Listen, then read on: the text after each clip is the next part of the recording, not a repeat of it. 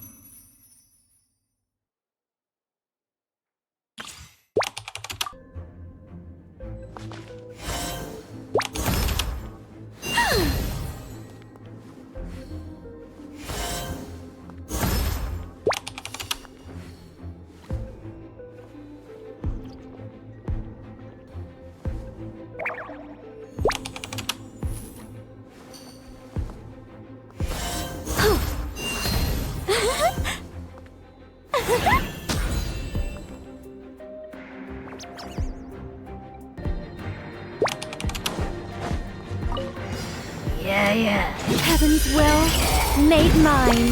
I think not. Clear!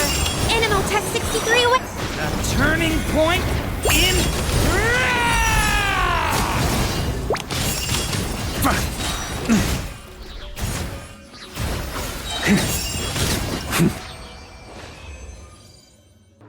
Traveler, Paimon. It's been a while. As it happens, there is a letter here for you. One moment. Here. A letter? From who? Dear Diary, I'm Collei. I work as a trainee forest ranger under my master, Tighnari. I'm also studying at the academia. Do you recognize this person, sir? Yes, it's all right. We've met. This is Collei, Sethos' trainee. Your name is Collei, correct? Although this is our first meeting, you do seem strangely familiar somehow. Is there anything I can help you with? No.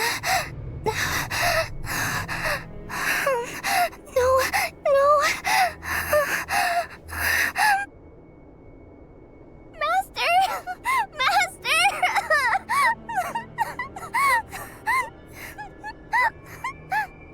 What is it?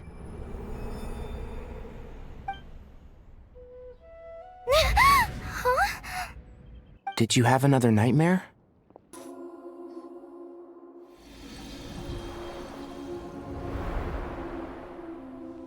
Traveler, paimon, you made it.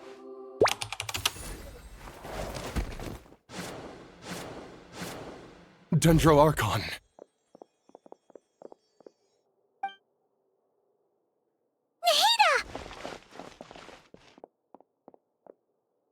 What's wrong? Her breathing is weak, and her elemental energy levels are dangerously low. Looks like it's time to move to the backup plan. What's the backup plan? Get out of the city and take the Archon with us.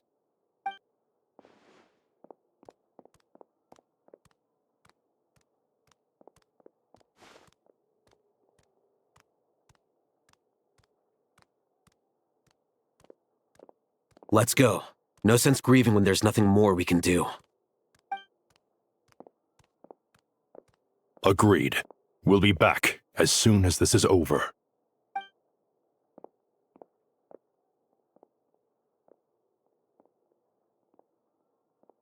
Tighnari.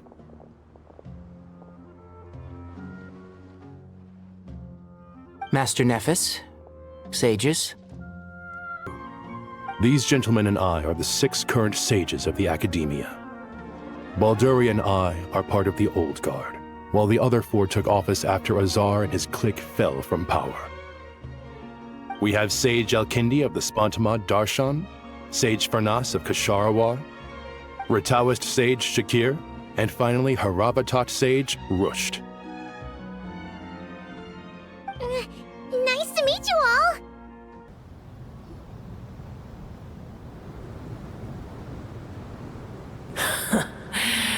I had a feeling your kind might come calling.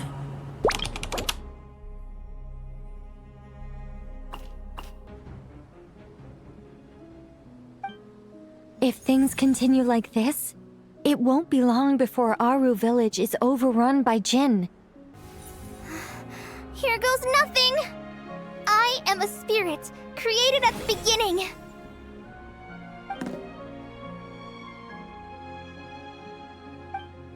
I am a flickering illusion. I am a flickering illusion.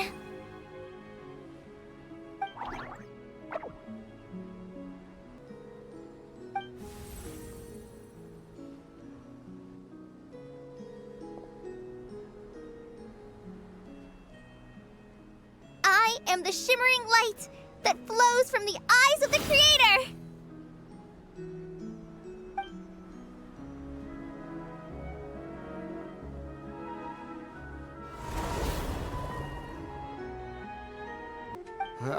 I am a spirit created at the beginning!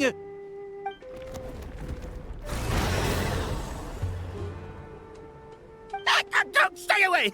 I'll stop! I'll stop! It seems like the song only works when Collei recites it. But why? Collei. When I heard that loud rumbling in the distance, I thought the shifting sands had bust open the gates to some ancient treasure vault. Turns out it was just you guys. Huh? Wait! That sounds like... It's been a long while. Did you miss me?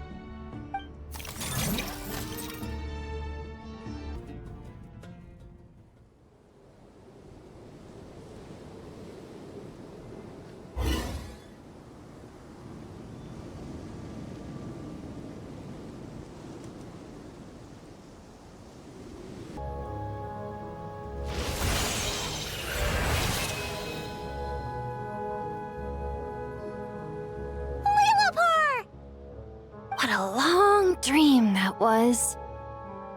It's been a while, my master. Oh, and you're here too, little wildcat. The four of us back together again. Imagine that.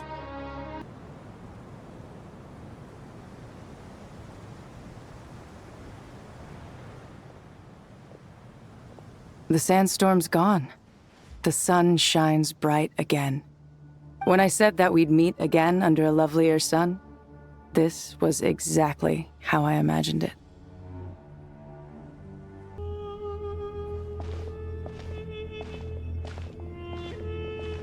So, this is the Temple of Silence. I've heard the Nagarjanites mention it in passing, but I never imagined it would be this big. It's colossal. I thought the temple moved to the rainforest ages ago. When did they scamper back into the desert? You're back. Everything all right? And who are they? Friends of yours? Pretty much everyone in the Temple of Silence is. This guy's Kaveh, and the one next to him is alhaitham.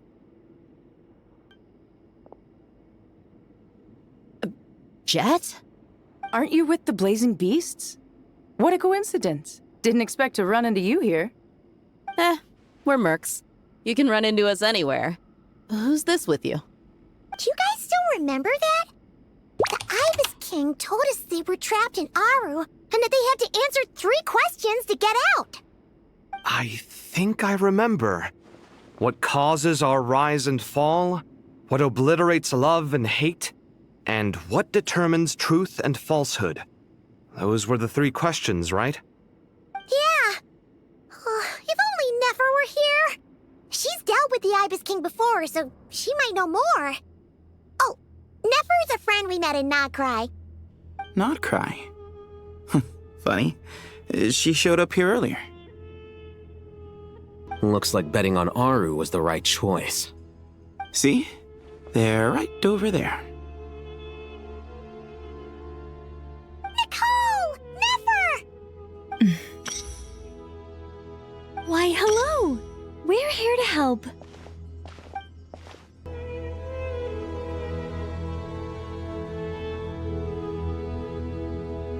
It's a good thing we left early. We almost got locked out. Locked out? What do you mean? Oh, you haven't heard? An invisible barrier has appeared around Sumeru's borders, cutting off all travel in and out. And why should it concern me that Sumeru's in trouble? Surely you don't think I still have feelings for that place? Judging by your tone, I suppose you don't. Sounds like you don't know much about my past. And here I thought you knew everything. All I know is that the Ibis King is the source of your power. He was quite a prominent moon envoy once upon a time, so I do know a thing or two about him. As for your past, I have ways to learn the full story if I wish to. But everyone has secrets they'd rather keep to themselves. Wouldn't you say? I'm glad you see it that way, Miss Nicole. I've chosen to call Nagcry home, which is why I did my part in its hour of need. That doesn't mean world savings become a habit with me.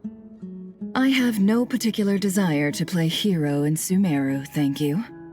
I understand. Human emotions do not appear and disappear without cause. There is always a reason to be found behind both salvation and destruction. Still, if time has taught me anything, it's that human emotions are often complex and in conflict. That's why people change their minds about things all the time. But that's where we angels come in. Our duty, ultimately, is to guide people towards their deepest, truest desires and help bring them to fruition. So I wish to hear about your past, because I do not believe you are motivated by hatred alone. And if we still arrive at different conclusions in the end, that's okay.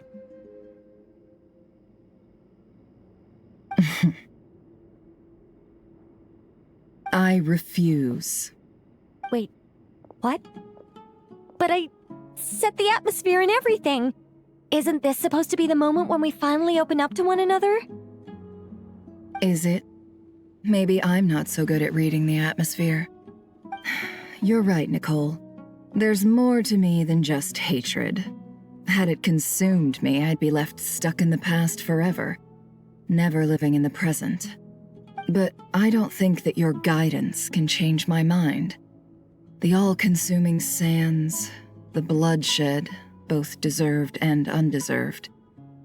Those old emotions cling to me like a shadow.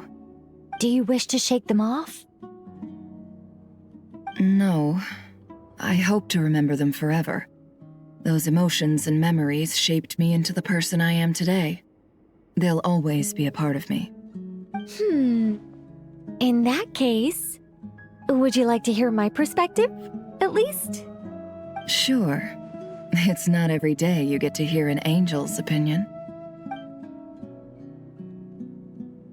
A long, long time ago, when the angels still walked freely upon the earth, I found life tedious.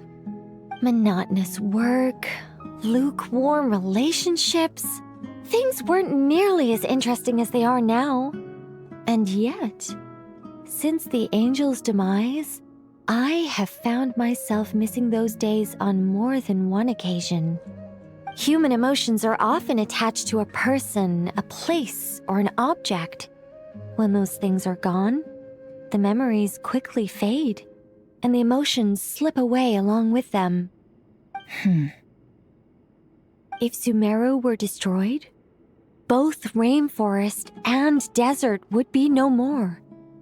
With the object of your hatred wiped from existence, it would not take long for the memories buried deep in your heart to slowly fade.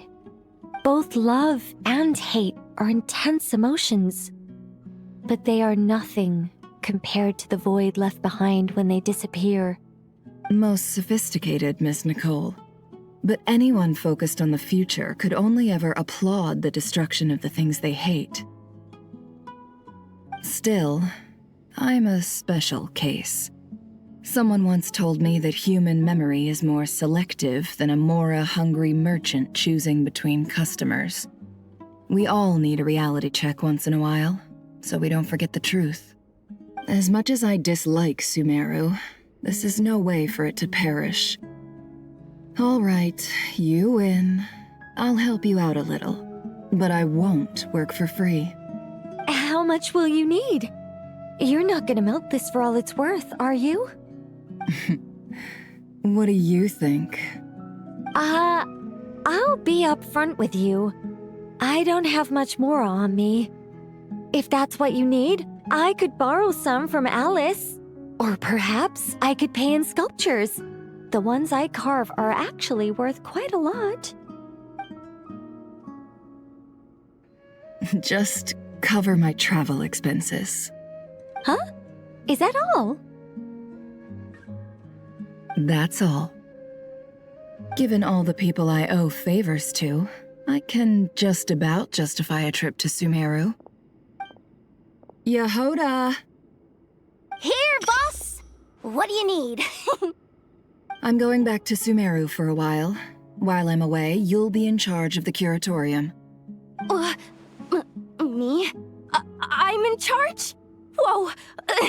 Don't worry, boss. You can count on me! And that was how the ingenious angel Nicole brought you the perfect person for the job in your hour of need. Hip hip hooray! That was far more detailed than necessary. Not lacking in embellishment either. I never thought I'd return. Especially not the desert. But life doesn't always go as planned, I suppose. What's Candace up to? I don't think I've seen her yet. She is still taking care of things in our village. Should be joining us before too long.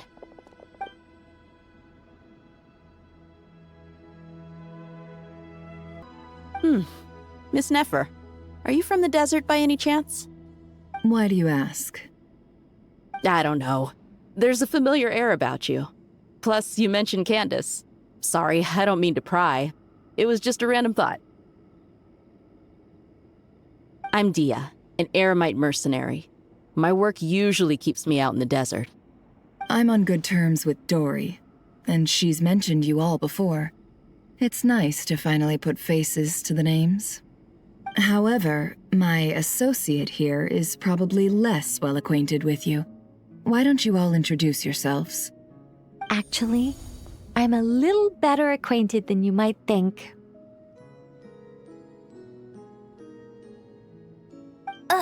Huh? Huh. Are my eyes playing tricks on me? It looked like you spoke without moving your mouth. Ventriloquism. I have heard tell of it before. What is it, Collei? It's you! You're the voice who's been speaking in my head, aren't you? You encouraged me to report my dreams to the Dendro Archon, and got me to recite that magic prayer. Mm-hmm. I have many titles, but let's go with the most pertinent one. I am Nicole Rain, an angel who has lived since ancient times. An angel? Sounds like a big deal, but, what exactly is an angel? Oh, Well, we're a rather long-living race of beings. Not gods, technically, but we can still tell you a lot of stories from ancient history. Yep, and she's also an amazing sculptor. You could say she's a real creative type. Well, ma'am, if both the Traveler and Paimon give you rave reviews, you must be pretty impressive. Oh, please don't call me ma'am. I find it so awkward when people get too formal with me. Just relax and be yourselves. No need to be nervous. Miss Nicole, if it's okay, could I ask you a few questions? Yes, you may. I can see your heart is filled with confusion, and you are desperate for answers. I also know which questions you want to ask me. Why did you dream of Sumeru City in disarray? Why did those verses soothe the djinn only when recited by you? I can guide you to the truth, but it involves a personal secret of yours. I'd prefer to speak with you alone, if possible. I thought we were going to speak alone. This is a lot more people than I was expecting. When I was young, I got sick with Elazar. Nothing could cure it. The Fatui convinced my mom and dad that they could help, and I was sent to an unfamiliar place. There were a lot of other kids just like me there. This creepy guy injected us with some strange medicine, which I heard contained god remains. I can still remember the pain like it was yesterday. But thanks to the friends who've stuck by me all this time, I've gradually been able to overcome those memories. Anyway, so you're saying that what happened to me has something to do with the god remains they injected me with? Yes. Those were the remains of Nabu Malikata, the goddess of flowers. What? Huh. Fascinating. You don't seem surprised like the rest of us. Why? The possibility crossed my mind when Collei recited the Goddess of Flowers song and calmed the djinn. Ah! You made Paimon jump! What are you doing here, LILOUPAR? I was merely passing through when I heard the name of the Goddess of Flowers. Be assured that I share your surprise. You, with the hat. Are you certain? I sense no trace of the Lord of Flowers within her. Well, it is a very small fragment.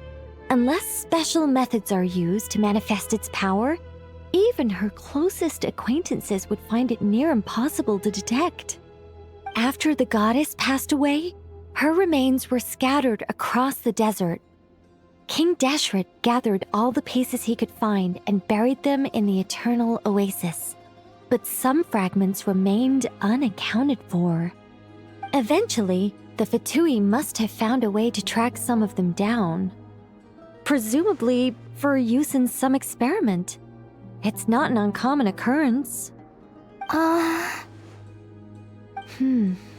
You're more shaken than I thought. In one sense, you've been extraordinarily lucky. So many people who yearn for this kind of power never attain it, yet you have coexisted with her all this time without even realizing it. I don't know what to say. I'm glad that I could help everyone with this power, really. But knowing that a fragment of the goddess of flowers is inside my body is... it's a strange feeling. Well, people value their autonomy very highly. Even a well-intentioned intruder can shake one's sense of self. I understand how you feel, collei. But once you get used to it, you'll find it's nothing to be concerned about. Huh. I guess you, of all people, have a good reason to speak on this.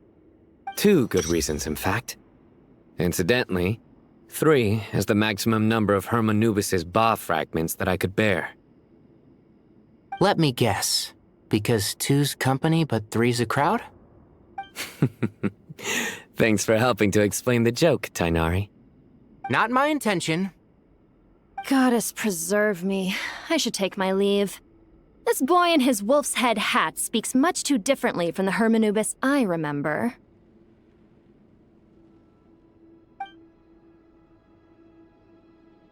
Collei, all I'm trying to say is, no matter how many Hermanubis fragments there are within me, you wouldn't think of me as Hermanubis.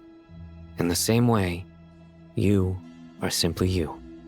Yeah, I know what you mean. So about that dream I had, was it a warning from the goddess of flowers? Yes. Just like me, she was an angel created by the primordial humans, born with the instinct to guide living beings. Though her body and soul have perished, her essence retains its natural instincts.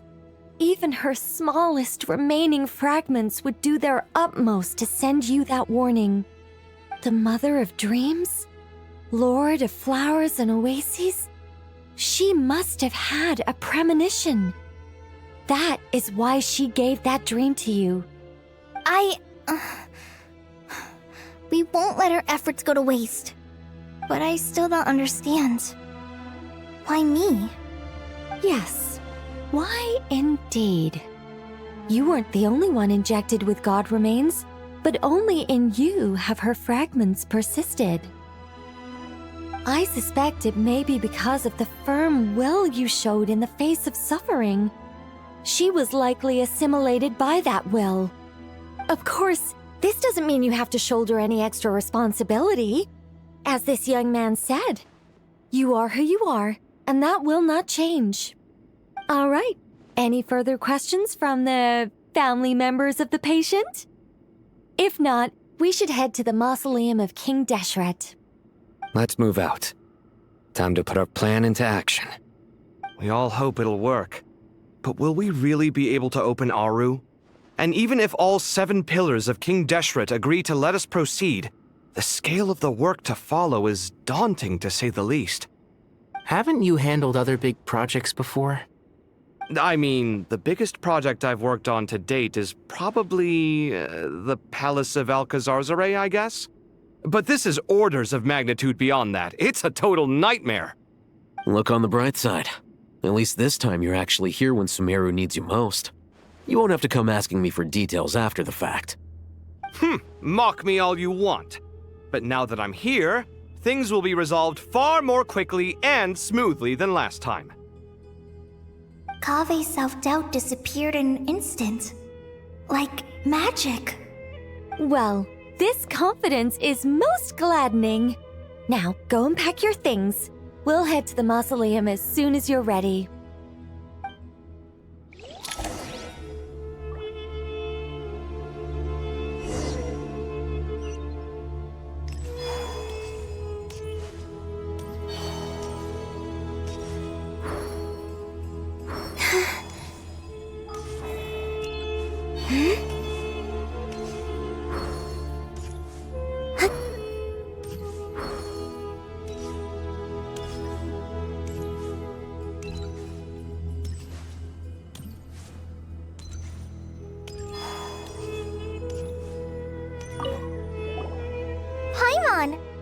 again for your notes.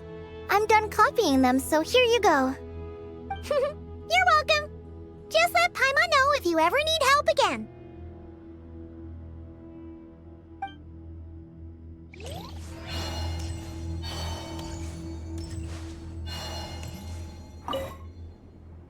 What's wrong? You look a little depressed. Collei got a fragment of the goddess of flowers, and all I got was one of the 7 pillars who served under King Deshret. I lost out, didn't I? That's what you're upset about? You're such a child.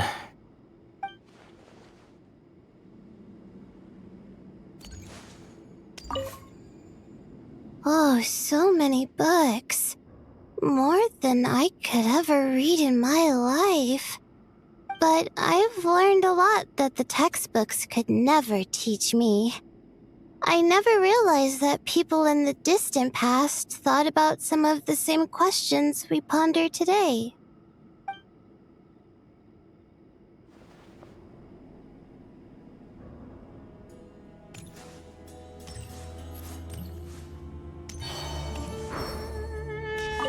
Good to finally meet you in the flesh. It's a little surreal seeing you here after exchanging letters for so long. In my head, the boss of the Curatorium of Secrets didn't look so young. Sounds like you have some history then? Any budding mercenary group needs a steady supply of intel. They, in turn, can prove an exceptional source of the same. The Curatorium of Secrets is happy to cooperate with friends from all over the world. If you're interested, you'd be very welcome to join our network too, Miss Dehya. Can't say no to a solid partnership, especially out here in the desert. Having intel can mean the difference between life and death. But cooperation's built on mutual trust, and there isn't much contact between the desert and Nodcry. So I'm guessing you reached out to JEHT first, Miss Nefer? What's behind your interest in the desert? Nostalgia? Or is there someone you're looking to take care of? Let's put all our cards on the table first. Things will go more smoothly that way. I like your style, Flame Mane. Actually, I had this same discussion with JEHT before we started working together. To be clear, I have no intention of using you for any ulterior motives, and I have no enemies in the desert as things stand now. Were that to change, I wouldn't drag outsiders into a conflict that doesn't concern them. There's no point in doing certain things if you don't do them yourself. Wouldn't you agree? Well said. Taking responsibility for one's own affairs is the way of the desert folk. Huh. It's like you're one of us. You sure that's a compliment? Absolutely. I'll take it. Perhaps we can discuss our cooperation in more detail now? Sure. I love working with no-nonsense people. And you certainly fit that description. I look forward to a fruitful partnership. As do I, my friends.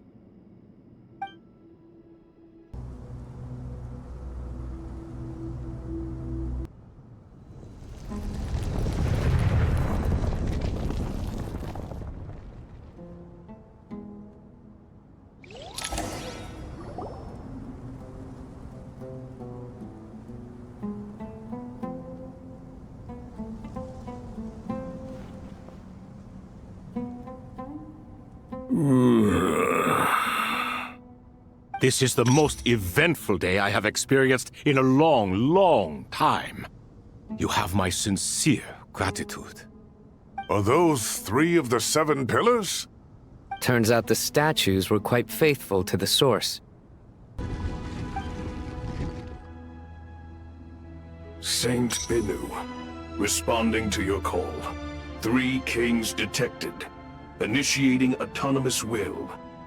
Saint Shezbank, responding to your call. 3 kings detected. Initiating autonomous will.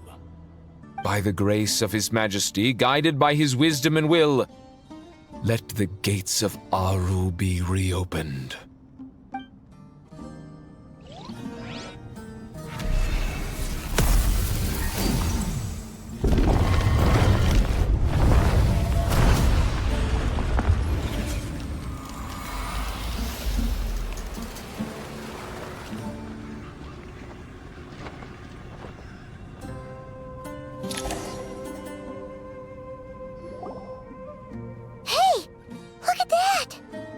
What's this? Are we under attack?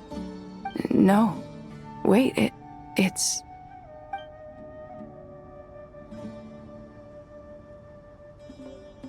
Here you are. Through the sands of time. I see you. Father.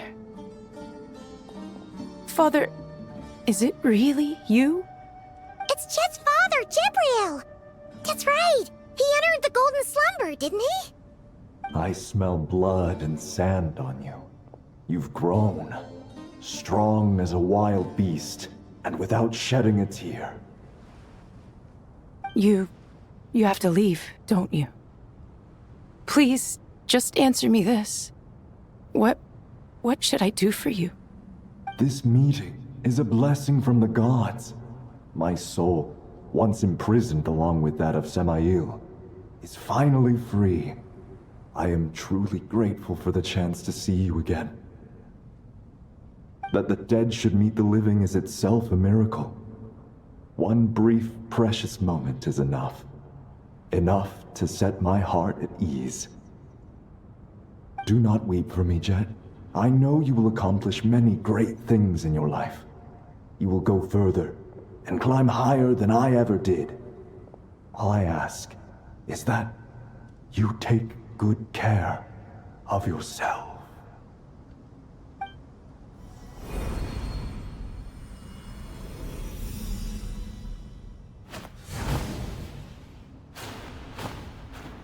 Father! Father! Father. Hey, Jet. Do you want something to eat? Maybe it'll help you feel better. I'm fine. Thanks, Paimon. It was just a little sudden. The chance to see my father again meant the world to me. He was trapped in the golden slumber for our sake. And now, after all this time, he can finally rest in peace. I'm glad. It's a huge relief. You've grown strong, Jet. More than enough to fend for yourself. Yeah. I'll leave the past in my memory where it belongs. My family, the good times and the bad. Goodbye, Father.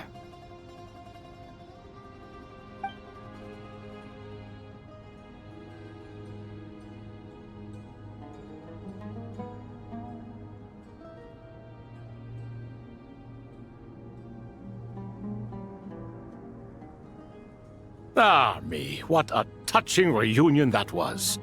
It seems we did a good deed today.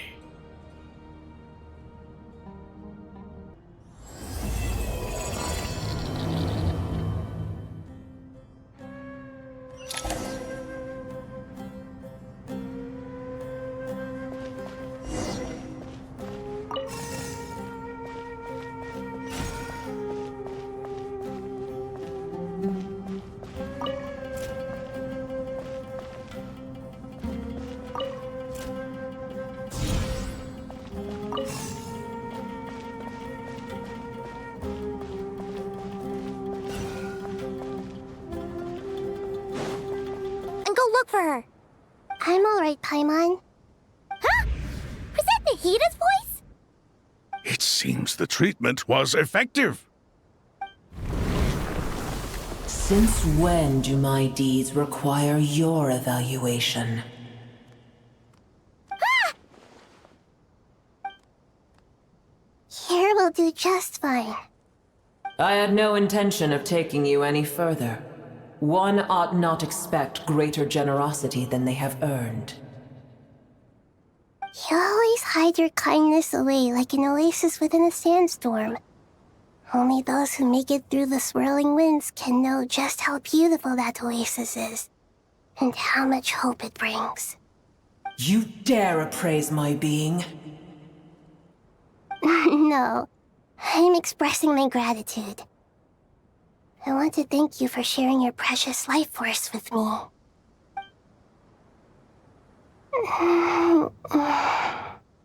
Awake already? You are more resilient than I thought. Pep. I feel much better. Thank you. Gods and their gratitude mean little to me. I would rather you give me your assurance that the situation with Irminsul and Sumeru's ley lines will be competently managed. If I suffer any ill effects from the ley lines, you, as the god of this land, will be held responsible. And you would not enjoy being held to account by me. I understand what you require, but I would assume this task even if you did not demand it. Sumeru is my responsibility. I must resume my duties as soon as possible. A farcical notion. God of Sumeru, I hope you realize how unextraordinary your strength is. And yet, maybe it is precisely what defines me. A god of wisdom is not meant to rule by force. Then hold steady. We go forth. Well, I'll be. Is that a pep? Do my eyes deceive me? Of all places, the Dendro Dragon has decided to visit the mausoleum of King Deshret? I see that after all this time, El Ahmar's menagerie of ministers remain as vile as ever. It's a pleasure, Dendro Dragon. Had you arrived but a little sooner, you might have attended a meeting of the Seven Pillars. What a nauseating thought. You are not the first insects I have had the displeasure of dealing with today. A swarm of them tugged on my tail on my way over. Goodness knows what hovels they crawled from. Why do all the creatures of this world remain so lowly after all this time? What did you do with them? I cast them away. What would you have me do? Keep them as trinkets? Boer, this is where we shall part ways. To be clear, I do not wish to see you or anyone else here ever again, unless absolutely necessary. Then I wish you peace as you return to your dwelling place. It matters not to me. Simply refrain from bothering me again.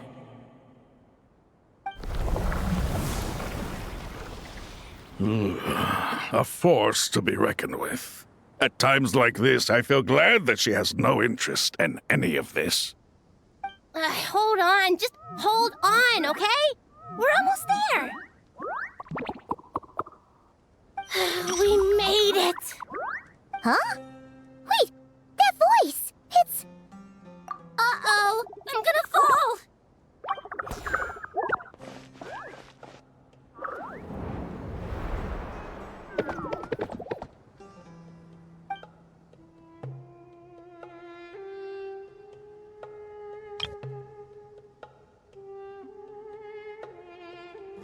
Well, that's a relief. A pair of safe hands indeed. The Dendro Archons Familiars. They are the last thing I expected to see here. Huh? Wait, what are the aranara doing here? Don't you guys hate the desert? Obviously I was worried about the Dendro Archon.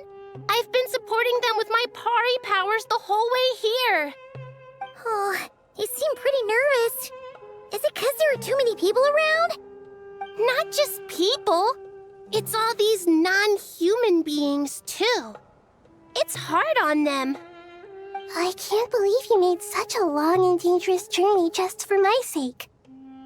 I appreciate your support so much. Thank you all. I'll have to ask everyone to wait while I help our new arrival settle in. Once I'm done, I'll gather everyone to discuss our next steps. Traveler, Paimon, shall we find a place for our friends to stay? Awesome! Let's go! Well, first I have some questions.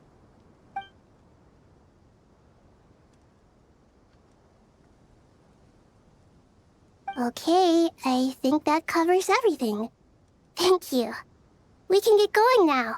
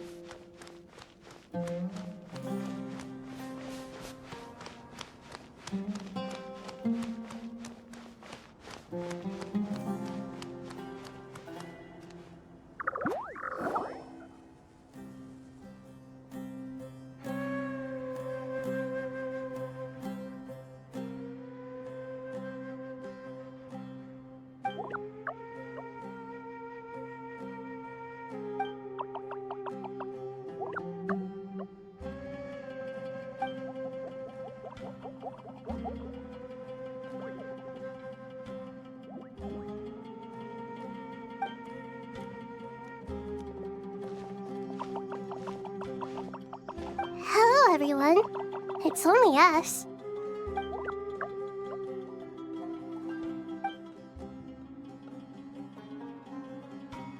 It must be very tough for you coming all the way out here, especially since you don't like the Veluca. Is everyone back in Vanarana doing well?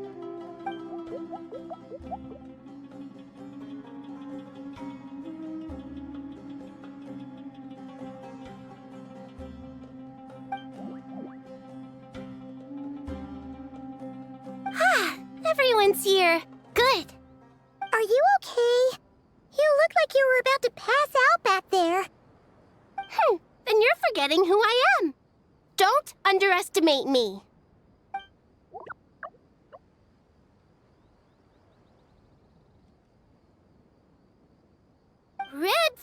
Oh, excuse me! Are you comparing me to Paimon?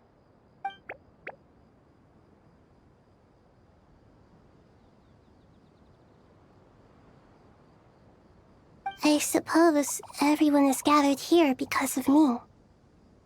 As we can see, the situation is critical, and everyone is very busy with their various tasks, so...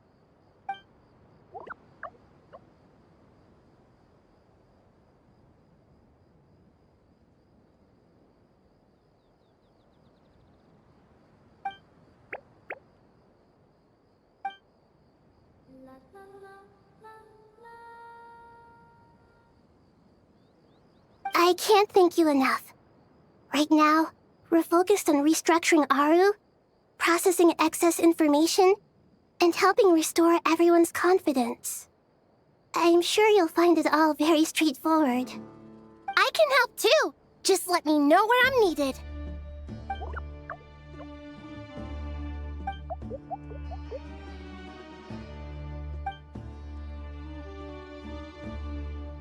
Up to no good?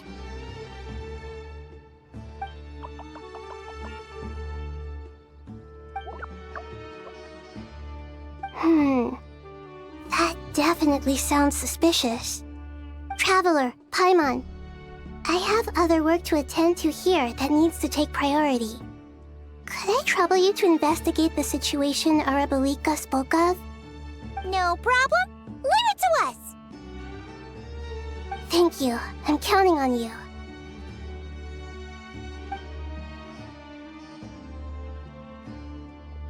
There's one other thing.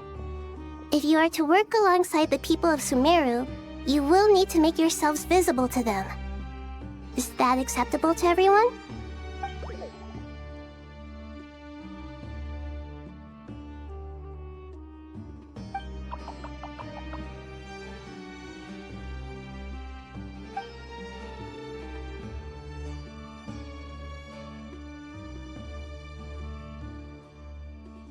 There's nothing to fear. No one here will hurt you. But if you do feel afraid, don't worry. Just call my name and I'll be there.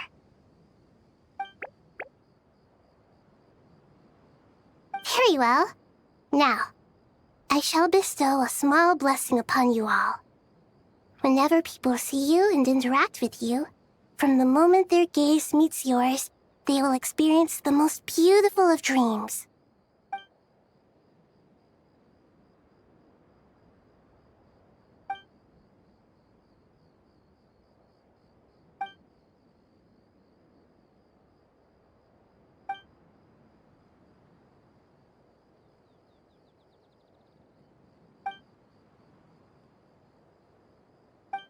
Do not fear.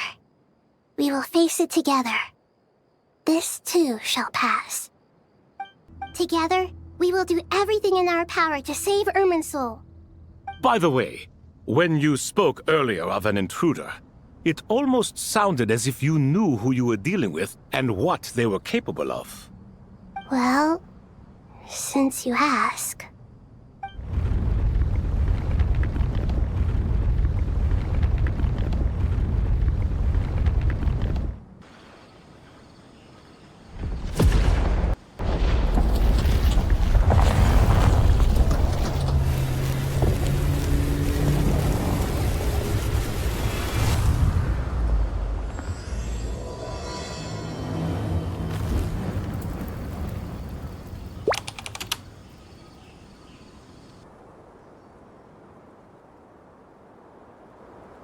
Master Tighnari!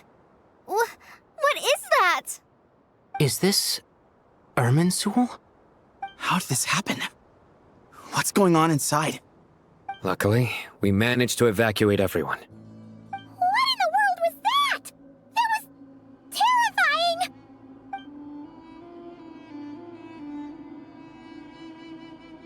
Oh my. I understand now, Dendro-Archon. You make yourself quite clear indeed. Not once over the millennia has Irminsul been so terribly afflicted as this. Please continue, Dendro-Archon. Irminsul's root system is what comprises the ley lines. In the past, it has always been hidden away, going unseen by the general populace. But now, an evil intruder is making it reveal itself. It has become a tree of unbridled greed.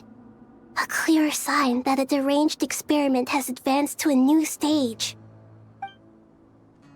Blasphemy. From where I stand, an experiment in the name of blasphemy sounds rather improper. But if we are to honor Dottore's will, this is what we must do. The birth of this tree proves to me beyond doubt that this incident is connected to him. But to explain the situation in full, there is someone I need to tell you about.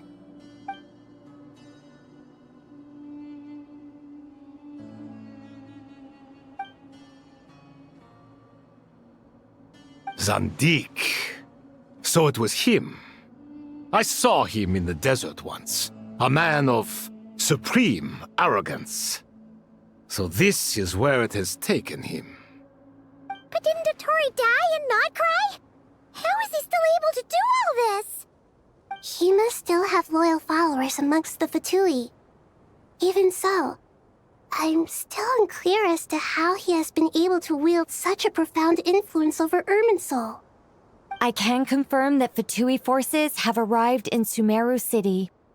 Furthermore, Irminsul seems to be undergoing some kind of mutation. Evil branches are beginning to grow. Things that do not belong to this world are slowly but surely materializing. Sorry, I couldn't think of any other word to describe it. They don't seem to be fully formed physical entities yet, after all, but they are gradually becoming real. A baleful tree climbing up into the heavens. Speaking of Dottore, I have some information on that front as well.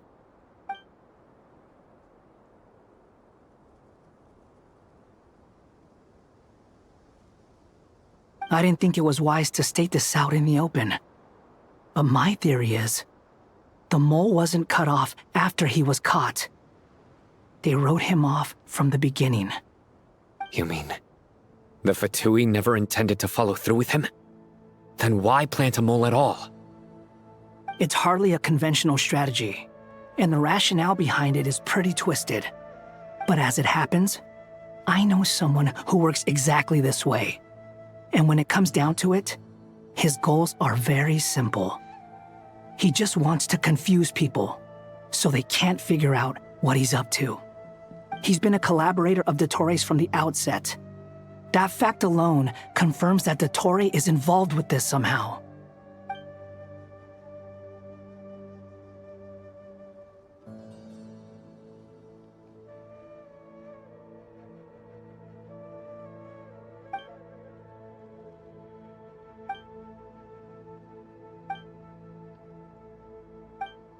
Humans may not read what is written by the gods, except by not reading.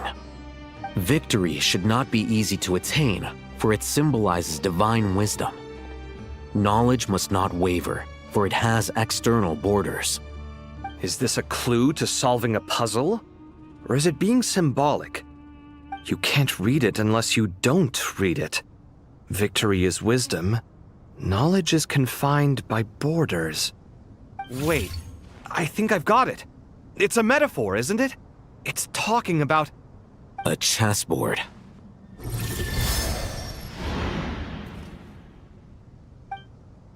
You were right. The youth of today are skilled at solving riddles.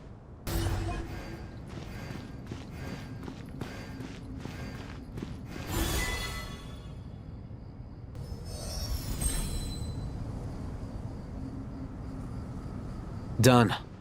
Miss Nicole truly is an angel. She shows great wisdom in guiding others, and she has already sent word to Natlan on our behalf.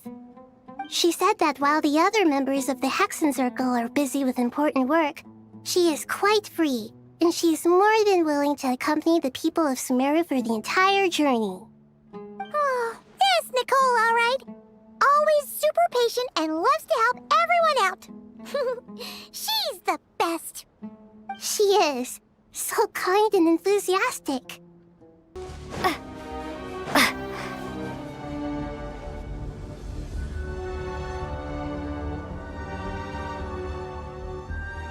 This should be one of the closest places to Natlan in all of Sumeru. There's the barrier Nicole and Nefer mentioned. It completely cuts this nation off from the others. But why? Why separate you from the rest of the world now, specifically? And if I'm not mistaken, Irminsul was polluted once before, wasn't it?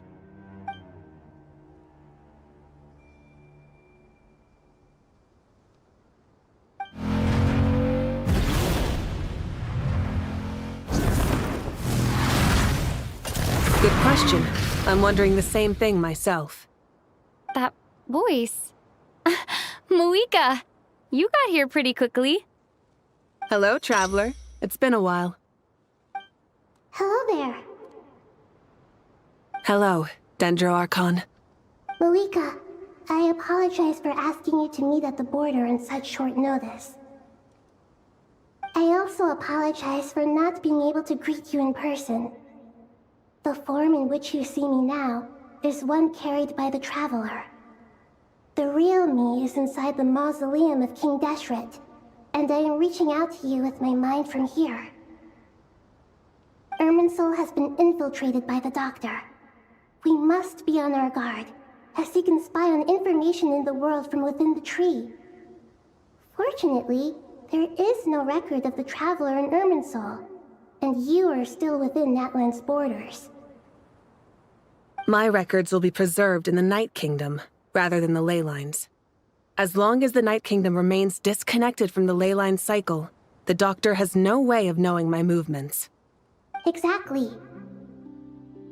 So by meeting each other in this way, the meeting essentially never happened. No wonder Paimon didn't come. You were concerned that her activity would be recorded by Irminsul. The Natlanese have heard about the situation in Sumeru. With the borders sealed off, merchants have been forced to stop their shipments. It's pretty serious, and you're the ones bearing the brunt of it. I'd like to address the question you raised at the beginning. I can offer a brief explanation, although it will sound rather cruel. I don't reach this conclusion gladly, but Irminsul predates the heavenly principles. It existed long ago, when the dragons of Natlan were at the height of their power. So even when the people of Sumeru became ill because of pollution, it was not a critical issue from the perspective of Irminsul itself. As long as it continues to function normally, the barrier will not be activated. But this time, the Doctor's invasion has directly affected the tree. That is what caused the barrier to deploy. The heavenly principles established a rule that when Irminsul is plunged into grave danger, a portion of power will be reserved to isolate Sumeru. That way, even if Sumeru is destroyed, the outside world at least has some time to catch its breath. We'd certainly need it. The heavenly principles created almost everything that exists in Teyvat today. To them, preserving the existence of the world and its inhabitants takes priority over protecting Sumeru. Meaning, protecting Sumeru now falls to you. Yes. My own power may be limited, especially compared to yours. But that doesn't mean that we're just gonna sit around and wait for the end. If necessary, I will utilize any and every means at my disposal. Nicole of the Hexen Circle didn't say exactly what this meeting was about. But after hearing everything you've said so far, I think I can guess where this is going. That's right.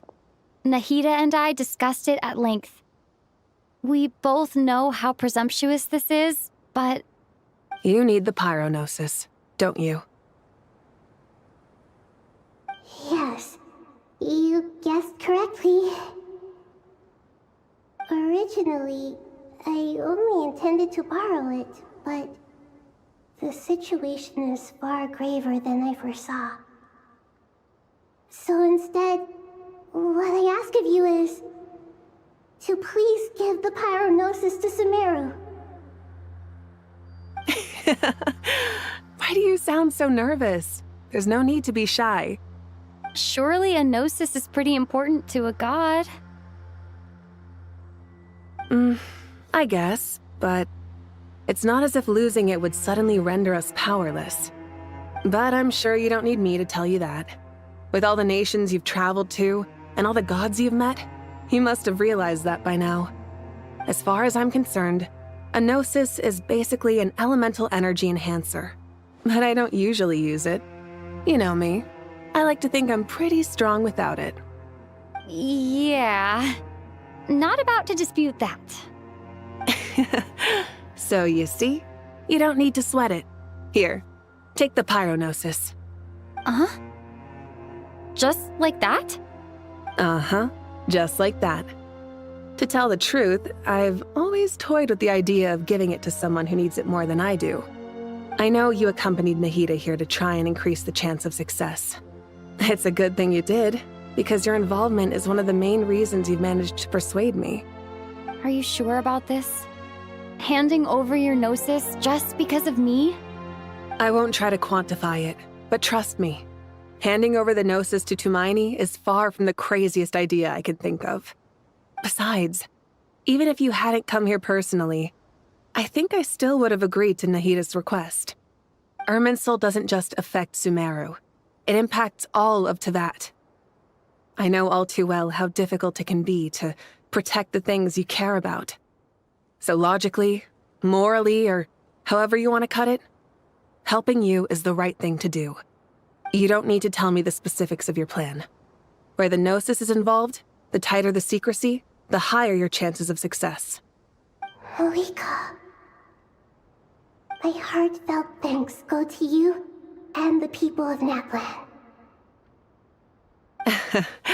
Don't mention it. But now for the hard part. How do I actually give it to you? The Irminsul barrier is right in the way. I have an idea.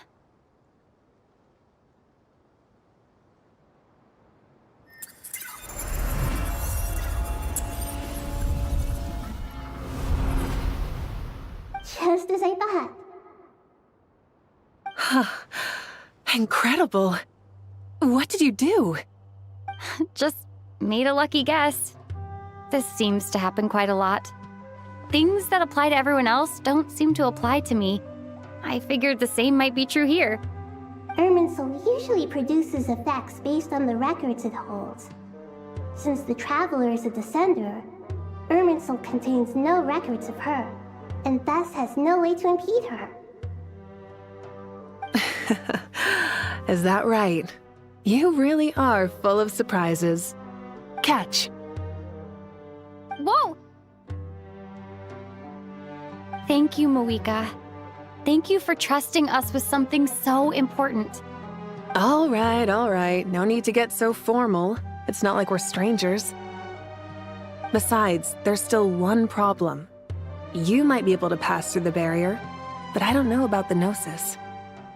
Any other surprises for us, traveler? Let me try something.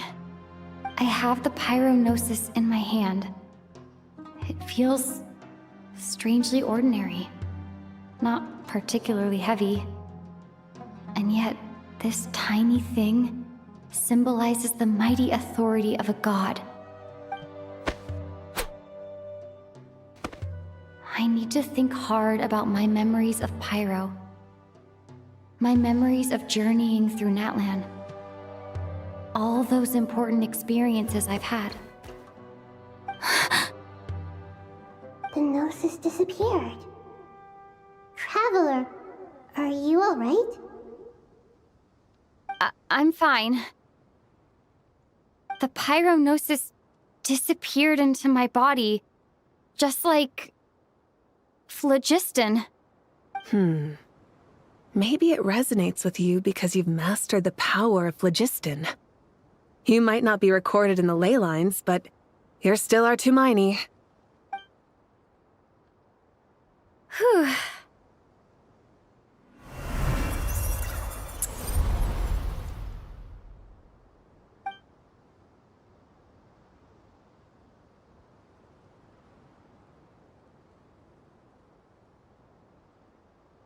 Please allow me to express my gratitude once again, Mavuika. Pleasure.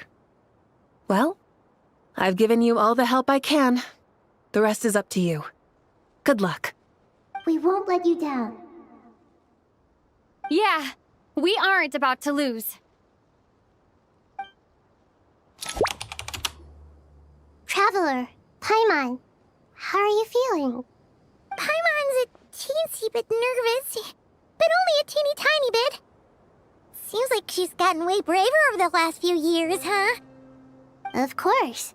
After all the adventures you've had with the Traveler, I'm sure you've gained a lot of experience and grown as a person. I'm doing all right. What about you, Nahida? How are you holding up?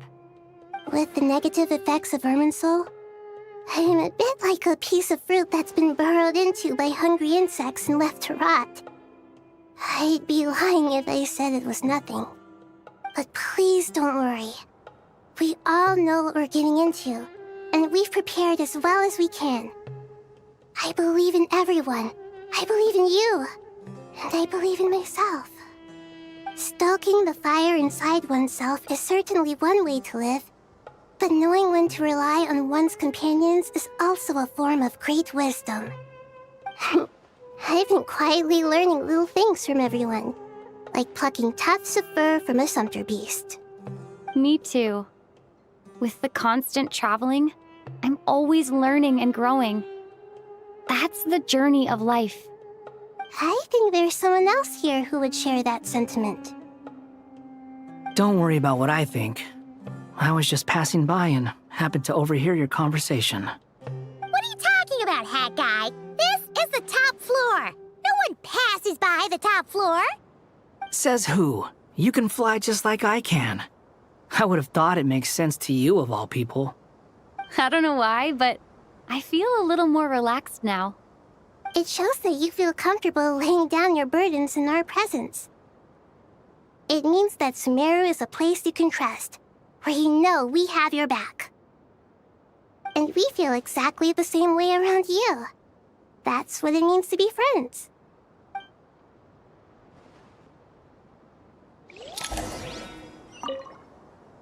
Feel free to mingle if you'd like some time to catch up with people.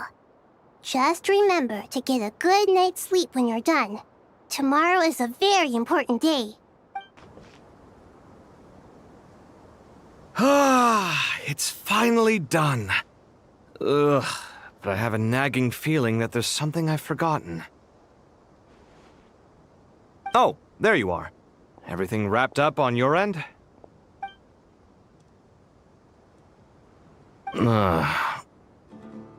Okay, fair enough. That was a pointless question. We were working in tandem, after all. You must really be exhausted. Well, it's been a busy day for both of us. When work ends, you clock out. No looking back. Yeah, we're definitely due a break. Probably a little late to start drinking now, though. I'll stick with water.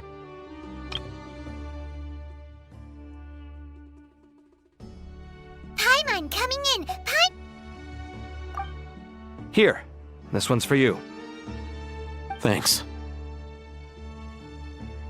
You want a bite to eat? I can grab us something. Or wait, I think there's a stove nearby. Let me take a look. Are you nervous?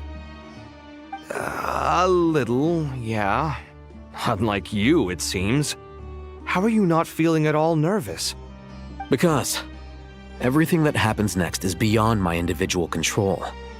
I don't worry about things I cannot influence. What do you mean, cannot influence? You're the one who came up with half of the strategies we ended up using. There's only so much I can do. I was only doing my duty. Was it like this last time, too? You mean with Azar and his accomplices? Yes and no. The situation back then was easier to control, but we weren't as prepared as we are this time. So the enemy is stronger, but so are we. I still vividly remember the way you interrogated me in the library after the fact. Where were you when Sumeru needed you most? If your memory is so vivid, you might also recall that it was you who came looking for an argument. You're often the one who initiates these things, you know. I came for a conversation! I didn't know it was gonna turn into an argument! Anyway, at least I showed up this time. So, what do you think? What do I think? I think we're certainly better off for it. It's good having me around to help out, huh? Absolutely. As a citizen of Sumeru, you displayed a remarkable sense of responsibility in the face of disaster. Certainly feels that way. I just shudder to think how the world would have ended up if we hadn't gotten control of the situation. So, do you think this is what impending disaster looks like? The sky is so clear, and there isn't a whiff of decay or destruction in the air. It's hard to imagine that the fall of humanity could happen on an ordinary day like this. Awful things happen all the time. Sometimes people can stop them, and sometimes they can't. What you and I have done is increase our chances of stopping this one. Lofty ideals may provide no defense at all against nihilism, but perhaps little decisions can. Oh, nothing. It's nothing. I hope everything works out tomorrow. It will. As long as we stick to the plan, our chances of success are good. It's really strange. You're my junior, yet you always seem to act more like an upperclassman than I do. I think it's mostly a matter of temperament. Ugh. Walked right into that one, didn't I?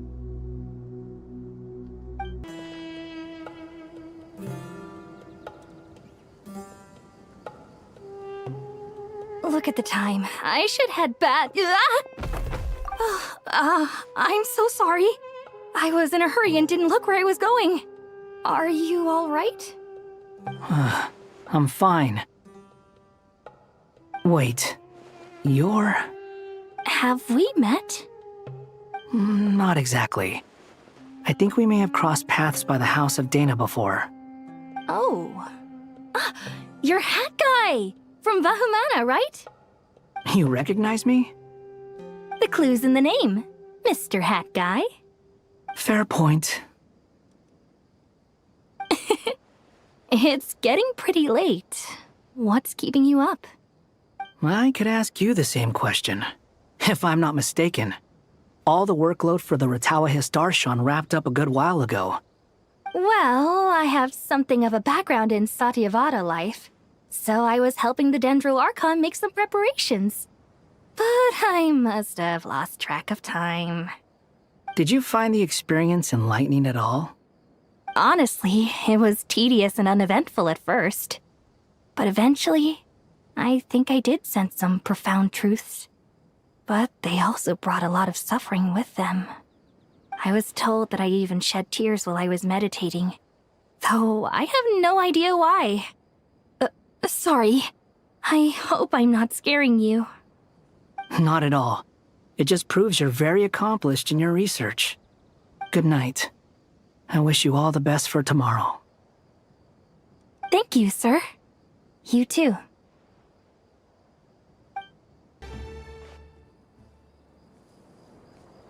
Too bad we've got a fight tomorrow. I could really do with a stiff drink. Let us pray instead.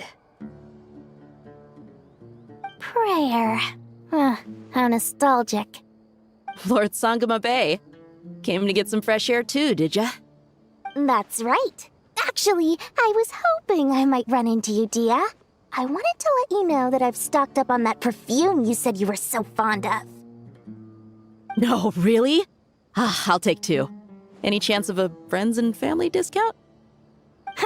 I knew you'd ask that. And I'm afraid to say that... Surprise! It's free of charge.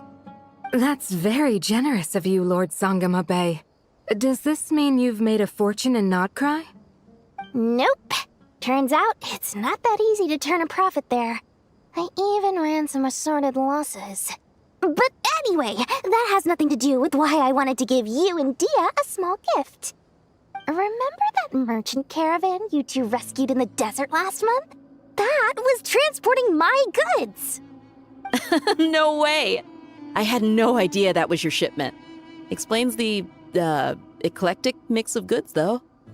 Lord Sangama Bay's investment in the desert and generous stockpiling of goods has helped many people over the years. The shelters you funded especially have made life a little easier for the children and the elderly.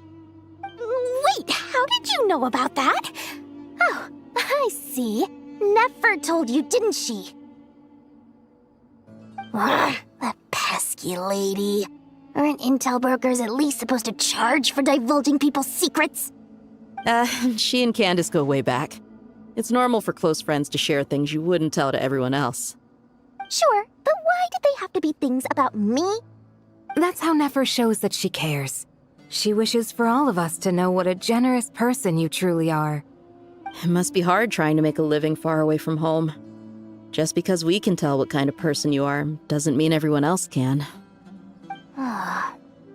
Well, maybe her intentions were partly good, but I don't think that's the full story. I'm sure she enjoyed knowing how much it would annoy me. I'm telling you, Nefer's got a mean streak. Definitely with you on that. Does praying help you stay calm? Defending one's home is a just cause. My heart is filled with a mix of anger and hope. Anger. You know, being able to get angry is a good thing. It shows that you're in touch with the real world, and that you have the passion to pursue something you believe in. Oh, my lady? What are you doing out here? Just taking a walk to clear my head. And look where I ended up. Were you praying just now? Yes, Miss Dunyarzad. Would you like to join us?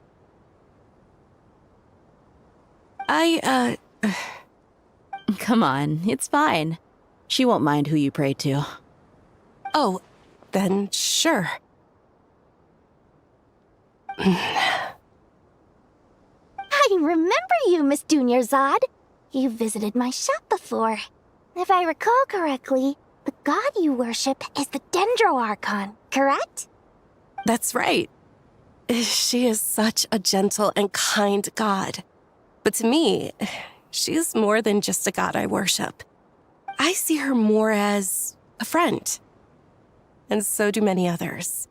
She's not some almighty god who reigns on high, but a genuine friend. Agreed. She's a wise teacher and a good friend. I spoke with several people during the evacuation. Everyone's aware that tomorrow's battle is one that ordinary people can join too. A battle to fight for our friends and our homeland. Oh, it makes me glad. I can finally do something for those who protected me. You've grown so much since we first met. Oh, a compliment? Ooh, more please. Thank you. My lady, you've always been a remarkably strong and ambitious person. It's indisputable. And that's not just a compliment. It's a statement of fact. What are you praying for? Our beliefs may not be entirely the same, but we both wish for the same thing. I pray that everyone will rise to the challenges ahead and return safe and sound. I pray for the safe return of all my companions.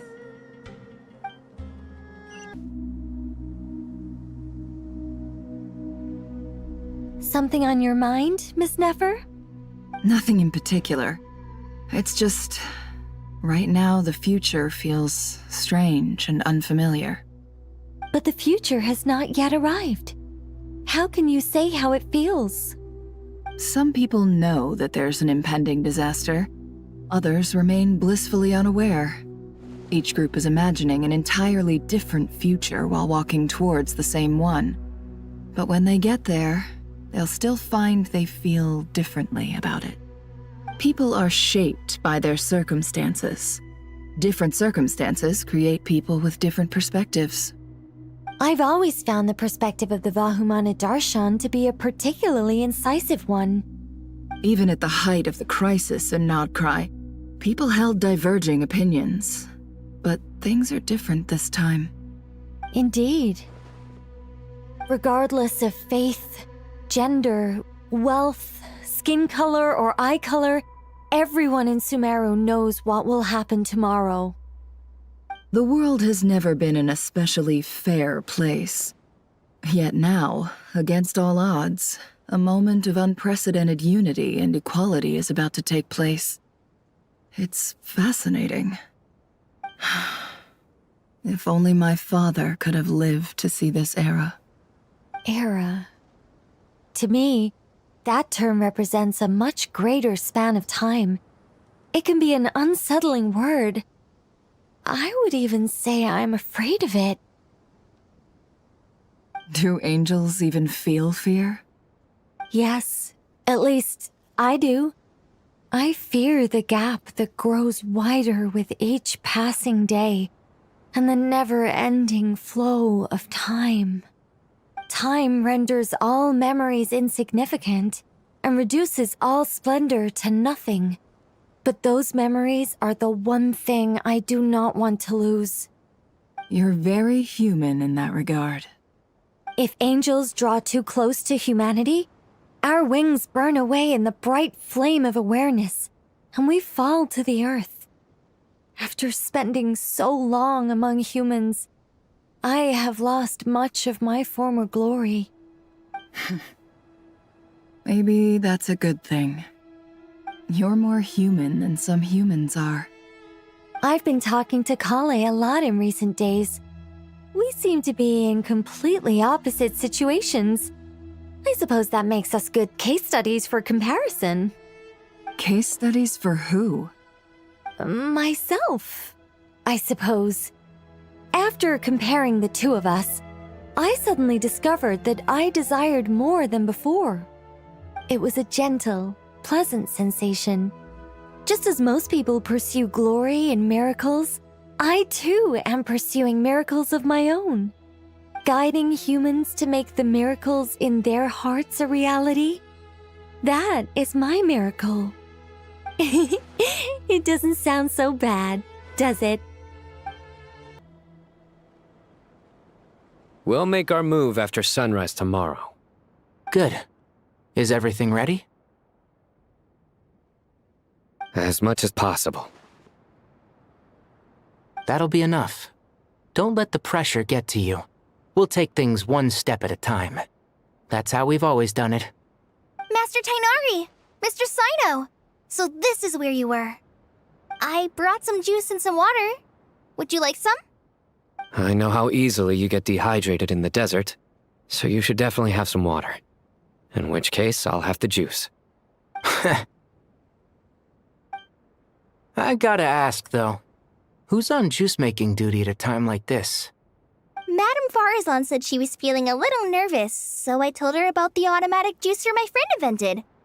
She took it right off me and started making carton after carton of juice. A juicer? Did Sucrose send that to you? Yeah, I hadn't had the chance to try it out before this incident occurred, but I couldn't bear to leave it behind in Gandharvaville. The juice is very sweet. I think so too. Collei, how are you feeling? Physically, I'm okay, but it just still feels strange to me. Why would a great power like this come to someone like me? I know the feeling well. That same question ran through my mind every day as a kid. At least now, you have someone who can relate to you. All the more reason that you should apply for Spontamod. Tighnari fiercely opposes the idea, though. Those two things are completely unrelated. What are we all chatting about, Would anyone like any juice? Oh, you have some already. I had some earlier, ma'am. Maybe give the extra to someone else? Very well, very well. I shall be off then. There's this enormous power, and then there's little old you. You feel like there's no connection between the two. And that sense of dissonance is difficult to get used to. Yeah. But after all this time, I can't believe this stuff still gets to me sometimes. Makes me feel a little childish. Collei, just because we normally keep the conversation light doesn't mean we can't discuss deeper issues. I don't think it's childish at all. You were the victim of a terrible crime. It's normal to struggle with the fallout from it. You have absolutely nothing to be ashamed of. My professor once told me that no incident can be considered truly resolved until the victim says it's over. Your rage and your pain are completely justified. Thanks. Miss Nicole said that the same god remains which were once used to inflict so much pain upon me have now become a weapon with which I can protect everyone. It's like my own personal kind of evolution. Every innocent person who's been hurt needs time to realize that it wasn't their fault. I was the same. But it's all about to be over. Tomorrow, it ends for good. I don't know if you've noticed, but you rarely stumble over your words anymore, and your outlook has become much more positive. It's a big change from how you used to be. And since this isn't over, you can settle the matter on your own terms. It's time you seized back control. I believe in you. Yeah. Sumeru is my home. And it's so important to me. I have to protect it. No. I will protect it. And once you're done, how about you come back and apply for Spontamod? Stop it with the sales pitch, would you? Hey, excuse me. There are still 3 unclaimed cups of juice here. Why don't you take one each? Ugh, my arms are getting sore from carrying them around everywhere. Madame Faruzan, why are you... Here, let me take them off your hands. Thank you, Madame Faruzan. Drink up and enjoy my handiwork. I think I'm going to make something else now instead. Please, try to relax, Madame Faruzan. Your nerves are starting to get the better of you. I know, I know.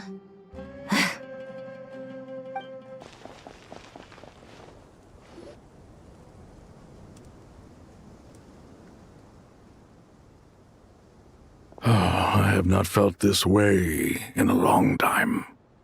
Standing up high, gazing out at the rolling dunes. One cannot know what freedom truly means without first losing it. The golden slumber truly lives up to its name as a dreamland. Though desert sands exist there too, no mirage, no matter how glorious, can compare to true beauty. Dendro Archon, what is on your mind? I was wondering whose counsel I should seek on the questions in my heart. What kind of questions? So many. More than can be put into words. As I once said to a friend, we look, we see, and we comprehend. But the question still troubles us. What are the many disasters that this world faces, but the sum of all irresolvable questions? The biggest question you should be asking is how to seize victory. Yes. Although, I would express it differently. I must not fail. And so the question I am most curious about now is whether the path to victory will be an arduous one. What we declare to be a young sapling, we may, in fact, find to be a towering tree, if we would only cast aside our ignorance and look beyond the veil of time to see her true form. Nahida! We're here! Just in time. My preparations are almost complete. Ready when you are. We're here too. Miss Nicole! Miss Nicole! You run so fast! I thought I'd get a lot of exercise as a forest ranger, but I can barely keep up with you. Sorry, I got a little carried away. Lesser Lord Kusanali, the equipment is ready, and the modifications to Aru are all complete. As discussed during our meeting, Accessing Irminsul via the Akasha is no longer feasible at this stage. There are other options, it's just... they're a little more extreme, and more technologically demanding to implement. Maybe you should take it from here. The architecture and functionality of the Akasha terminals overlap considerably with Aru. There is reasonable evidence to suggest that one was developed based on the other, or that they both utilize technology of the same origin. As long as the transplant and merge operation succeeds, Aru should theoretically work on a scale greater than the Akasha and approximately equal to Irminsul. It will become the largest active computing device in all of Teyvat. A system this powerful is capable of a lot of different things. In the past, the Akasha was primarily used for one-way information transmission, but I suspect it could also serve as a central bridging hub. In the pursuit of greater knowledge, some scholars have attempted to connect their consciousness to Irminsul through the use of terminals, incense, and meditation. Correct.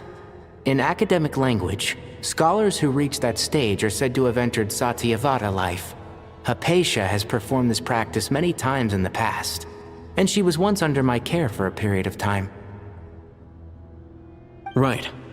And this at least proves that there is a zone within Irminsul that can be connected to. that's right. Providing wisdom to the people is one of the very reasons for Irminsul's existence. I think I understand where you're going. Please, continue. In that case, I'll skip to the conclusion then.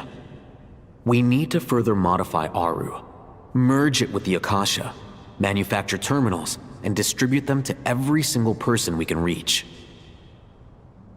Every person? Even the desert folk? Yes, everyone.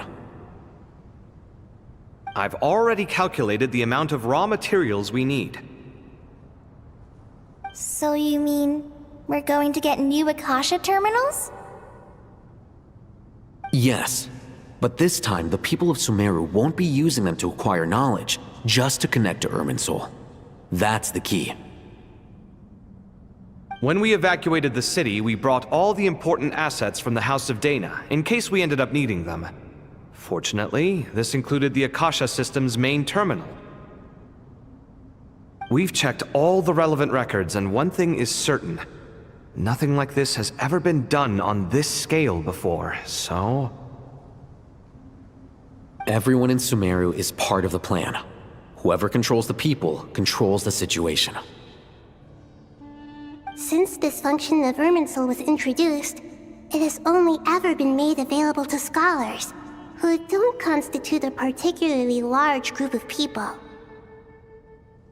But by expanding the scale to include all the people of Sumeru, all the individual connections will stack up to create a significant load on the system. Under normal circumstances, Irminsul would be able to cope with the additional load. But with it already being under strain from other activities, its remaining capacity is limited. Thus, it might be possible to shut it down completely by overloading it.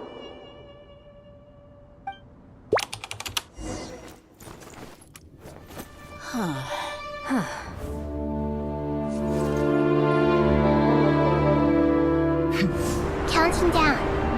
3, 2, 1. Are you ready? Ready!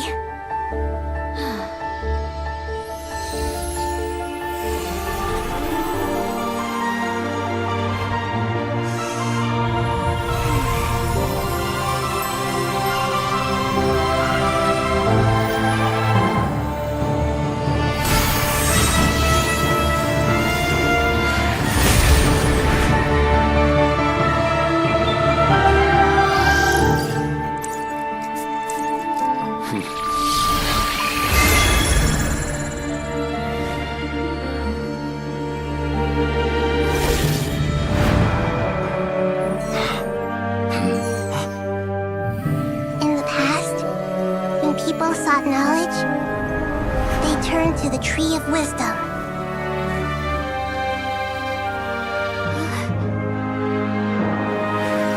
Today, we use it to save Sumeru and the whole world. These boughs that nurtured learning must not become tools for destroying the world.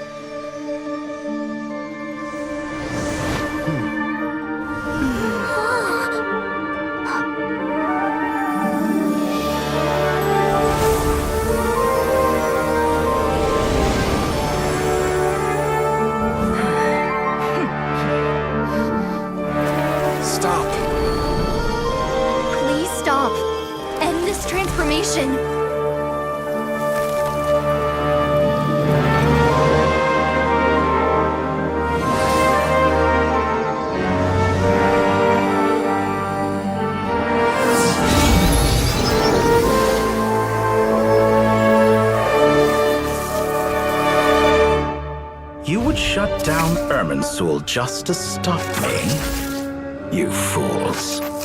I have all the time in the world. Success! The evil Irminsul tree is step growing! Great!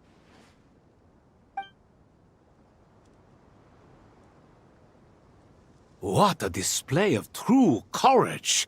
The courage to think and the courage to act. I never thought I would witness the shutdown of Irminsul with my own eyes. Perhaps this is human wisdom in action? Indeed, only humans could do such a thing. Gods are few and far between. What was once created for spreading knowledge is now used for another purpose. A rather ingenious plan. I am grateful to you three for your help. Only thanks to you were we able to extend Aru's interference capabilities to cover all terminals. Now, nobody who wears a terminal will have their activity accurately tracked by Irminsul. No matter how many eyes Dottore possesses, he will not be able to see us clearly. Now for the next step. I will need the help of your supreme powers once again. How might we be of service, Lord of Dendro? I need to reach the Eternal Oasis immediately. Right now? In that case, Ibis King, would you agree that this is a fine opportunity to dust off our old tricks? Nefer, I assume you have that chess set with you? You mean the one you gave to me as a gift? Asking for it back, are you? How could I? You misjudge me. I just wanted to show you another way you can use it. Connect to Safei Shatranj.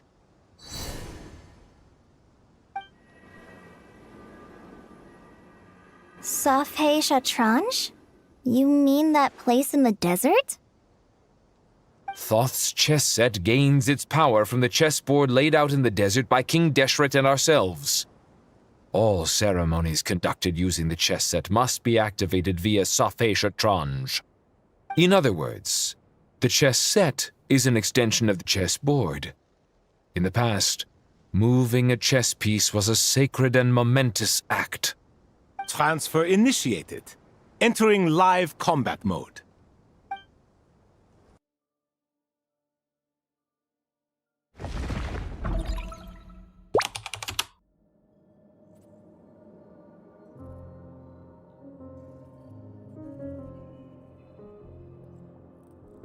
We haven't heard a single word from our spy in the desert.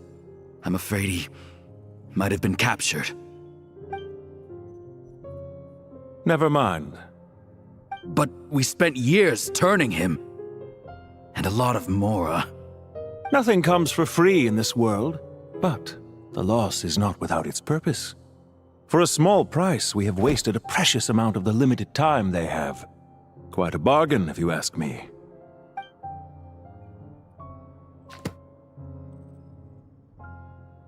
Understood. Weighing profit against loss is a necessary part of life. But to tell the truth, I have been operating at a loss since this all began. Since many centuries ago, in fact.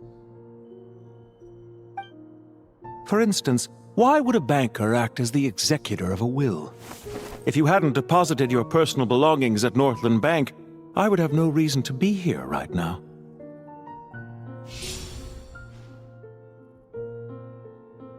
Dottore, I've placed your final data backup into the ley lines as per our contract.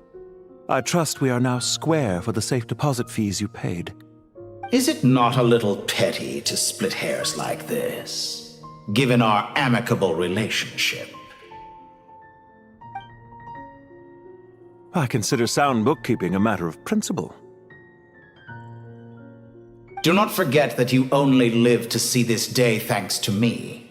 In fact, every day of your life since you met me, you've been living on borrowed time. Why, that's hardly a fair assessment. I will concede that my survival was perhaps at your whim, but I became a harbinger on my own merits. Managing money is not like other professions. Mine is not a role I could have acquired based on your recommendation alone, and certainly not one I could have lasted so long in without genuine ability. The information stored in the ley lines is quite comprehensive. Rest assured, I have not forgotten how strong your pride is. Well, I presume you have no sense of fragmentation while talking with me. How could anything possibly go wrong with such strict measures in place? The remainder of your soul was split in two, with one half sent to Nodcry and the other stored in the most secure vault of the Northland Bank.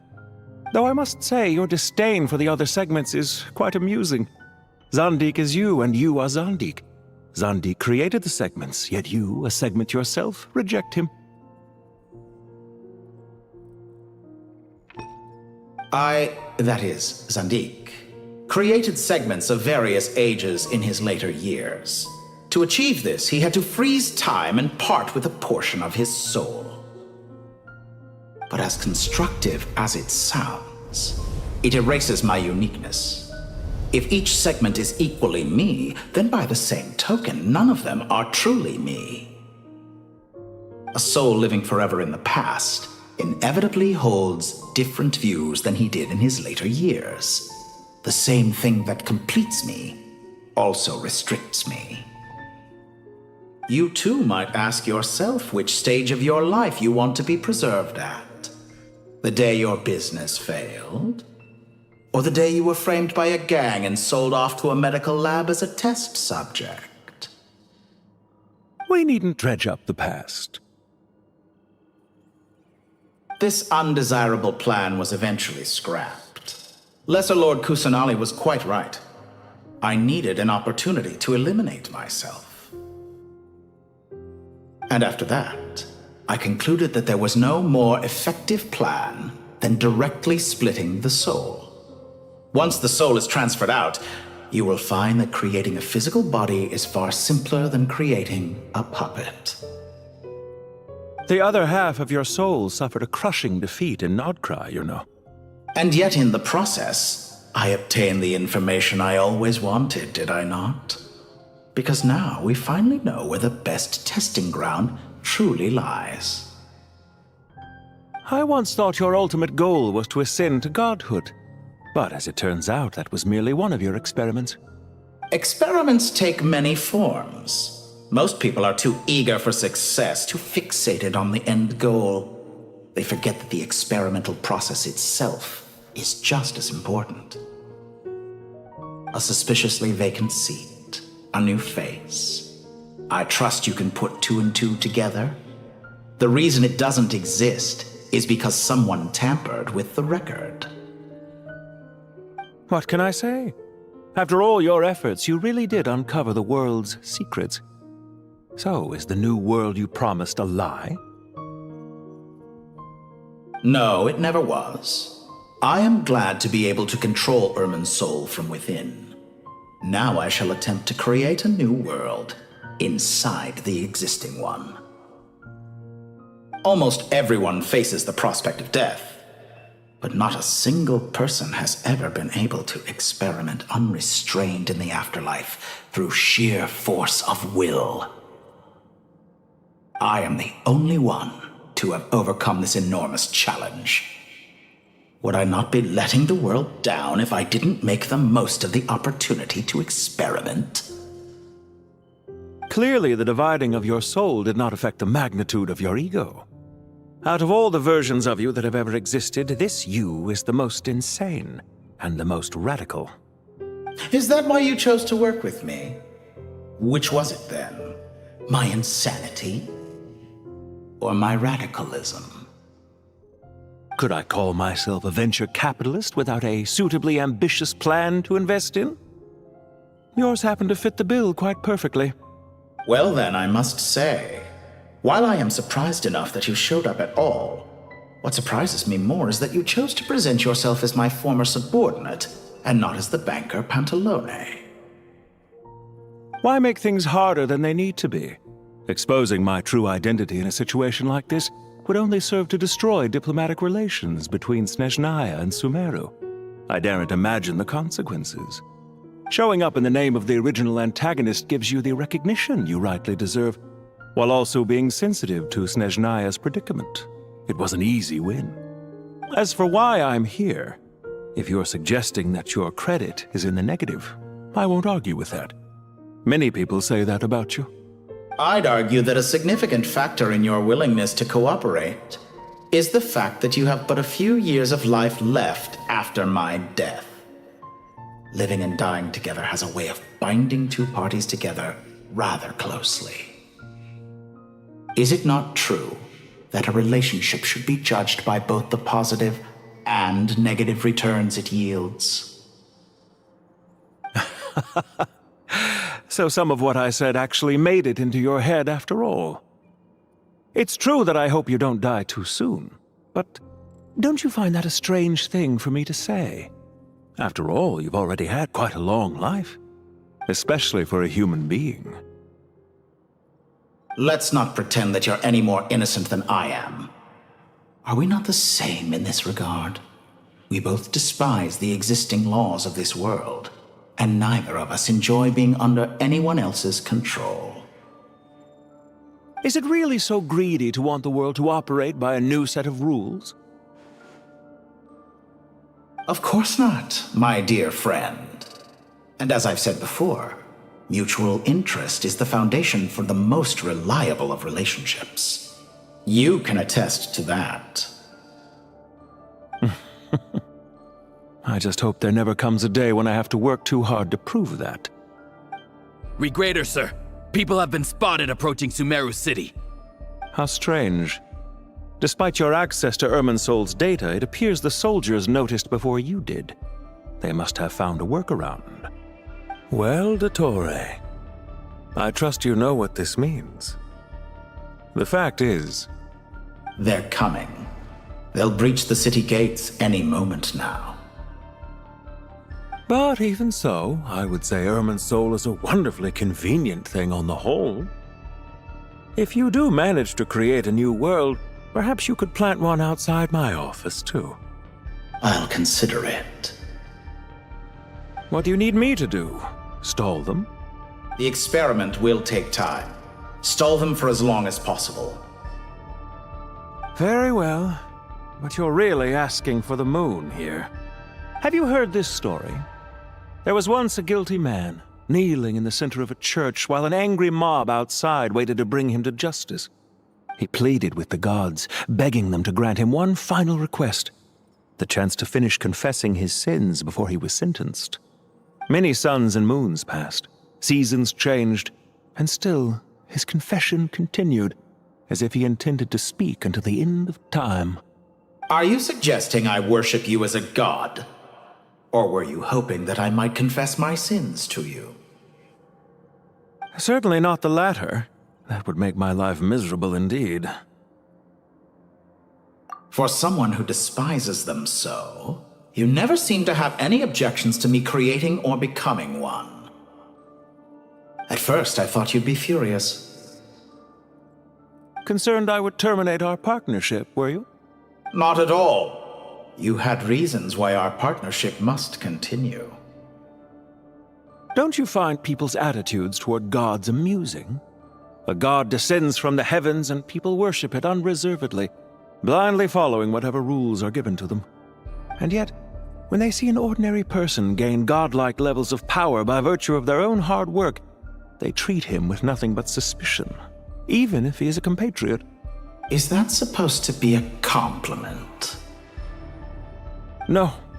I was just thinking. I pity the man who would call you a compatriot. There's no need to be so self-critical.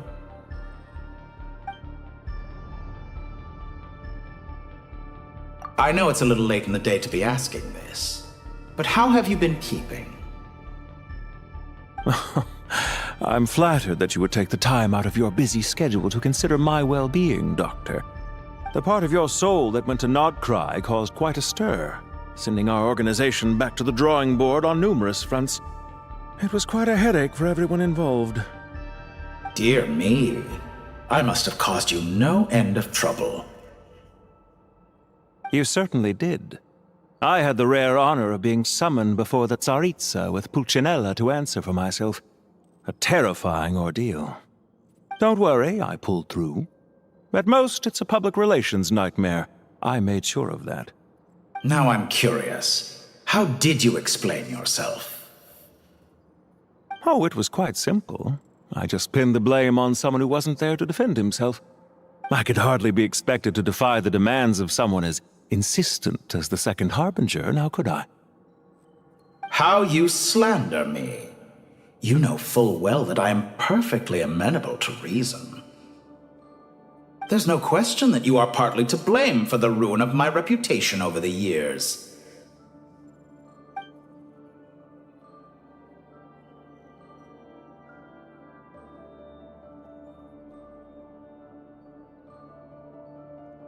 Do you have anything lined up for when this is all over? Hard to say. Field work always takes quite a toll on me, as you know. Once I'm back at Snezhnaya, I'll start with a well-earned cigarette. Why are you so eager to ruin your lungs after I went to the trouble of replacing them for you? If you have an issue with it, feel free to try to stop me.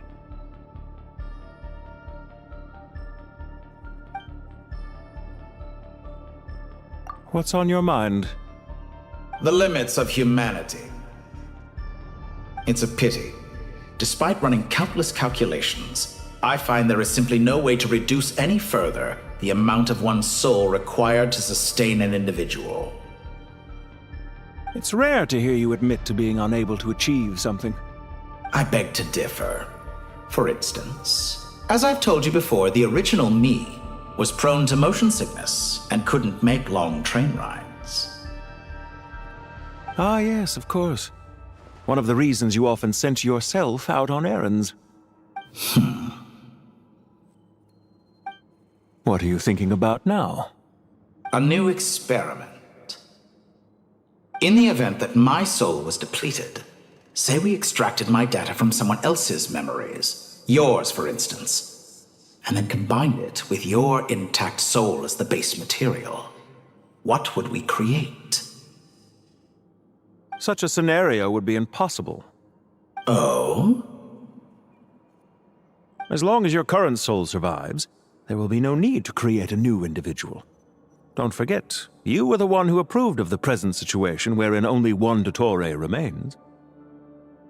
And if you ceased to exist, who would be capable of performing this experiment?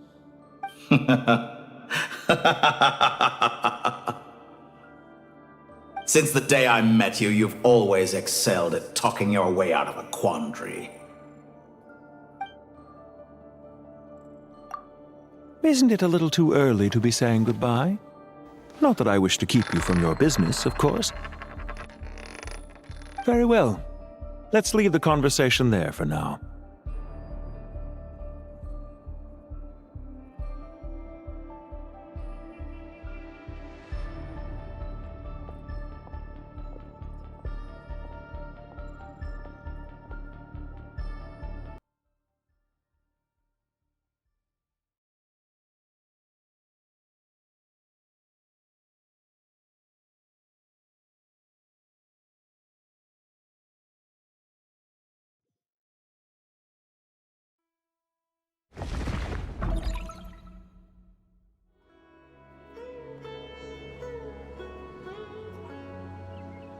The power of King Deshret's 7 pillars is truly remarkable.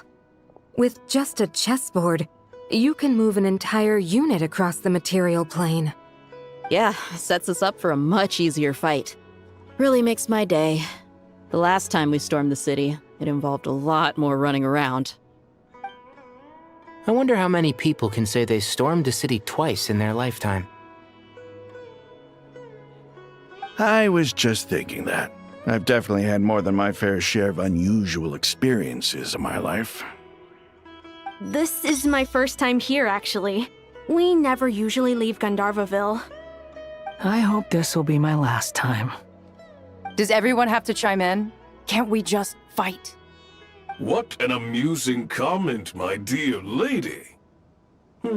Yet humans often alleviate tension via small talk, do they not? Whoa! Why is Candace's shield talking? Because the image on her shield is one of me. And I, of course, can appear wherever I wish to. Huh. Well, la-dee-da. Isn't that fancy? Could I get in on this? You wish for your gauntlet to speak?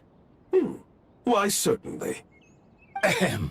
I think you'll find that it is I whose image is carved hereupon. Thanks. Definitely feel stronger now. You're welcome, my lady. I am glad to lend you my power. Cyno, what's the situation? There are troops stationed at every entrance. As we expected. A frontal assault will suffice. Everyone, stick to the plan. We'll take the main entrance. You head for the House of Dana's side door. Move out.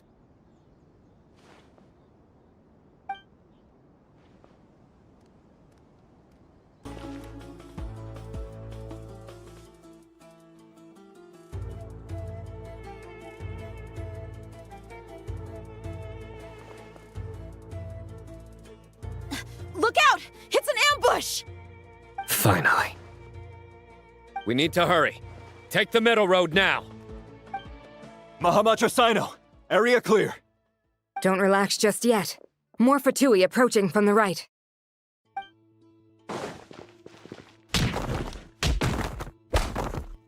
Irminsul cannot track our movements. If necessary, we could split up. Don't worry. We'll wipe them all out. As you can see, our people came raring to go. Good, good. How are things with the Traveler? Can Tighnari keep her safe? Don't underestimate Tighnari just because he's a forest watcher. He can handle it. All right. You know that's not what I meant.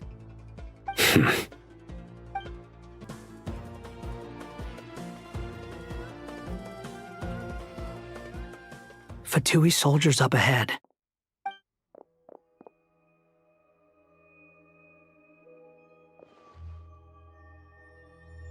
Careful.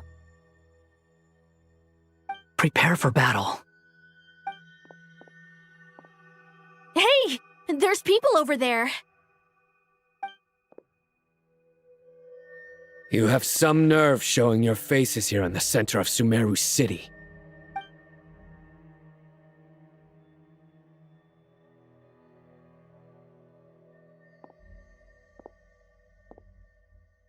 You're right on schedule. Well, this guy sure as heck isn't your average Fatui sergeant. They've stationed quite a few people nearby. It definitely looks like they were waiting for us. But something feels off. Everything about this guy feels too deliberate. I highly doubt he's just a subordinate of Dottore's. And he's no mere sergeant. Whatever his rank is, it's high. Much higher than we thought. So you've been waiting for us. But it looks like you're geared up for a conversation, rather than a battle. Very clever, General Mahamatra Cyno. I know you're the one in charge of this siege, and I look forward to making a deal with you. A siege? Sumeru City belongs to us! Historically, yes. But things can always change. We have quite a sizable force with us, you know. For instance... There's a Fatui ambush at the north gate. Can you handle him? We can for now. Yes, I'm quite sure both sides can hold their ground for the time being. The battle has not yet reached its climax. But what happens next? Do you enjoy watching bloodshed? Surely some of those here are people you count as friends. Once a war begins, some people must die. I doubt you wish that fate upon anyone you know. Wait a second. It's a trick. He's not even there.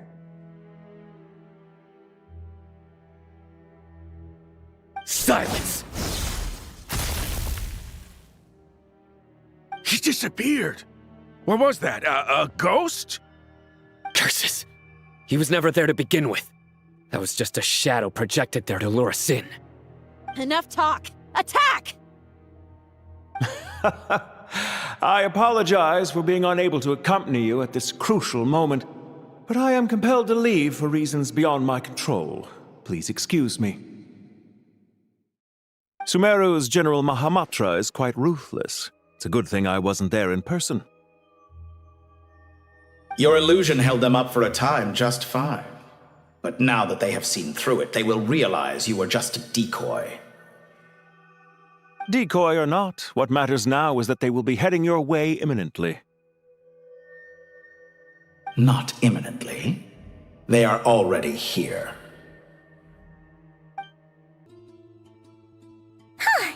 We made it! This is far enough. Tighnari, you go help Cyno. Don't worry about us. We'll manage from here. Are you sure you don't need me to stand guard? No need. Once the connection is established, we'll disappear from the sanctuary of Surasthana. Go help the others. All right. Goodbye for now, then. Please tread carefully.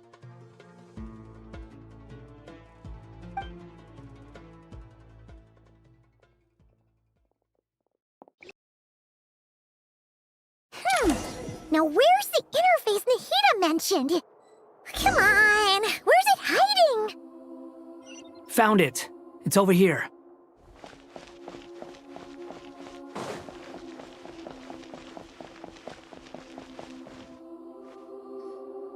We can connect to the inside of Irminsul through the Sanctuary of Surasthana's built-in security system.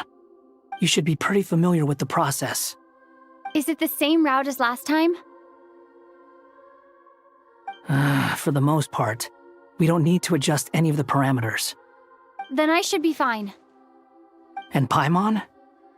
Once you're both ready, we'll set off. Wait! The stakes are way higher this time, right? Maybe Paimon should stay outside and help the others. Then, you can focus on the fight without having to worry about Paimon. Huh? Why are you staring at me like that? It's nothing. I just suddenly realized how much you've grown. Hey, you've grown quite a lot yourself. Don't you two start getting into it again. Well, anyway, Paimon thinks she's pretty knowledgeable. Who's the best guide in Teyvat again? And don't forget, Paimon's a college student now. If we say Alhaitham's not a weirdo, it's hard to explain how he came up with the idea of you applying to the academia. But for all that he counts, you're doing surprisingly well in your studies. Just goes to show how important it is to have someone supporting you. And Paimon's not the only one. Let's not forget that you only became a student because of Nahida's personal recommendation. That's fair. I have learned a lot in Sumeru. Oh yeah, did you ever come up with that ugly nickname you promised me? What? No way! We're friends now! Paimon gave up on giving you one ages ago. Anyway, isn't Hat Guy enough of a nickname for you? Fine. Suit yourself. We need to go. Paimon, if you're staying, look after yourself. Will do. Paimon's gonna link up with Tighnari and Cyno. You guys are the ones who need to be careful. We will be. Bye for now.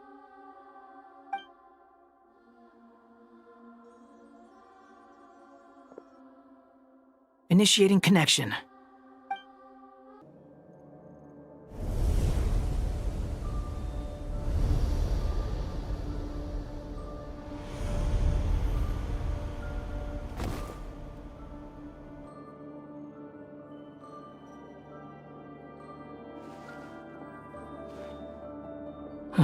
Well, here we are again. Come to think of it, I still don't even know where we're going. Thanks to our terminals, it should be impossible for Irminsul to read. I can... Don't tell me. Only you need to know. That way, whatever happens to me next, it won't affect your progress. Listen to me. Your safety is just as important as mine. Don't even think about sacrificing yourself for the greater good. We came here together, and we're leaving together. All right, if you insist. I won't argue with you.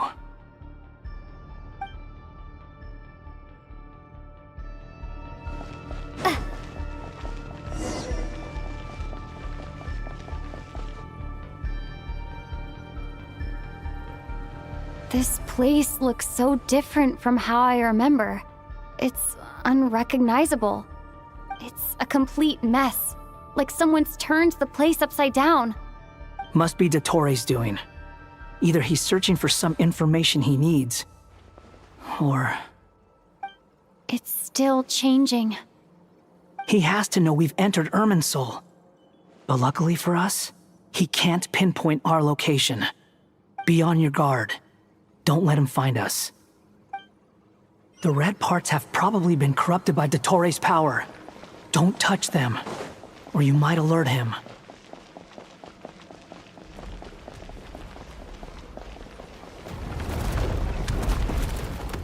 He's looking for us. Tread carefully. That wall could be a problem. Fortunately, it looks breakable. Give it a shot.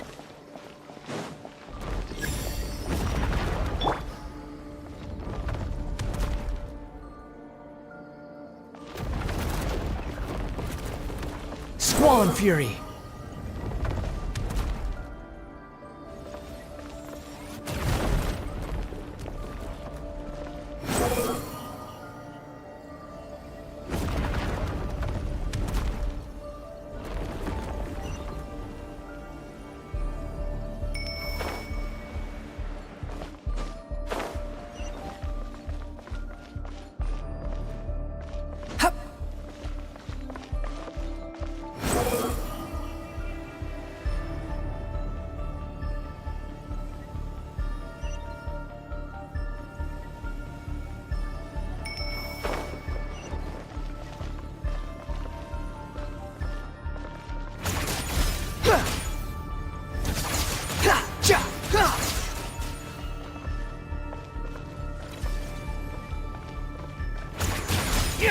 Behold!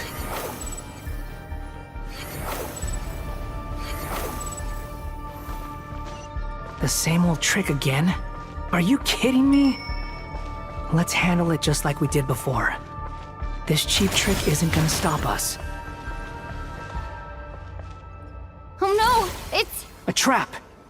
Is that why he was using the same trick over and over again? To get us to lower our guard?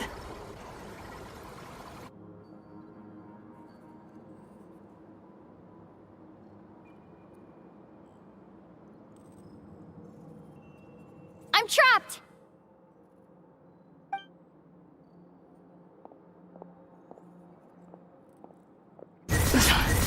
Why won't this thing budge?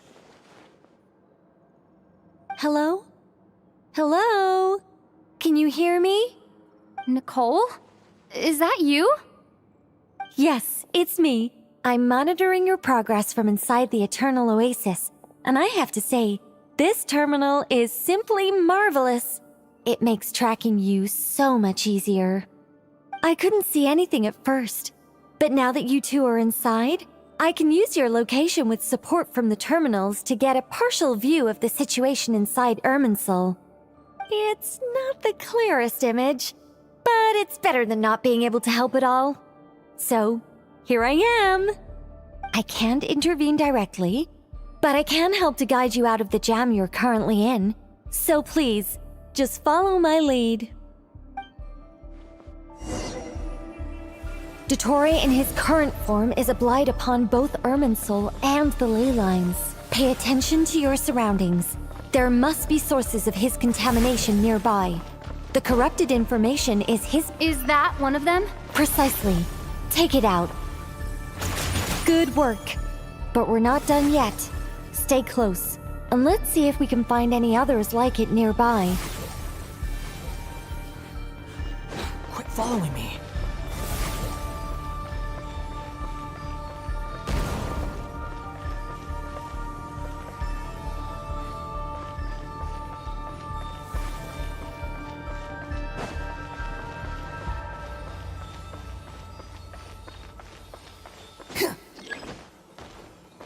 Squall Fury! This must be another one. Agreed. Now... Wait! Watch out! It's Dottore. I think he's found us.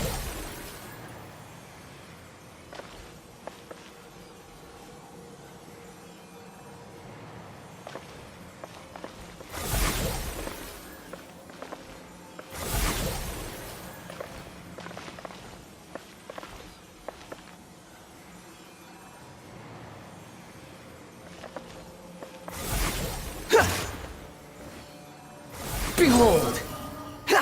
Upon the gale! The seal is broken.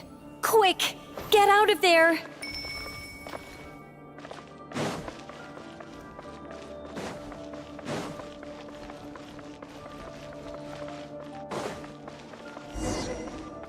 And where exactly do you think you can run to?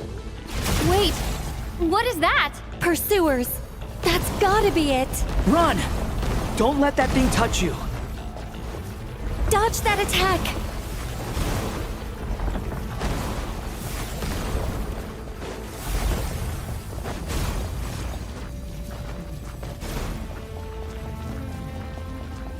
There's more than one path. Which way do we go? To the left! Trust me! Fleeing like vermin. What a pathetic sight. Hey! Watch yourselves! Stay focused! There's a cliff ahead! Jump! More of those corruption sources. Destroy them as you did before, and open the exit as quickly as possible. They're relentless. Is he trying to wear us down? You'll just have to destroy these too. I think the pursuit is over. Hard to say. Stay alert. Squall Fury!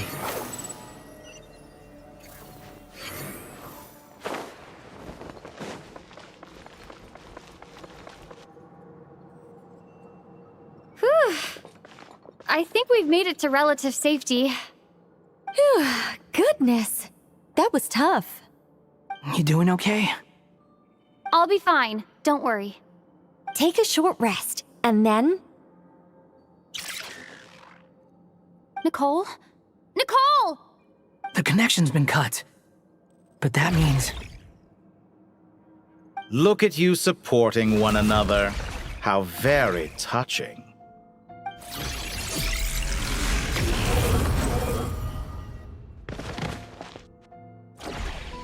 Dottore! Took you long enough to find us. You're more useless than I thought. Oh, really? I think I deserve a little more credit for my methods than that.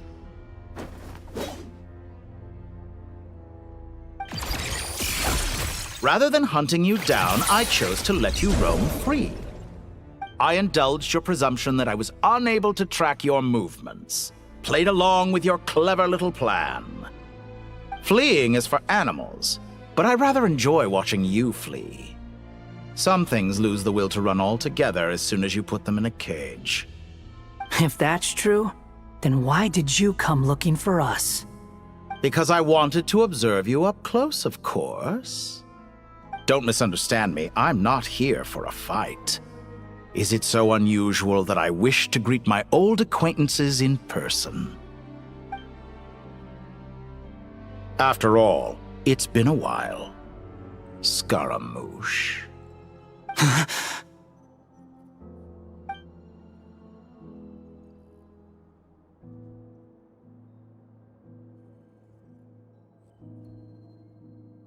Why are you so afraid?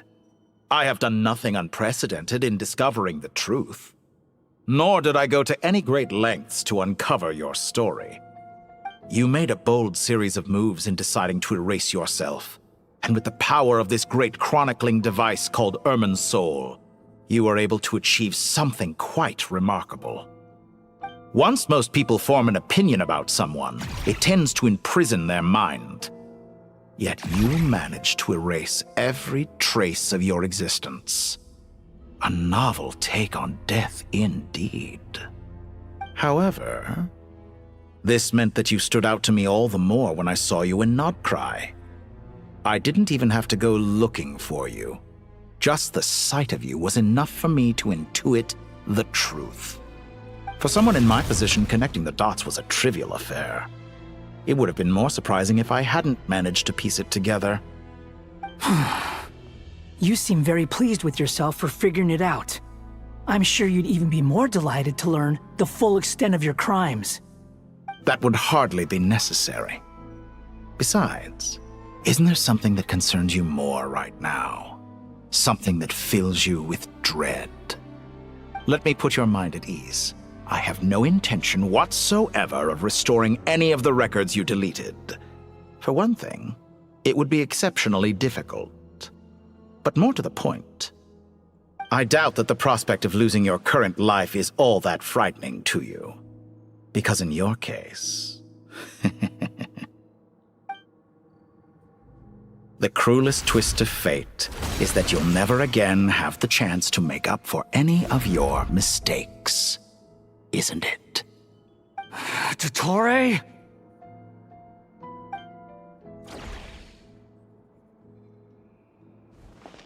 All here shall bend to my will. The wind rises.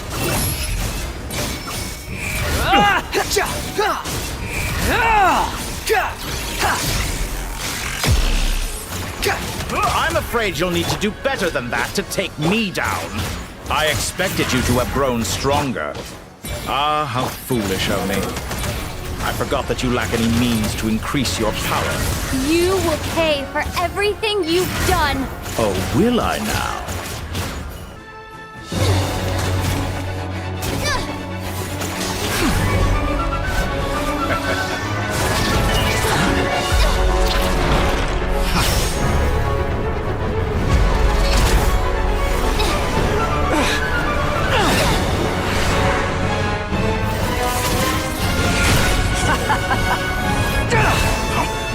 Does the prospect of death amuse you?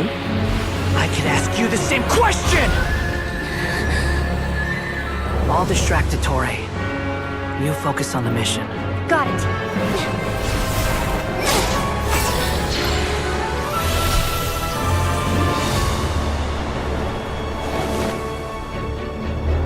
For the hopes and dreams of the masses. Open the secret door on this enchanting night. May wisdom's light eradicate ignorance and darkness, and hereby fulfill our ancient vow. Commence data extraction.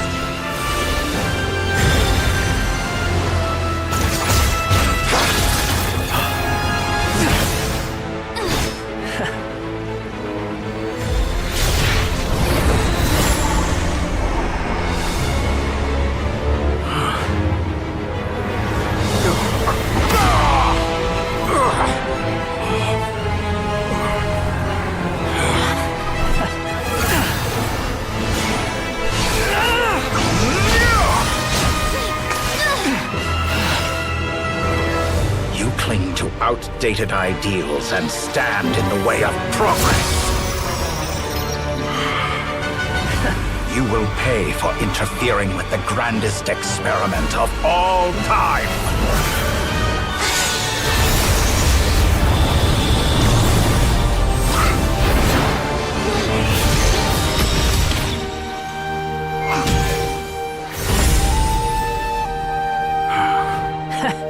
Good timing.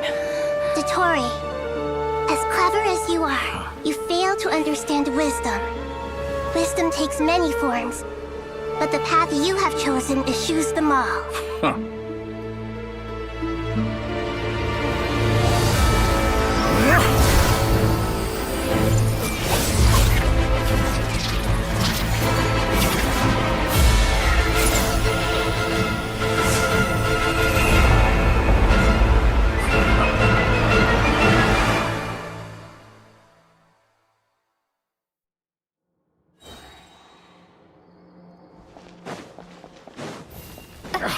My strength is fading! Since you are within Irminsul, it stands to reason that any power you wield comes from it. You're extracting the information from Irminsul just to strip me of my power. I will find his weakness. All in fury.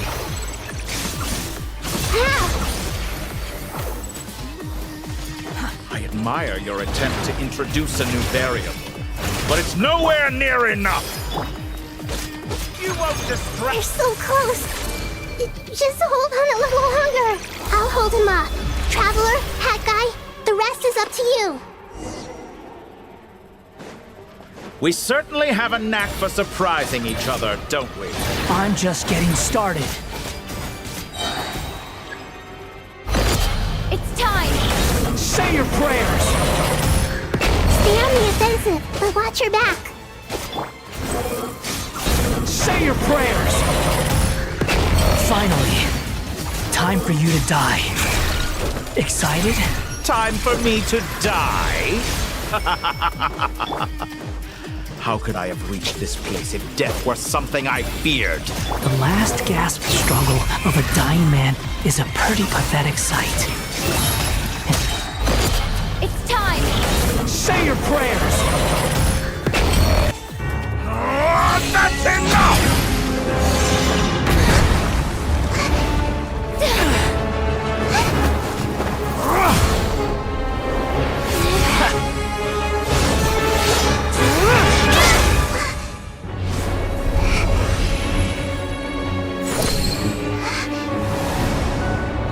It's all yours.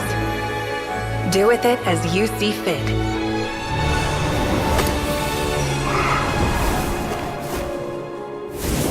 Just as you say, this world is home to some archaic things. And as you suppose, you are a formidable opponent. You have long coveted the secrets of wisdom. So now, I will demonstrate true wisdom in action. I invoke my supreme authority as the keeper of Irminsul. Commend me or condemn me. But give your verdict now!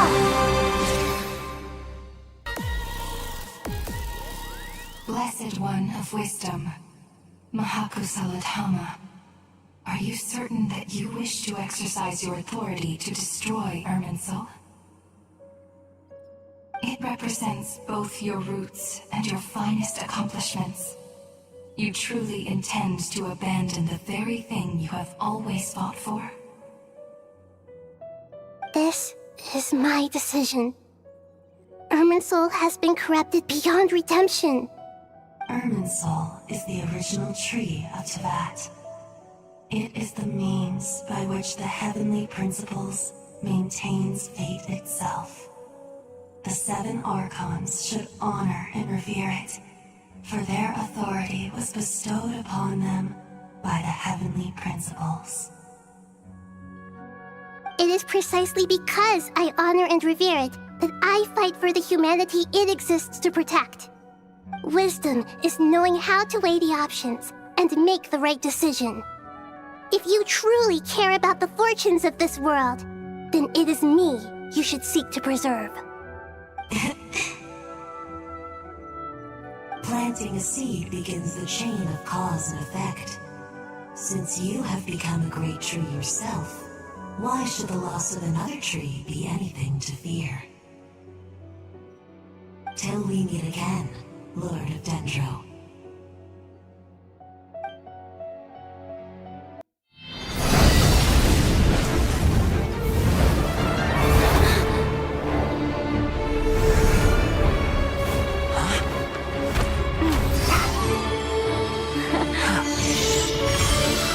The first flame.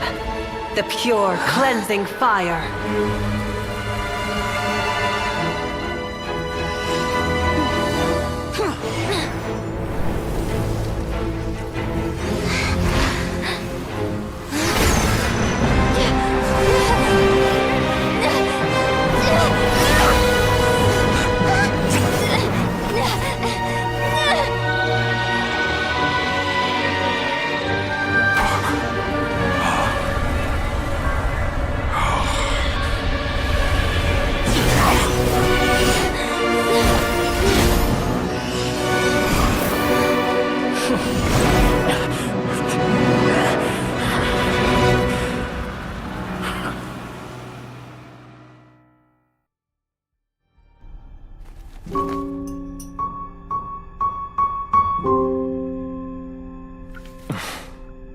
Shall we?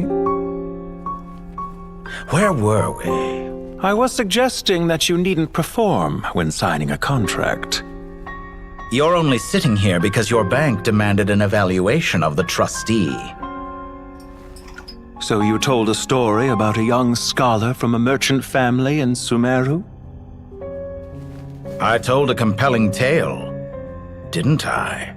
The post-expulsion story is far more captivating. The human experiments or the elixir of immortality? The part where you die. Ah, yes. My favorite part. The 35-year-old Segment thought of himself as dottore, reserving the name Zandik for the original specimen. Of all the Segments, he was the most selfish. After his expulsion, dottore searched for a new direction. He joined the Fatui, studied Elazar in great depth, secured resources. He was rather fortunate in his career. Zandik turned to Conrian technology and successfully created his segments. But this was not immortality. Even with backup segments, his body would still age. Still, thanks to Snezhnaya, Zandik found the ideal base for his experiments. Then a perfect partnership materialized at a crucial moment. The year that both parties realized they needed more time. Fortunately, Zandik succeeded. In a miraculous turn of events, he gained the extra time he needed. I seem to recall it differently. All right, it's true. No matter how much elixir he took, Zandik remained human and continued to age. Then, on the morning he turned 85... Help me up! Call for help! Surely he would be rescued, Zandik thought. But to his surprise, no one helped him. Zandik was too selfish for that. Don't forget, you're one of us. Yes, and we're all waiting. Waiting for me to die. Pantalone arrived for a meeting and happened to witness what followed. He found it unsettling. I never said that. But the Zandiks were unfazed. It was a rare opportunity for self-dissection.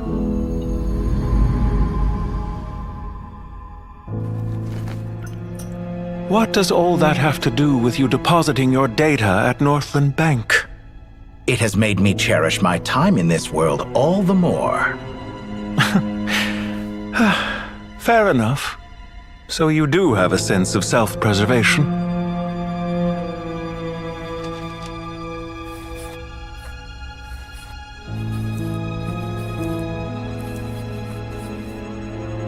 What do you mean? You're hardly normal, and you don't cherish life. You just don't want to admit defeat in the limited time you have. Even so, don't I deserve an interesting ending? I'm counting on it.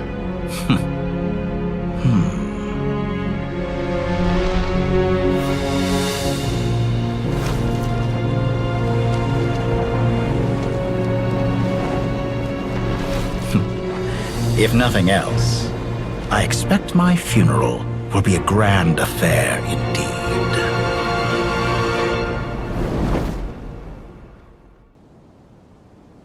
What a magnificent fire.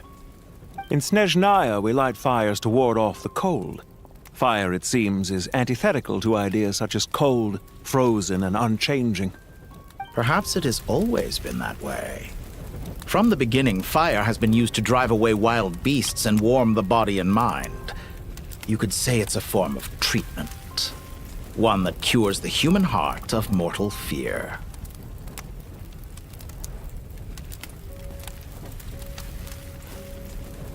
Mortal fear. Something you haven't been acquainted with in a long time, by the sounds of it. Whereas you, I'm sure, must know the feeling quite well indeed. I remember when we first discussed the elixir of immortality, you claimed that extending your lifespan was about buying more time. But was that really the truth? You fear the prospect of dying a wretched end in this world, don't you? Of course I do. I'm only human, after all. And while you may have forgotten it, you cannot deny that you too were once human, dottore. I do not believe that there is no such fear in your heart. Perhaps you are right. But I abandoned it long ago and devoted myself to my experiments. I have felt no fear since. From the very beginning, I never thought you could win this game. But still you came, contract in hand, to honor our agreement. Because I am a reputable partner. And as we have discussed, experiments are about more than results alone. The process is equally important. I have come here and completed my creation, and I do not regret my decision. I'm afraid your journey ends here. After I die, there will be no one to make the elixir of immortality, and your remaining stock will only last a few more years. How then will you prove that you didn't perish in this incident alongside everyone else? When I feel optimistic about market environments, I never forcibly adjust them. They have their own direction. And I myself am one such environment. I have been quite particular about many things in my life.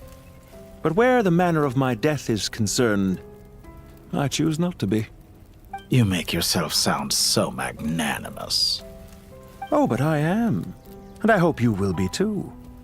It may have been a long time since anyone told you this, dottore, but I recognize that you are a truly rare talent. Ha! I can see it. The experiment in blasphemy that I've been performing all this time.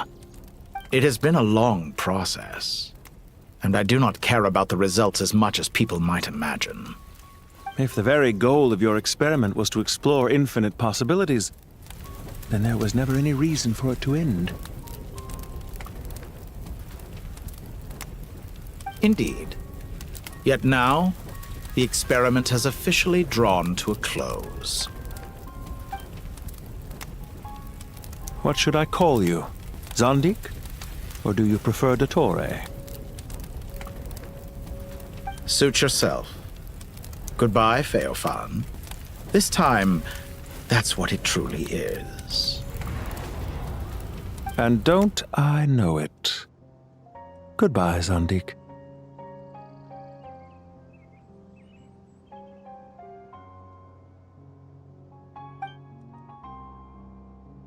I could have carried out many more experiments, but to me, Lord of Dendro, this outcome is certainly not the worst. I believe you. But unfortunately, this is where it all ends for you. This experiment does not belong to you, nor do any of the results. Experiment. It sounds like you're trying to outdo me in my own field. Wisdom is conveying information in terms that people can clearly understand. You know exactly what I mean. Indeed. I can see no further outcomes. Ha. You have a formidable mind, and you are braver than I thought. Setting fire to the very thing your survival depends on. Your previous threat was empty, but this time, it is real. When necessary, wisdom can be as fierce as an inferno. Some of the flames that incinerate you come from within yourself. Perhaps you are right. You see what lies at the bottom of the human heart, and that is your wisdom. Here is where your journey comes to an end. All that is yet unknown belongs to those of us who will carry on living. It seems I have unwittingly been your arch-enemy all along. But now, it's all over. I do not deny your intelligence. But what you refer to as experiments, I would never describe in those terms. They are events that take place in the real world, and they are so much more than mere data. Goodbye. We will never meet again.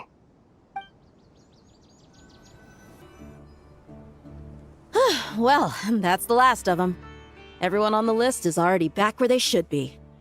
It was a long, hard road, but we finally finished escorting everyone back.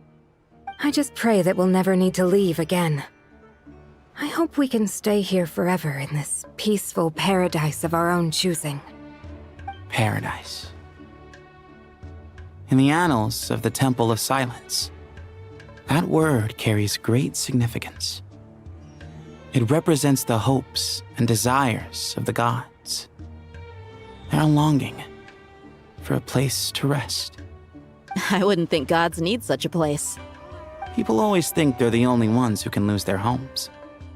They forget that gods too need a place to reside. As the Goat King once said, "A god without his people shall cease to exist." Gods need their believers every bit as much as their believers need them.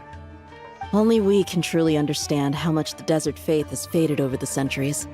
But we still talk about the gods as though they're part of our lives. Given the myriad ways in which gods and humans interact, I'd say they really are. How else could Dunyarzad consider the Dendro Archon a friend? Well, that sounds about right to me. Describing them as friends sure makes us feel a whole lot closer.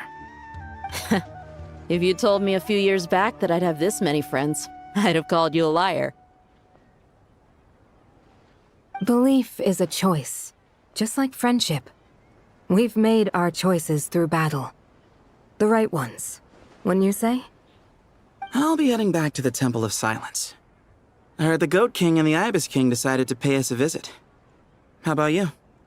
It's back to Aru Village for us. Still plenty of supplies to distribute and people to help. Until next time, old friend.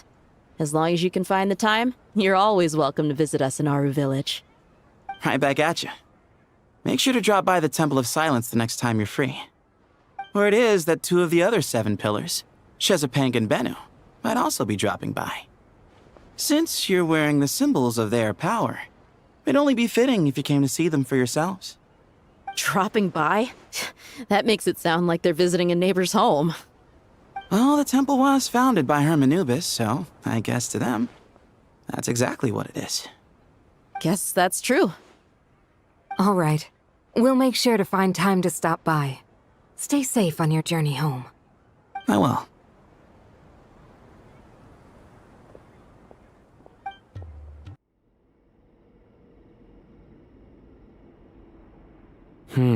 You do have a point. See? Retirement has always been a problem, especially for old-timers like us who've been locked away all these years.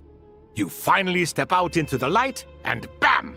You're face to face with a whole different world. Naturally. What do you think, Layla? Huh? Why would you think to ask me? How could I possibly be qualified to decide where the servants of King Deshret should live? Sorry if my question was unclear. Do you think their statues will stand out too much if we place them here? Hey, I never agreed to this. How could we possibly allow our statues to be left in Hermanubis' home?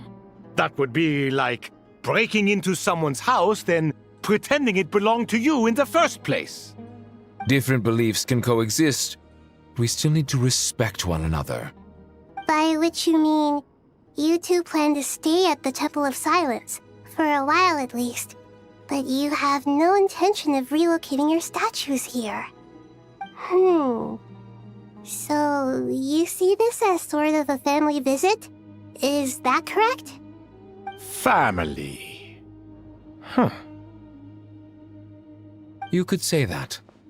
In a sense, Hermanubis would view this as his home. Just look at this place. Magnificent, is it not? The sad truth is, in the past, all 3 of us invested so much into misguided ventures. We failed to build what we should have, and wasted so much time instead. And what do you mean by that?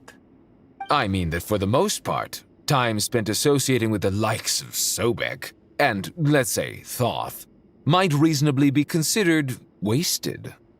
Why does that not surprise me? Go on. Anyway, given how much time we'll all be spending together, I'd say that the bonds we built will end up proving to have been a sound investment. Once Sethos, the current leader of the Temple of Silence, returns, you can discuss the matter of staying here with him.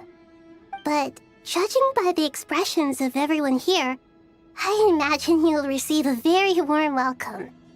This sacred ground houses untold knowledge, after all. What better place for the servants of King Deshret to appear in the mortal world? How about we share a meal together first? I imagine it's been many years since you last tasted fresh food. Oh, that sounds wonderful! After so many hundreds of years, I can only surmise that desert cuisine has become a lot more varied. Are we having a get-together? If you'd like, I can help prepare some food. After all, Lord Thoth, you helped me so much in the desert, and I still haven't properly thanked you. Oh, my, that would be wonderful. I'm touched that you still remember. How the times have changed! To the people of today, it seems the Ibis King has become a kind and passionate god. And you, Mr. Herreshoff? What kind of god do you wish to be? To be honest, I haven't given it much thought. How about you, Dendro Archon? Do you have any hopes for your future? Me? I'm very happy with my current life. Forgive my bluntness, but you do not seem to derive your authority from majesty and might, like Lord Al-Ahmar. Clearly, your approach has its advantages, but also its dangers, don't you think? I do, but projecting a majestic front doesn't really suit me. Besides, my relationship with others isn't simply one of a god and her people. Not putting on airs might earn you more adoration. Exactly. Besides, I really like parties where everyone brings their own food and we all come together to share. You should join us. I'm sure you'll find it fun. Last time when we got together for a picnic near the Avidia forest, it was quite the occasion. Seeing as you're already here, how about we hold the next one in the desert? Can we do that? Wouldn't tighnari have to transport a ton of drinking water? Don't worry, I can help out. Layla, would you like to join us next time? Me? Sure. The more the merrier. That way we... Don't take this the wrong way. I just think you should know. When it comes to passing the time, chess is more our thing. In that case, Dendro-Archon, what do you say? If I were to compete against you, I can't say with certainty I'd win, but I certainly wouldn't mind giving it a shot. Where's Sobek? I'm sure he'd be good for a few rounds. Cards, cards, cards! I'll always prefer chess. I wonder what variant of chess we're talking here. Mr. Thoth, is there some sort of astrological significance to this game? Oh, I'm glad you brought that up. As long as the leader of the Temple of Silence agrees, we can search Hermanubis' place for books to teach you how to play.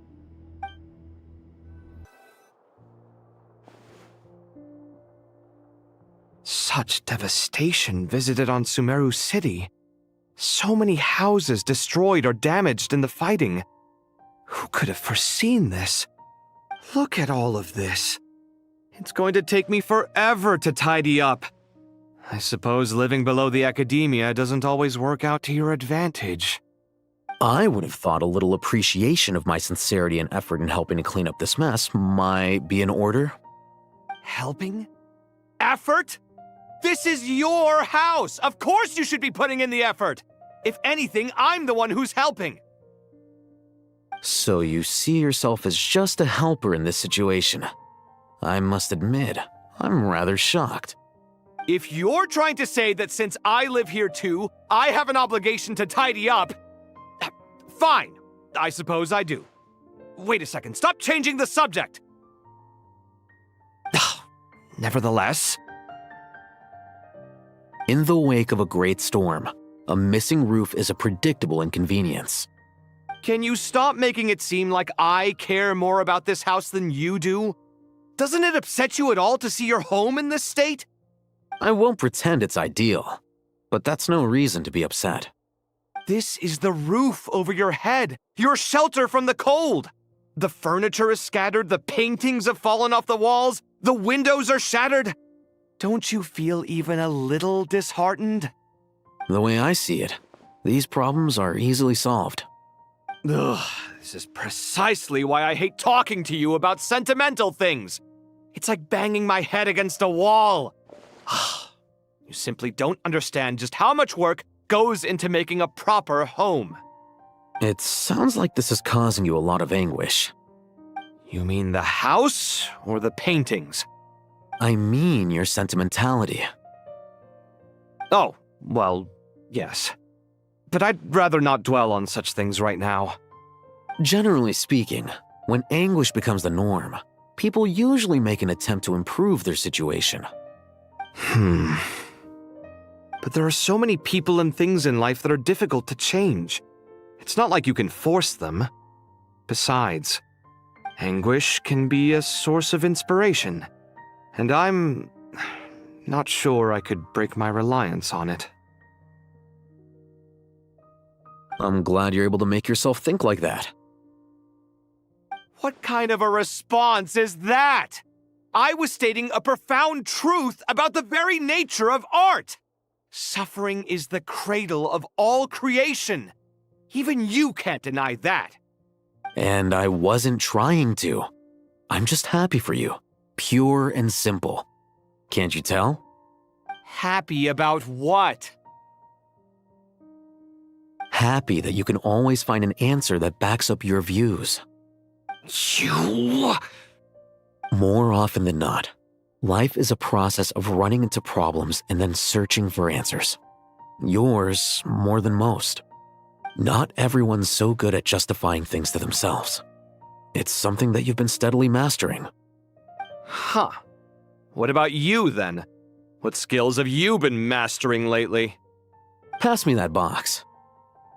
Huh? Okay. You may consider this my progress on the path to mastery. What? Wait a second. Isn't that box mine? Hey, it is! It must have fallen off that shelf! Alhaitham, those are my paints and inks! Would you like me to put it in your bedroom for you? Huh? I mean, sure, if you don't mind. What kind of progress is this? Does he think he can bribe me? Not that giving me back my own things is much of a bribe. These books on the floor, they're a complete mess. And this one, didn't he say it was an out-of-print collectible? It's completely covered in dust, and some of its pages have even fallen out. Ugh, guess I should help him repair it. This one too. And this one. Local sumpter beasts, imported goods, such a bright future ahead. I can picture the Mora just rolling in.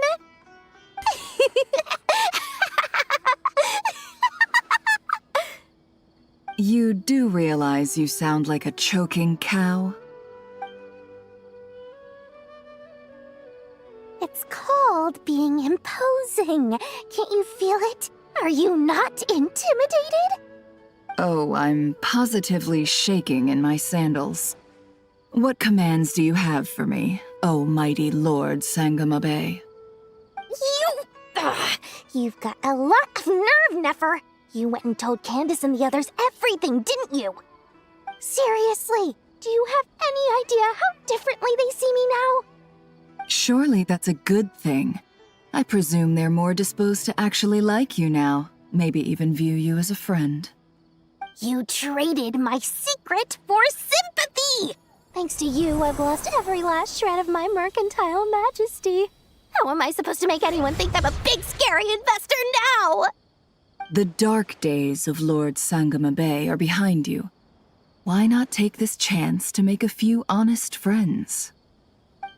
Speaking of friends, since when did the notorious Lady Nefer gain such an admiration for holier-than-thou types?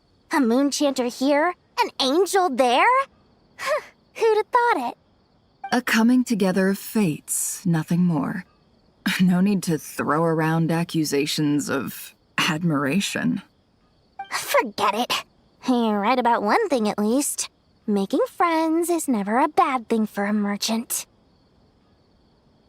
Still, I really took a loss this time.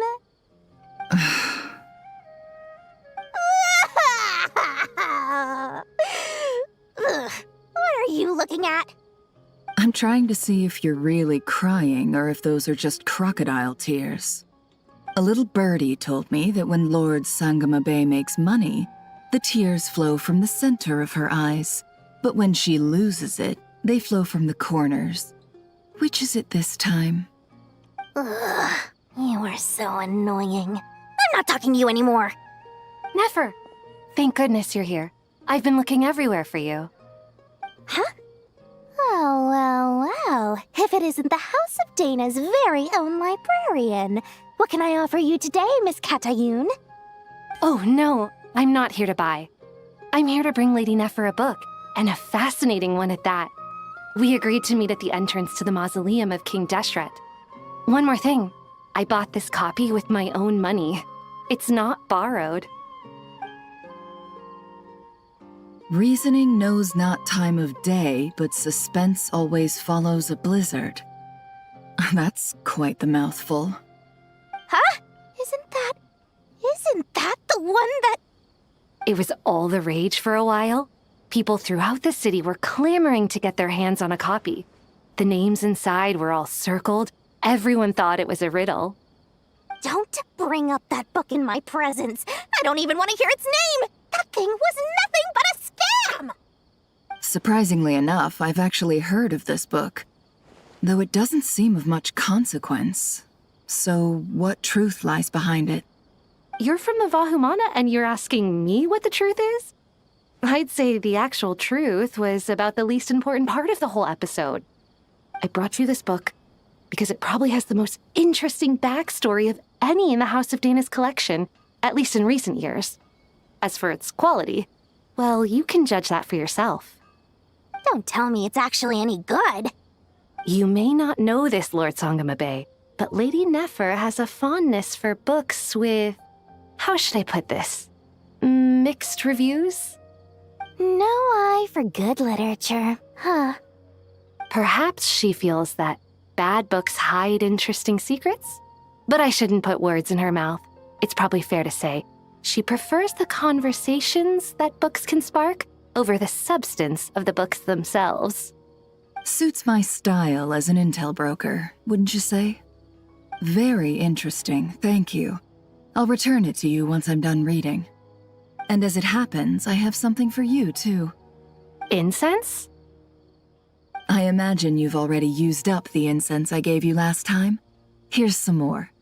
This batch is from Nodcry, so the scent won't be quite the same. Well, actually, I've been saving the incense you gave me. I couldn't bring myself to waste it without a special occasion. But I'll gladly accept this, too. And I promise I'll use it this time. Katayun, you haven't changed a bit.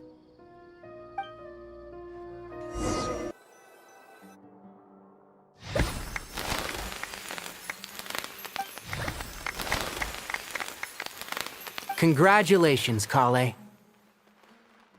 Well done, Collei. After studying for so long, you've finally become a full-fledged ranger. Sure hasn't been easy for you, huh? This really is fantastic news. All grown up. No longer a trainee, but an official forest ranger. Oh, the next step is to secure tenure in the academia. Thanks, everyone. It's true. I'm an official forest ranger now. Master Tighnari, thank you for your guidance and support. I wish Mr. Cyno were here so I could thank him too. Cyno had a matter to attend to at the Temple of Silence. I don't imagine he'll be back for some time. But don't worry, we can celebrate together once he's finished. I'm afraid the party will have to wait. Collei still has some matters to attend to first. Collei? Is everything all right? No, it's not what you think. There's nothing wrong with my health. I just have a few things I need to deal with. I've made plans with the Traveler and Paimon to visit Mondstadt. Master Tighnari and Mr. Cyno will be accompanying us too. Well, that's a relief. Let's get together when everyone's back. I'm sure you'll be doing even better by then. Of course. I have a feeling you're right. Phew! After all that catching up on sleep and food, Paimon's feeling full of vim and vigor again. For someone who spends so much time resting, your recovery routine is surprisingly simple. Hey! Paimon's been working her butt off too, you know. She flew all over the city helping everyone out. Don't worry. I saw how hard you worked. All right. We all know you're the most hardworking person in Teyvat. As long as you're rested and full, that's what really matters. Paimon's been looking around the place, and it seems like the city's already on the mend. But Paimon's been wondering how Nahida's doing. We should check in on her.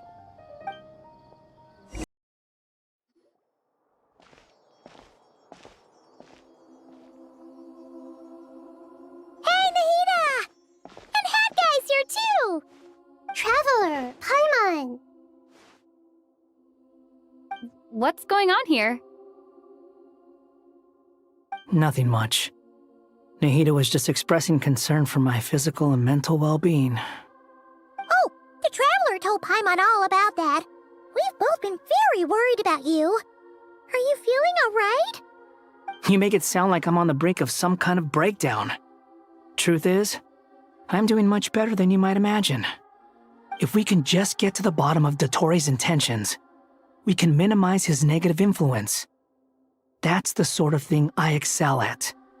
Just listen to that newfound optimism. It seems like having you enroll in the Vahumana was a truly inspired move. I can really see the positive influence. Observe, a classic sumeru specialty. Chalking everything up to education and learning. To be honest, even I can sense the change in you. Everything dottore said to you was a way to manipulate your mind. Fortunately, you're no longer under his sway. Can someone as old as me really continue to grow? If it helps, just think of yourself as a late bloomer. It's all a matter of phrasing, and it comes down to what standards you measure yourself by. For a puppet, developing at such an age is perfectly normal. But if you choose to call yourself a late bloomer, it sounds more like you consider yourself human. However you see yourself, well done. All right, I see what you mean. Anyway, what's your next step? What else can I do but complete my current courses? Everything else can wait. Anyway, that's enough chit-chat. There are still things in the city I need to help out with. I'll be heading there now.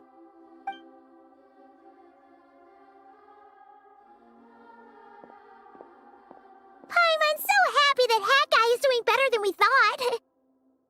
But what about you, Nahida? How are you holding up? The pyro gnosis burned down the corrupted Irminsul. The flames blazed for 7 days and 7 nights before they finally subsided. All that was left were the parts underground. Now, Aru shoulders the responsibilities that once belonged to Irminsul. The situation was contained before it got out of hand, so Tevat's most vital information has largely been preserved. Irminsul has a strong influence over you, doesn't it? How will you cope now that it's gone? There is no need to worry. Thanks to NICOLE's extraordinary talents, my connection to Irminsul has been severed and transposed onto Aru. Angels can do things like that? They can. Such abilities are precisely what makes them so powerful. The goddess of flowers, Nabu Malikata, once claimed that she too could perform feats beyond the reach of mere mortals. In my eyes, much of what she went on to achieve reached such transcendent levels. Her and NICOLE really are both fascinating and magnificent. So, does that mean your situation is stable now? Correct. Just imagine that Aru has become the new Irminsul, and the essence of my existence has been bound to it. The wisdom of Sumeru has ultimately converged into a single, unified entity. Should we ascribe this all to fate, or is it merely fortune?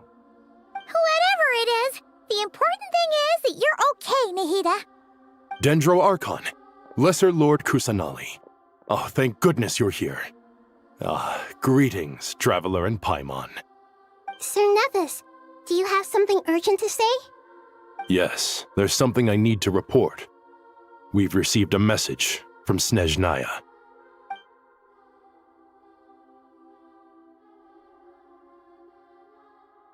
The Fatui Harbinger, the rooster, sends us his sympathies, along with all the usual pleasantries. His stance is that, following the unrest and nod cry, dottore was subjected to internal censure. This madness was the act of a rogue element, one who cannot be seen to represent the Zapoliarni Palace. No less than can be expected. Snezhnaya paid a heavy price working to stop him. They even lost one of their own harbingers. The letter goes on to say that even so, Snezhnaya cannot claim to be blameless. Apparently, they will deal with Dottore's subordinates in accordance with Snezhnayan law, holding all those involved in his crimes accountable. Additionally, they are supplying relief funds and supplies, which are already en route. They hope this will aid in Sumeru's reconstruction. Sounds like he's got an answer for everything. True, but as diplomatic rhetoric goes, it's highly effective. Completely watertight, both in logic and sentiment. This disaster has had a profound impact on Sumeru. There is much that I will keep in my heart. The matter of Dottore can be seen as settled for now. We are sure to cross paths again in the future, and in that light, Snezhnaya would do well to uphold their responsibilities and keep a tight rein over their actions. With Irminsul burned, the flow of fate now carries many more possibilities. I will be watching carefully. Perhaps we can move on to a less serious matter? Dendro Archon, will you eat with us once this matter is dealt with? Everyone wishes to celebrate together. Your presence would be most welcome. Of course!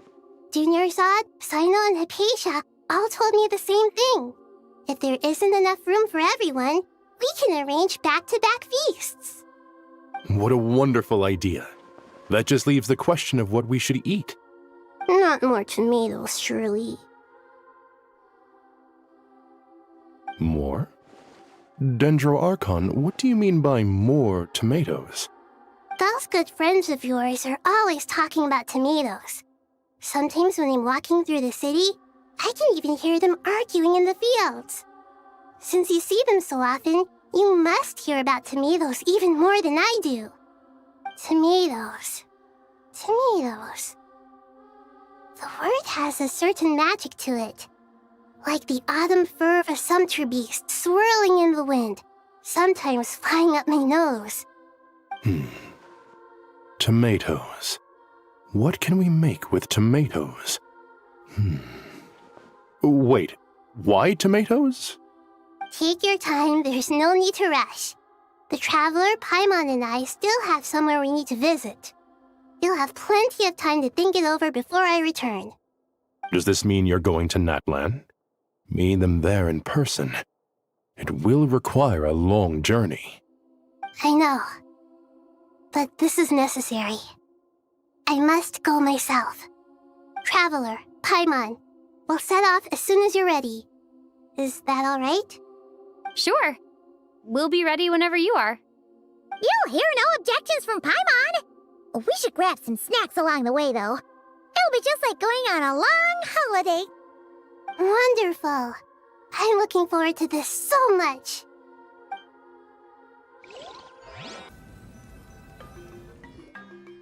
Natlan is such a lively place. It's super cheerful and positive, too. I can see that. There are people outside exercising at all hours. Such a healthy way of life. You came. Welcome, welcome. You must be hungry from your journey. Would you like something to eat? Oh, thanks, but no thanks. We've been eating the whole way here.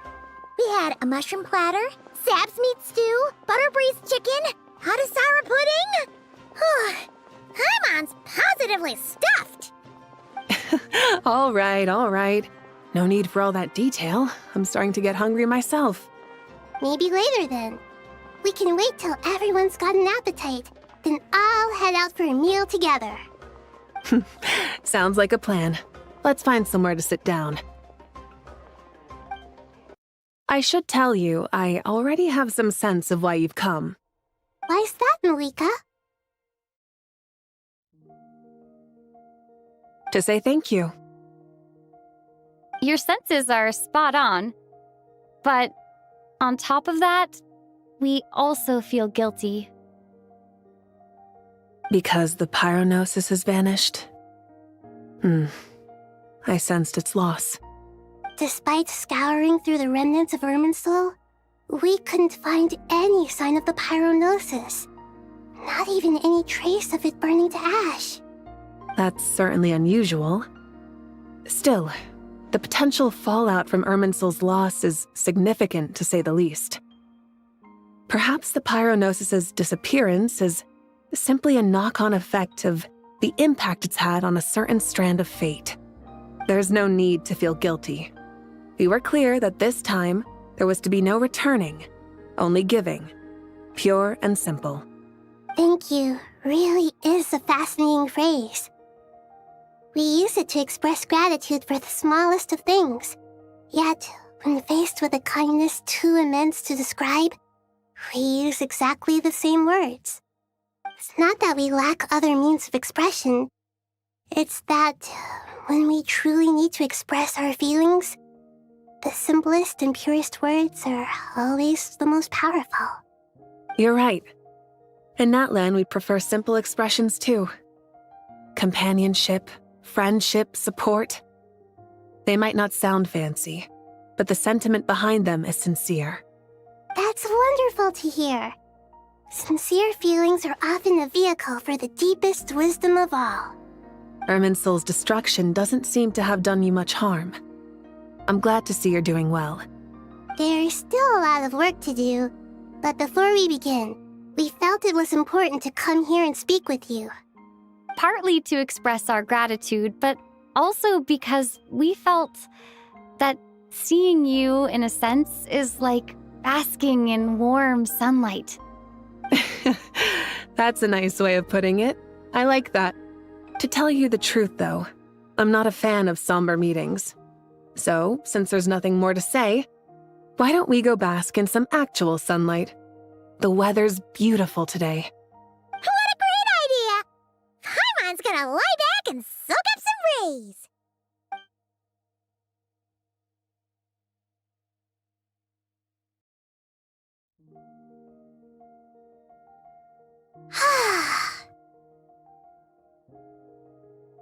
In that case, I think I'll lie down for a bit too before we head to our next stop.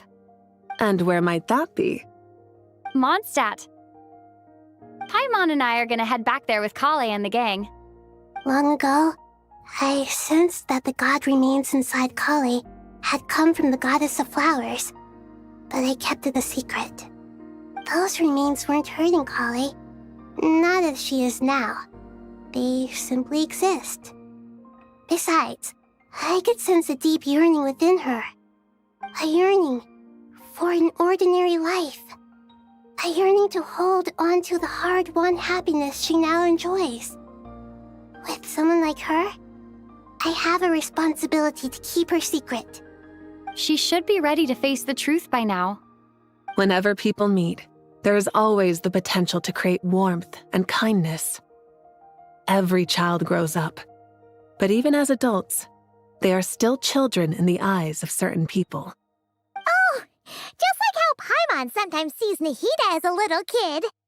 Is that so? Well, anyone who's friends with a kid is probably a kid themselves. Of course! And there's nothing wrong with that. When we get back, we'll actually be hanging out with another of our friends who happens to be a kid. Or more like looking after, in her case. Anyway, we'll always be there to watch out for our friends. Dear Sucrose, when you receive this letter, I'll probably be as busy as always. But busy with wonderful things. That's because I'm no longer a trainee. I'm now an official forest ranger. Impressive, right? Cyno said that official rangers sound much tougher than trainees. Though he did say it was already pretty tough to start out with. You probably heard that something big happened in Sumeru recently. Don't worry, it's all been taken care of. We're heading to Mondstadt soon, so if you're free, maybe we could meet up? Plus, it's not just me. A few of us are going. Hey, do you still remember that time we all got together? You know, when we all went to the Windbloom Festival? It'll be just like that. Tighnari, is that... Don't you say it! Is that the great Vayu-Vyastra? Behold, the great Vayu-Vyastra, General Mahamatra. How times have changed. I wasn't expecting you to beat me to the punchline. You've changed. You've really upped the aggression in your battle against Cyno's jokes. Collei, how did you know what I was going to say? For the love of...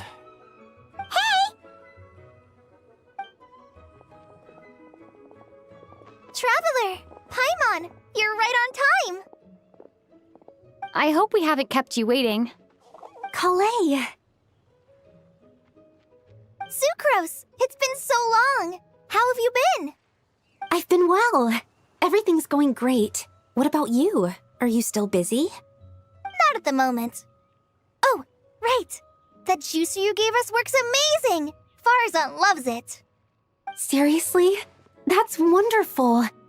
I don't suppose you drew up a detailed test report.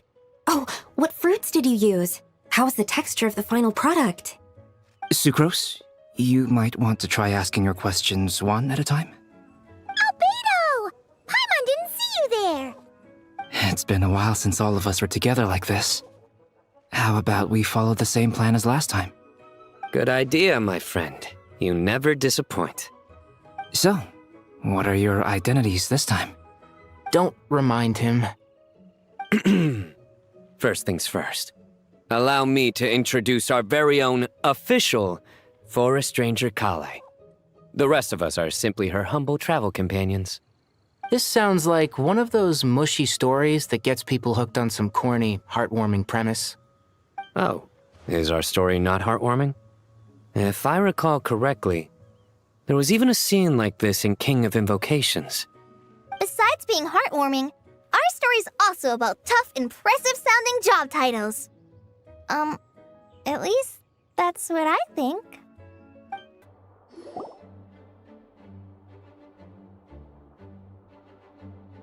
Oh, you're here already? I'm still giving Dottore a little trim.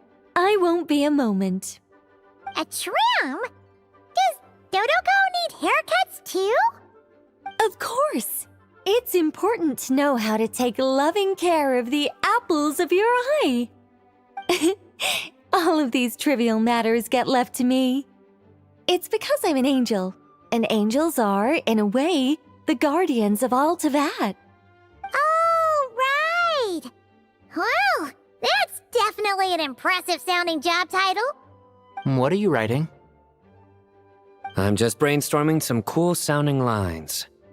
Oh, write them on these card backs. Of course. Clearly, my lines are pretty amazing, wouldn't you say? Miss NICOLE. Collei? You seem a little nervous. I was just wondering, who was the person you mentioned who needed their wish fulfilled? Wish? What do you mean? Miss NICOLE asked if we could meet up in Mondstadt once everything was over.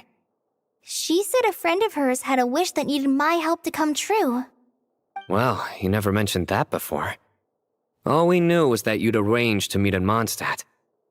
But we thought it had something to do with the god remains. To be fair, everything I told you was true. Anyway, my friend is waiting. Come on, let's pay her a visit. Huh? You're... Surprised? I bet you weren't expecting to meet a woman like me beneath this beautiful tree in a faraway land. An oasis will spring from the place where a djinn resides.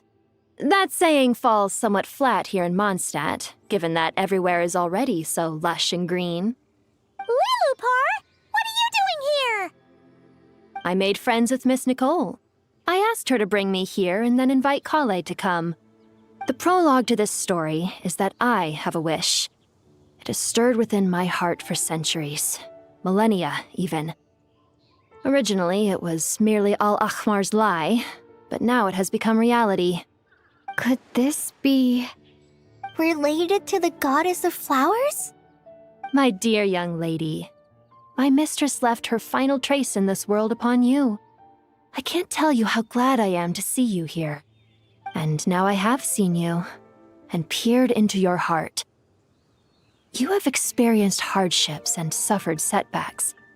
The torment an ordinary person might expect to face has befallen you threefold. This is the source of your resilience. But beneath all this, I've witnessed the seeds of desire. You yearn to return to the simple life you once knew, do you not? I do. I want to throw away everything that isn't mine. But how do you decide what is yours? The scars that others carve into your flesh? The kindness and love they inscribe? Are these things not yours as well?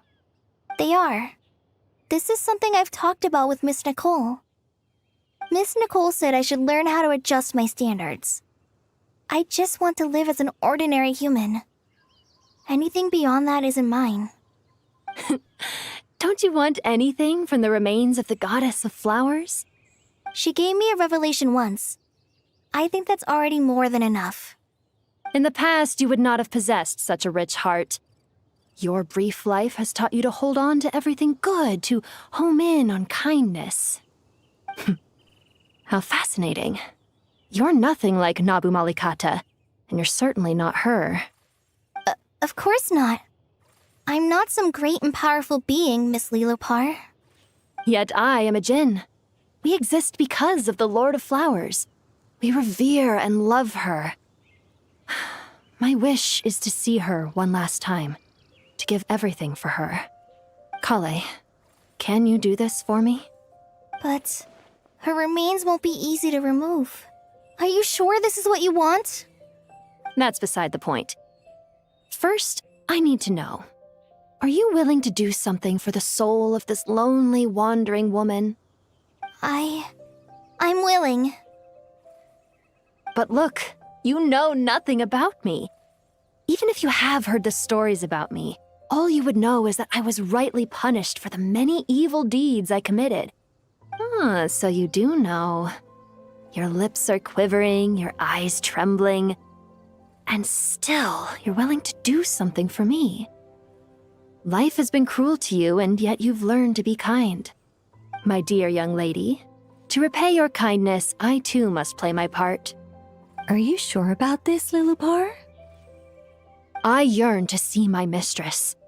For this moment, the world can burn to ashes, the universe be engulfed in flame. I care about nothing else. And you, Collei, I can give you a gift. You'll become just another ordinary human. But Miss LILOUPAR, what will happen to you? My wish will be fulfilled, and I can die happy. Why would you wish for that?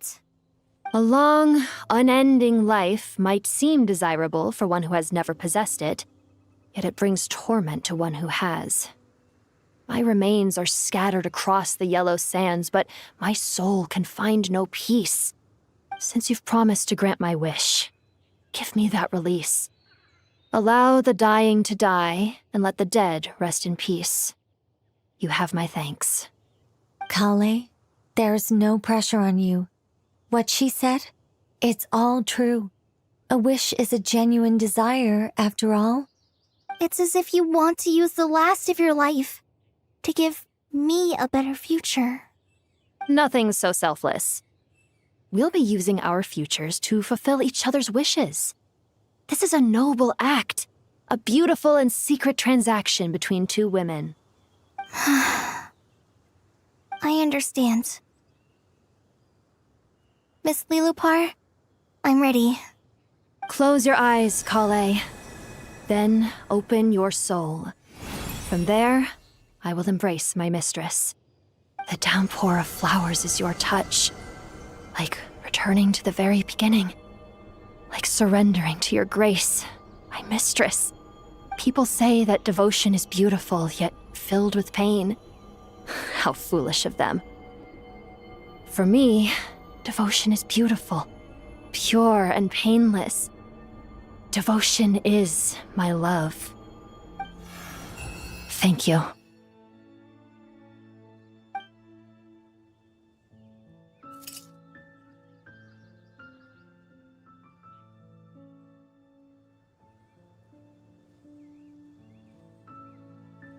LILOUPAR! She disappeared? She left, carrying the blessing of flowers. Collei, are you all right? I'm fine. Now that the remains are gone, I don't actually feel any different at all. Those remains weren't hurting Collei. Not as she is now. They simply exist. Besides, I could sense a deep yearning within her. Collei must have already received what she was yearning for. I'm doing fine. I feel relaxed. There's really no need to worry. Then my wish has come true, too. To become ordinary? That's just one of my wishes. Actually, I have a few more. For instance, I want to protect the people I meet and help them find happiness. That sort of thing. So between Miss LILOUPAR and me, you fulfilled 2 wishes already, and protected 2 people. Wonderful, isn't it? I feel so fantastically happy. I guess that settles things here. So what's next? What do you want to do when we get back to town? Collei, look who I've brought to see you.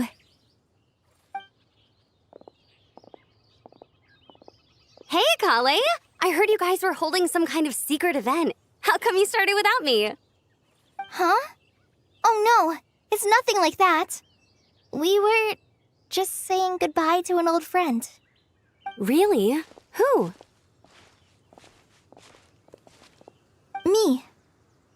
The old me. So that's what this is all about. Did you come all the way to Mondstadt for that? Because we knew the old you so we could witness the change? Exactly. The old me is gone. I puffed her into the air, and she became a fluffy pink cloud, floating into the sky, before disappearing forever. Do you think, maybe up in the sky, she has friends waiting for her with test tubes, flasks, and bows? Oh, when you put it like that, it doesn't sound so bad after all. What do you think, Miss NICOLE? I think maybe that's right.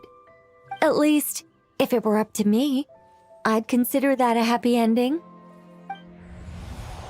Dear Sucrose, even though my childhood ended long ago, these past few days have really felt like growing up again. I've become stronger, and I feel like I can finally accomplish things by myself. Surely someone as mysterious as you will find a friend like this fascinating? Always growing, always thriving like a plant. I came to say goodbye to my old self. I know that after this, she'll be gone. Thinking about it makes me feel a little lonely. I know the weakness that kept me company will one day leave me too. But somewhere in my heart, I feel a great sense of joy. It feels like I've always wanted to take this step, to walk towards the new me.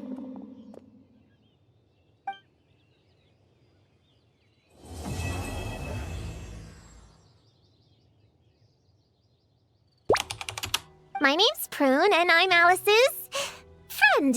Look, Alice gave me these witch's tools. Surely you recognize the magical signature on them.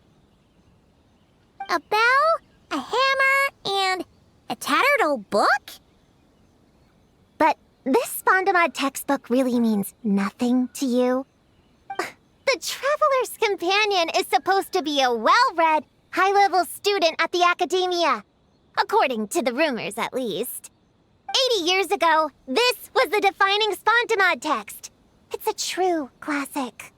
Wait, you mean companion as in paimon? Man, Paimon's academic cred is off the charts! Which is to say, yes, of course, that text is super, important and all that. Whoa! Why is the bell ringing all of a sudden? In theory, it detects localized abnormal magical fluctuations. Huh? Trust me, these witches are... Ta-da! The little Hexen Circle reporting for duty!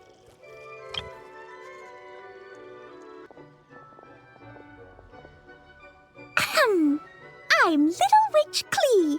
Oh, and the little hexen circle was my idea.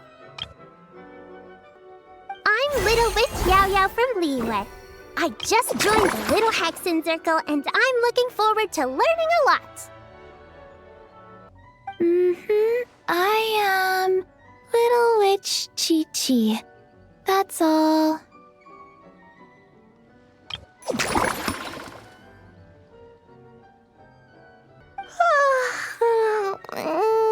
My turn? Hello, you two. Oh, and our new friend here. I'm Little Witch Sayu. Plus, you get to share Mom's cool introduction magic, too! She said I can use it on all the little witches. I'll pass. I stopped playing pretend a long time ago. Oh, that's it? Okay. Here goes nothing. Hello, everyone! Little Witch Paimon reporting for duty.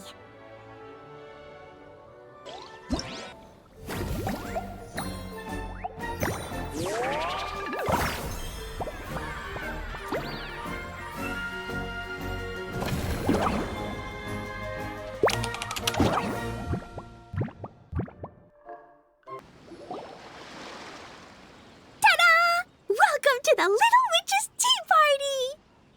You want something to drink, Prune? Too far to reach? Here, Paimon will help. Thanks.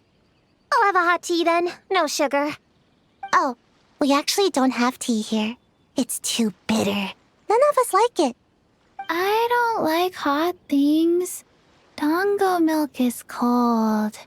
Like coconut milk. I like it. Take a nap. I even learned a new ninjutsu to help. Hidden Witchina no Jutsu!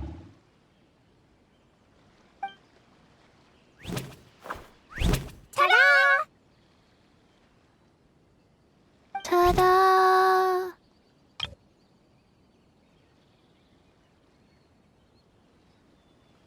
Yeah! Something huge! A bunch of bugs in a line! I've never seen something like this before. Me neither. Wow. Oh, these are Oni Kabuto. They're all over Inazuma. You can say that again. Bullchecker! What are you doing here? We meet again, Lavender Melon. Hey, I'm out here looking for an Oni Kabuto upgrade. Bigger, stronger. You know the deal. Never stop the grind, am I right? What about you? Whoa, wait a second. We've got ourselves a whole patch of little lavender melons here. Ah, I know. You must be out here playing make-believe, huh? Well, I happen to be free as a bird. Want me to join? Yeah, you can play a mean old demon king with great big horns. Old, huh? You sure about that? Quick, everyone hide! Cover your heads! If he gives you a noogie, you'll never get taller. You guys run! Paimon will hold him off. Listen here, bullchecker. You want to get to them? You have to go through Paimon first. Flying lavender melon's got a feisty side, huh? Well, guess you'll just have to be the first victim. Uh-oh, noogie incoming! Then Little Witch Paimon curses you to lose 10,000 mora every time you give a noogie! Oh, well, good thing I'm sitting pretty with nothing but a cool 500 mora in my pocket. Shoot! Wrong strategy! Run! Whoa, slow down there, little lavender melons, or you're gonna trip.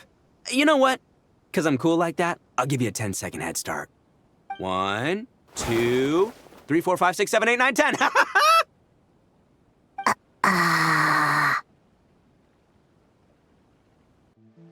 Alright, this is the last location. Where should we start looking? Huh? A group of monsters? Well, that seems a bit obvious. It's just a few slimes. I'll deal with them. Come on, Little Witch witches? Let's give Prune a hand!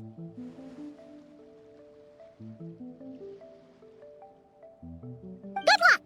Paimon will cheer you on from the sidelines! And don't think that's Paimon being unhelpful! We've been through tons of tough battles, and cheering people on is always super important! You could even say it's the key to victory! Right, Traveler?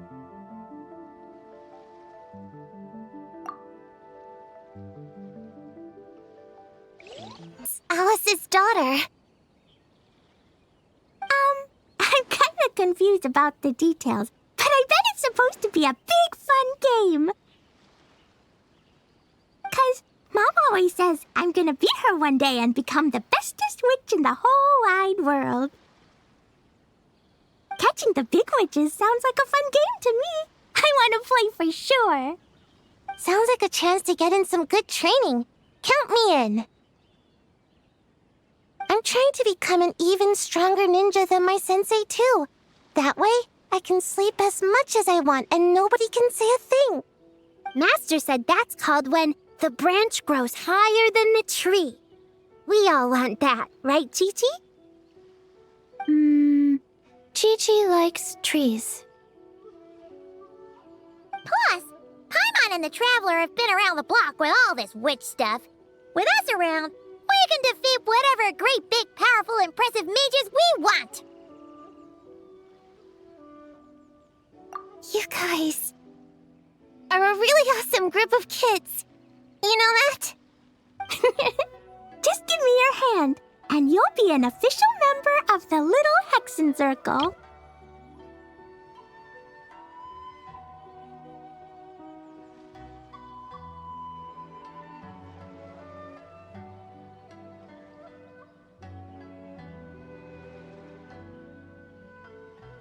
I guess I can do kid things with all of you.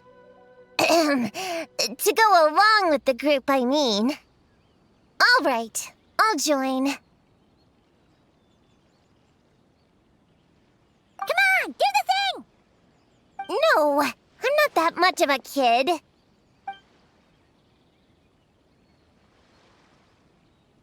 Fine. You don't have to give me that look. I'll say it. Little Witch Prune reporting for duty.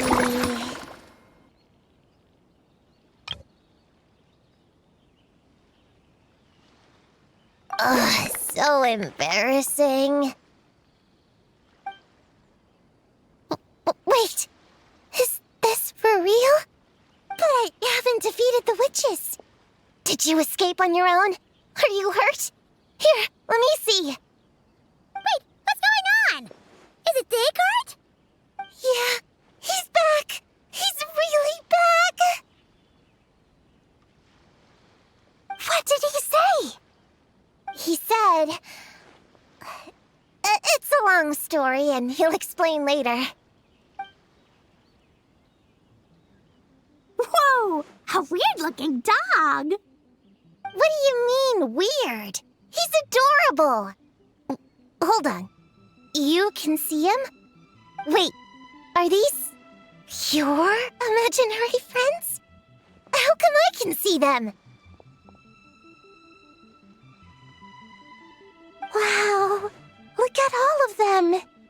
Tuan flew away. She wants to go play over there. Come on! Let's go!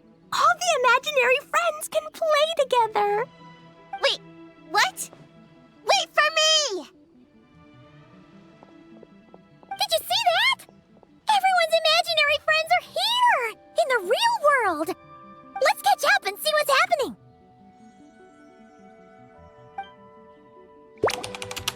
Real or imaginary, seeing all these friends together like this is a wonderful sight. Astute as ever, Traveler. Consider it a well-earned gift for the Little Hexen Circle for completing their grand quest. I just thought I'd give all our lovely imaginary friends a chance to come out and say hello. What a lively gathering this turned out to be.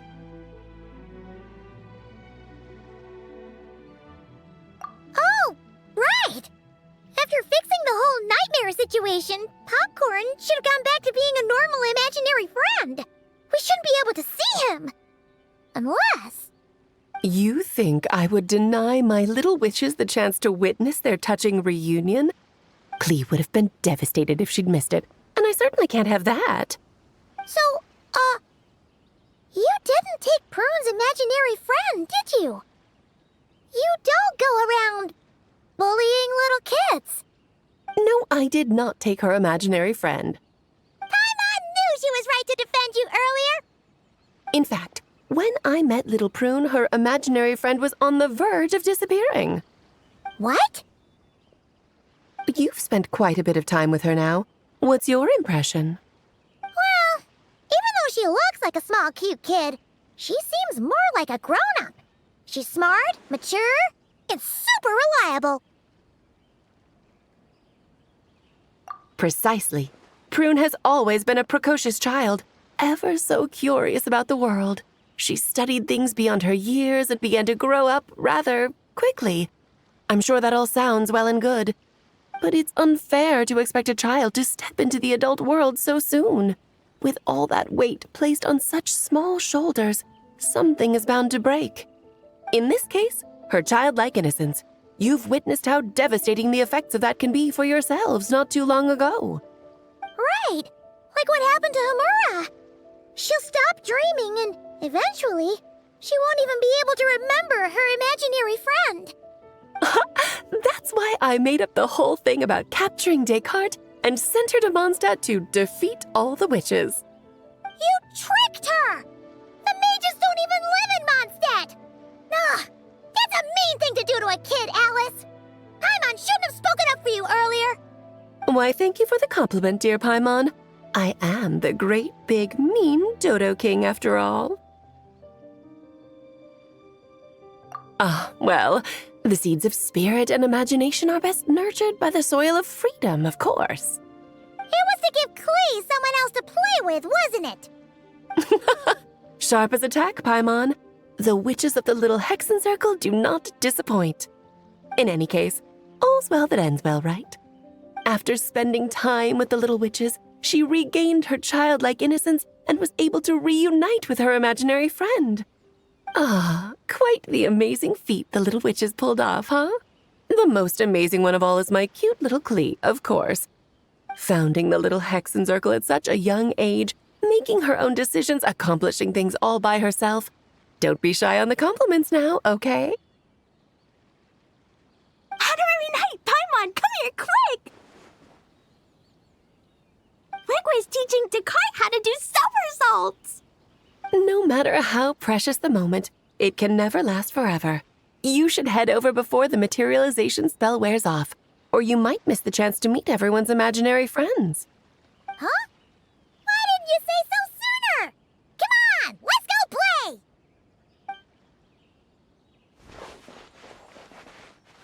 It's through embracing our inner child that all of us can wield the magic known as happiness and find our childlike spark and wonder once more.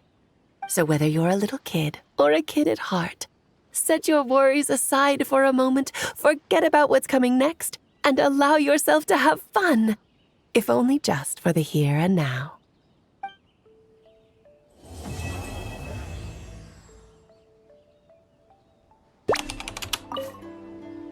Whoa! I never thought Gina would be so big! Her belly is super soft, too. It's a great spot for a nap. Very tall. Taller than Sayu. Wow, Chi-Chi. That was cold. Ooh, I can warm us all up! Sparks and splash!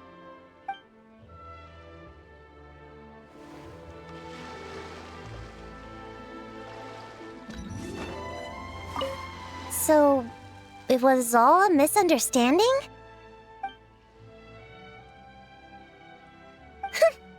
That makes it even worse. She tricked me! Hold on. I never said I regretted coming here.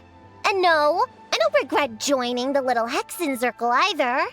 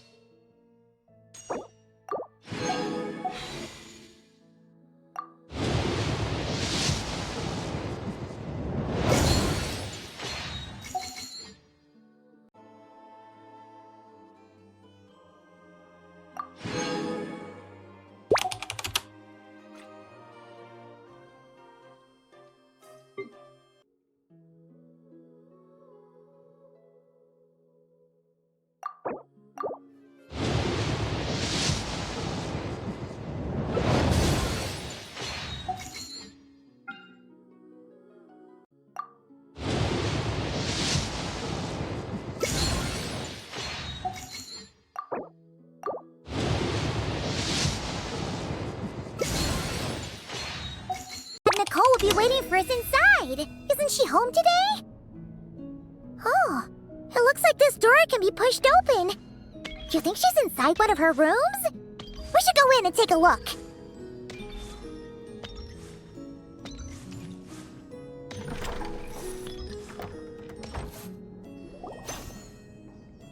Nicole! Weird. She's not here either. Are you in my studio already? Did you notice my flower collection? I've been growing samples I collected from all over the world. I'm afraid I can't tear myself away right now. I've opened a stall in Fontaine selling sculptures. No thanks. This is my only chance to put pen to paper, even if I'm mostly just writing down numbers. But I know it's not often you get the time to visit, so feel free to start without me. By the way, I left you a scroll. I think I put it next to a statue of a finch near the west wall. Why don't you see if you can find it? Found it! Then let my silent guide help you on your way. Good luck!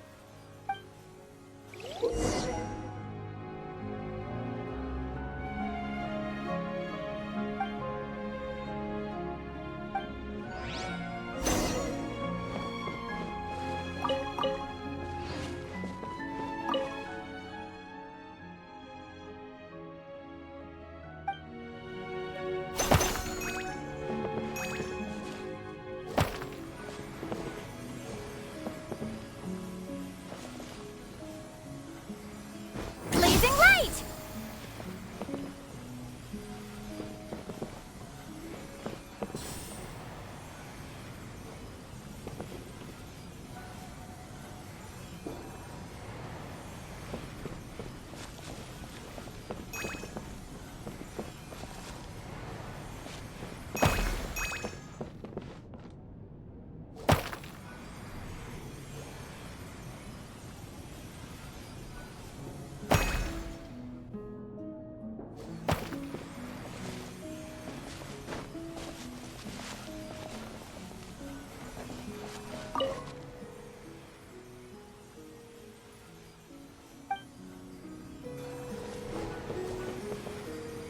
Looks like it worked!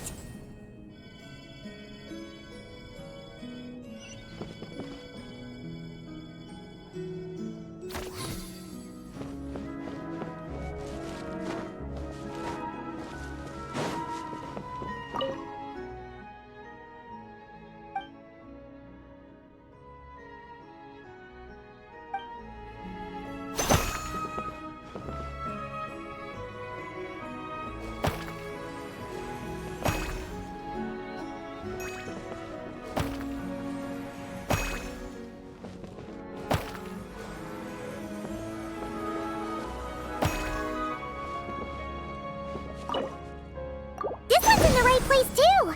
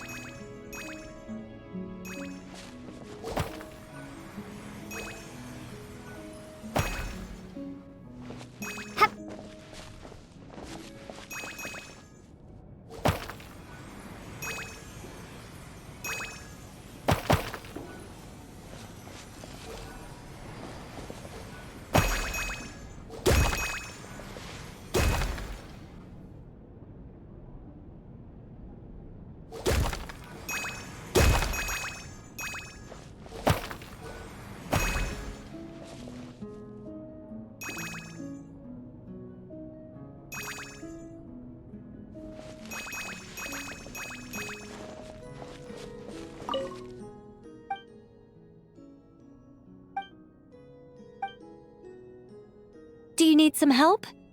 let me just make a few little adjustments to your scroll.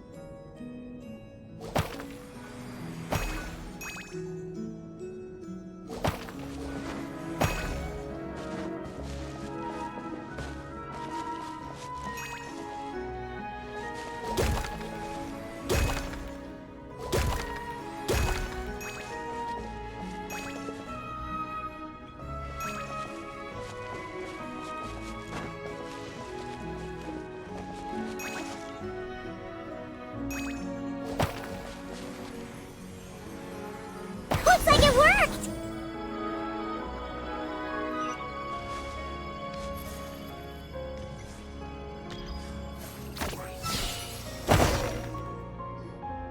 Congratulations! Now, let me take a look. Good job. Unlike the current witch's garden, I stayed in this shrine when I was still an angel. This was my home for quite some time.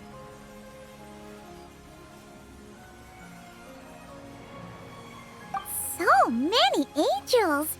It looks like you were super popular, Nicole. I don't want to blow my own trumpet, but everyone used to love listening to my stories, especially the ones about living among humans, sending them omens and guiding them to build great civilizations. Every time I got to a good bit, the other angels would stop what they were doing and hold their breaths, hanging on to my every word. You couldn't hear so much as a harp string tremble or a paintbrush scratch on the surface of a canvas. And then, the interwoven colors and hues would bloom.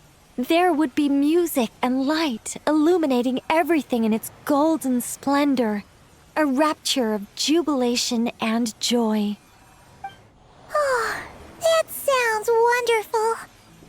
Oh, it was, Paimon. It was. Even though those wonderful days are gone, life remains full of happy surprises. Wait a second. Someone actually had the gall to steal my sculptures while I was reading my newspaper?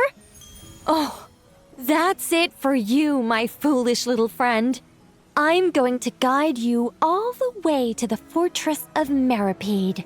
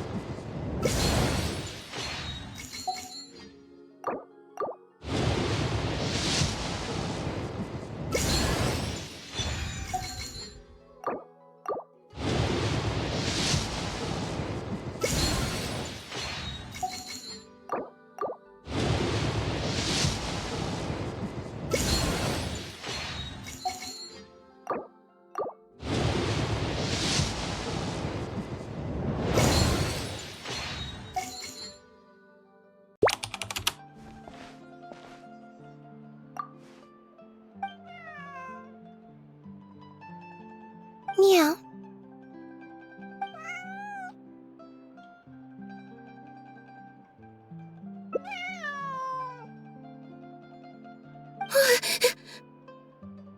Oh, it's you. 1 second. Now activating chat mode. You made me jump there. I thought they'd finally caught me.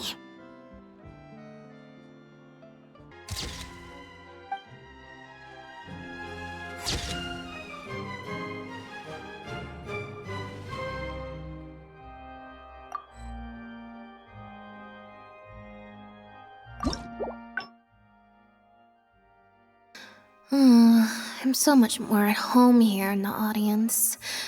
I get to sit on a comfy seat, and I don't have to activate my energy-consuming modes all the time. Mary, you said she's a very promising young actress, and she has natural chemistry with her older sister. In their capable hands, the show doesn't need me to attract an audience anymore. Phew. Freedom at last. Fame is more trouble than it's worth. I'd rather leave that side of things to my brother and the others. I'm happiest when I get to sit in a quiet place, watch them do their thing, and cheer them on. Yep, exactly like I'm doing now.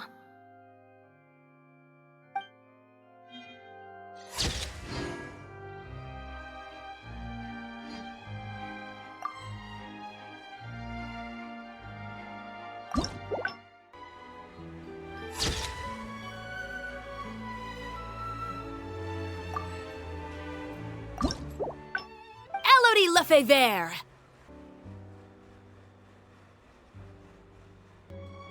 Humans tend to overthink things, but cats rely on their instincts, and they're pretty sharp. I mean, just look at Bonnie. She took a liking to you the moment you met.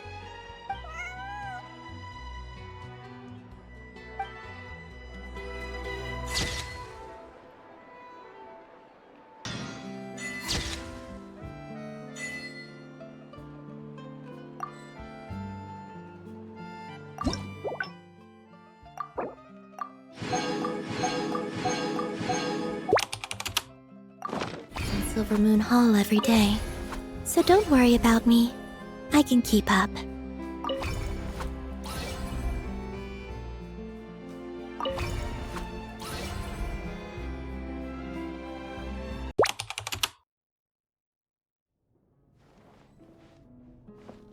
This must be the final door, right? Let's hurry up and find Nicole!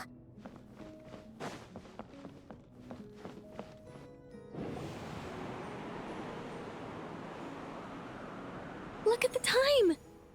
What am I going to do now? They'll be here any minute.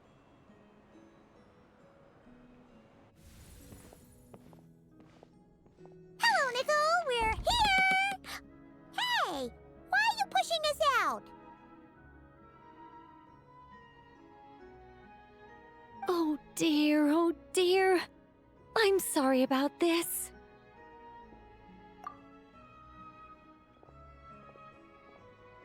Oh, how should I put this? Oh, blast. I'm afraid I can't explain it very clearly. I'll have to tell you the whole story.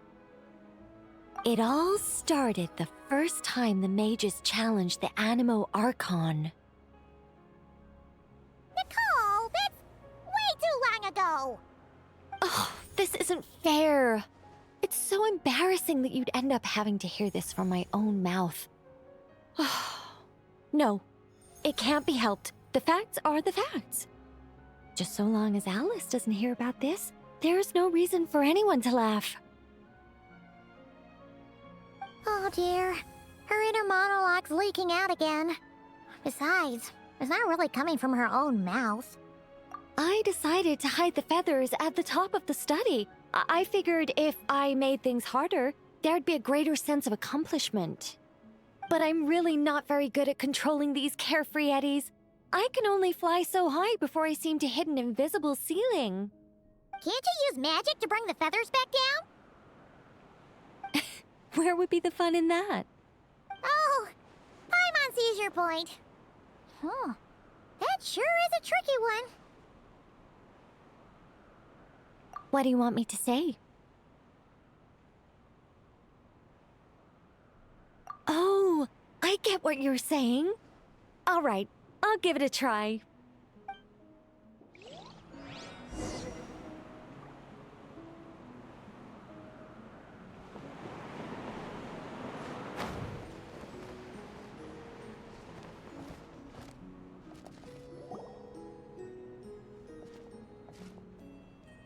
Nicole, this is a dead end! Leave it to me.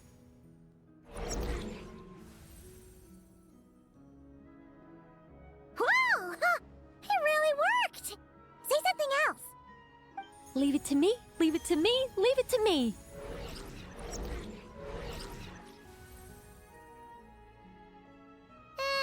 You're just repeating yourself!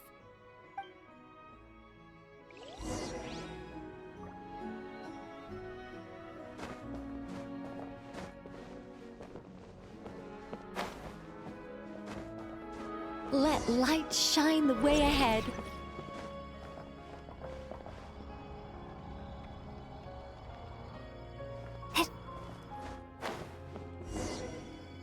Go up from here.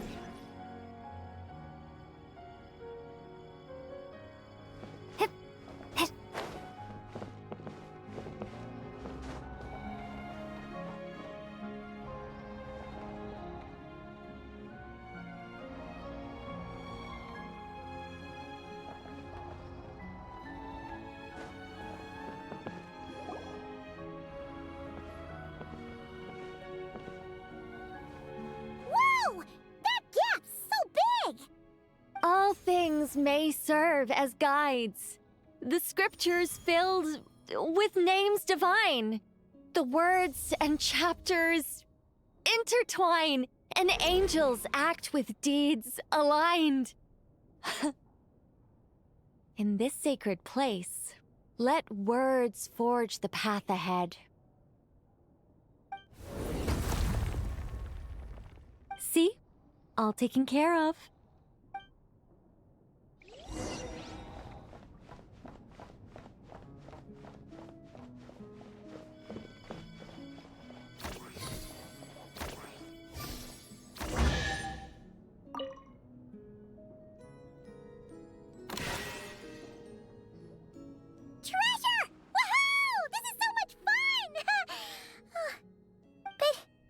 Oh, Paimon's head really is pounding. Seriously, did Nicole actually need to shout that loud just to make those stairs appear? What's this? Complaining now, are we? Aren't you worried a powerful mage like me might snap her fingers and turn those new trinkets into turnips? I'm only joking with you. You should know I'm not the silent, sulking sort of angel that keeps track of every little slight. And so, when their day of reckoning finally arrived, the traveler and Paimon ascended the 7-tiered steps to find a familiar figure awaiting them. Radiant flames converged to form wings upon her back. Her figure remained as noble and beautiful as the day they first met.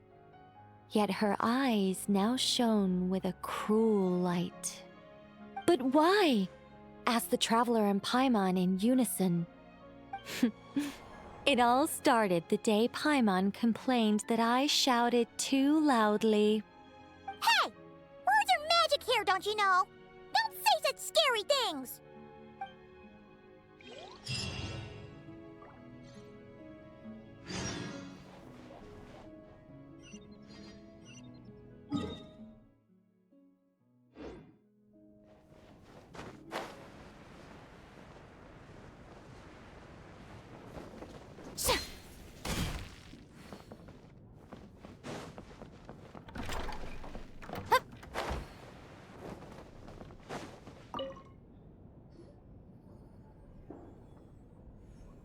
Welcome back. But it's not time for a drawn-out, deeply emotional, tearful goodbye just yet. After all, you haven't finished your tour of my little lodge. Paimon could swear we've been in all the rooms already. Well, I never actually said there were no secret hidden rooms, did I? Us mages like our little fancies, you know. You should be used to this by now.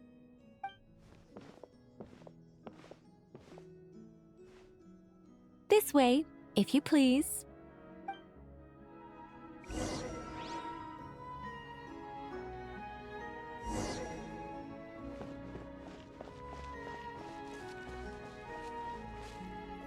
Oh, it's beautiful. Nicole, did you use your magic to transport us somewhere else again? Of course not, Paimon. You're still very much in my lodge. But who's to say my lodge can't also contain this beautiful world?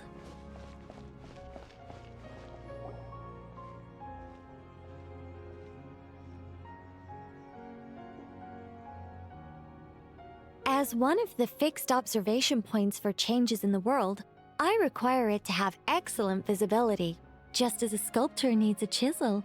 A writer needs both pen and ink. My achievements in those two fields of art may well be up for debate, but when it comes to my main line of work, I take things very seriously indeed. The fate of Teyvat has been shaken more and more frequently as of late. I'm sure you felt it too.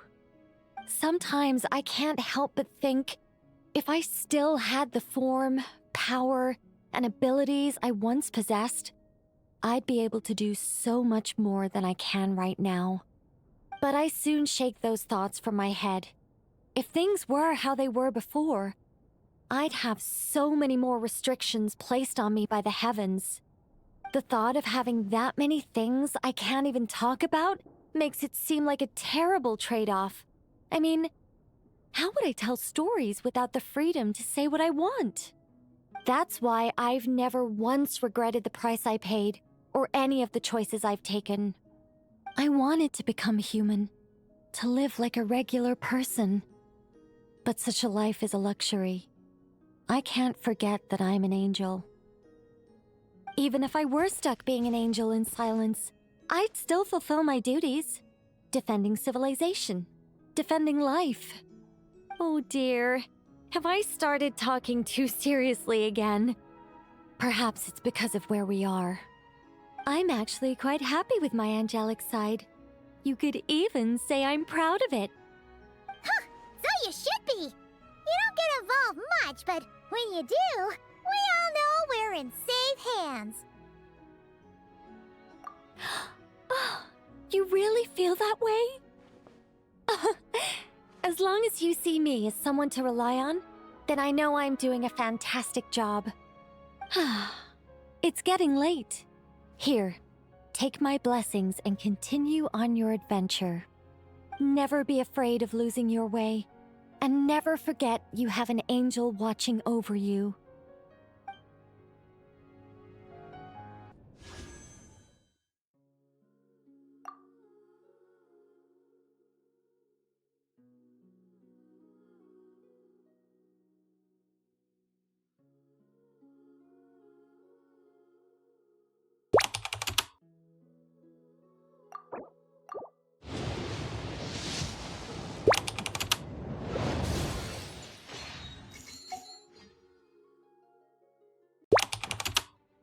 Any questions about the award ceremony arrangements? Perhaps... are you even listening? Okay. No objections. Lohen! Huh? Oh, yeah, can I go now? Yeah, thanks a lot, Grandmaster! Hey, get back here! What is it with you young people these days? When I first earned my title, I was so excited I couldn't sleep a wink all night. Huh? Oh? And how many barrels of wine did you guzzle while counting sheep? That's not the point. Forget it. I know you're not interested in a knightly title, or the position of captain. But it's Adorno's final wish to have you inherit the title of Benevolent Knight before he officially retires.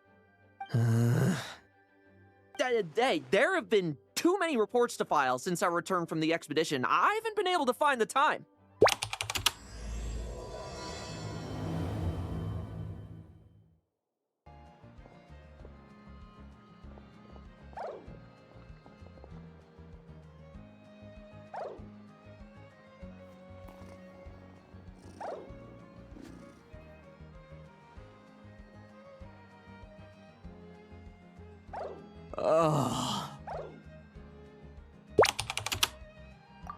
I should be the one asking you. How are you so skilled at this? Now's our chance!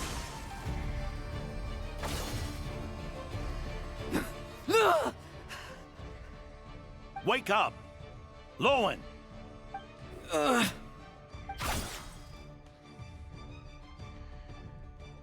Are you saying the problem lies with Lohen himself? Did the battle with the Regrator of Tighnari set him off again? Lohen's pursuit of power began long ago. The traitor, Eric, collaborated with the Doctor on forbidden experiments in his quest for greater power. Lohen nearly became one of their test subjects.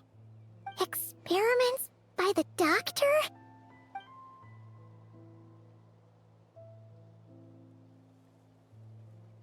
Fortunately, the Knights tracked Eric's cronies down, uncovering their plots before they could act. They cut their experiments short and tried to transport their victims away, but we intercepted them in transit and rescued everyone. It's all right. It's over now.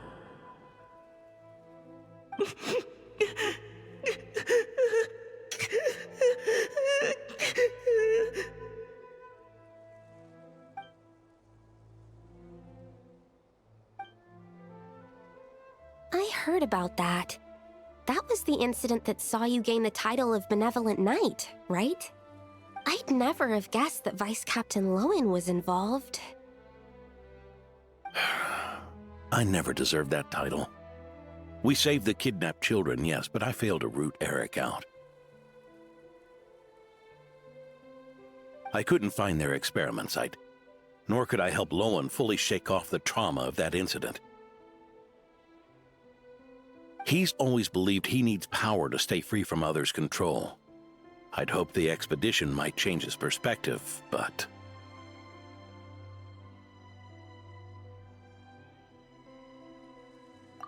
So that's what happened. It's tough having to act the part of a friend with someone like him, huh? Yeah. Wait.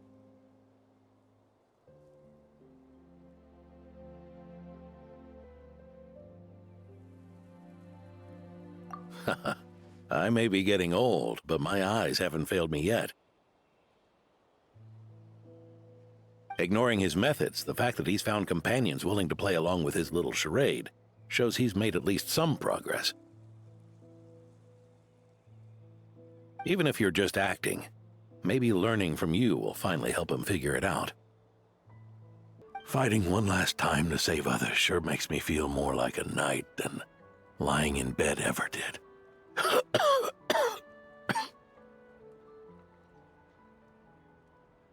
I'm sorry to do this to you now. I know you worked hard on those treatments. Lohen, the title of Benevolent Knight and the 5th Company's captaincy. If you don't want them, just let them go. Be true to yourself. That's all that matters. Lohen, come with me for a moment.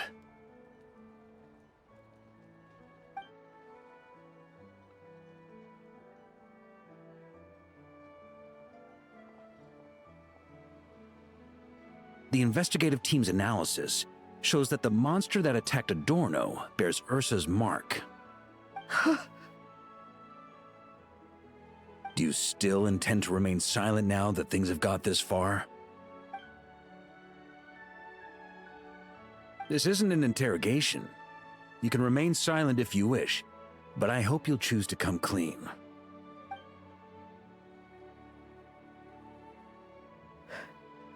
I'll talk. I'll confess everything and accept whatever punishment awaits, but please give me one more night. Tomorrow I'll go to the Knights of Euphonius and explain everything. I swear it on my honor as a knight. That's the first time I've heard you swear such an oath in all this time we've worked together. I know it doesn't carry much weight. Then let's use the Benevolent Knight's name to balance the scales. Please, keep your promise this time, Lohen.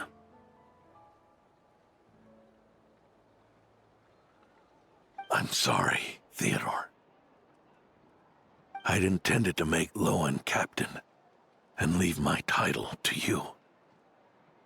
I know how much you've yearned for that title since you were little.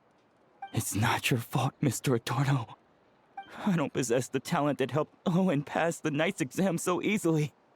Years of work. And I'm still stuck as a training medic.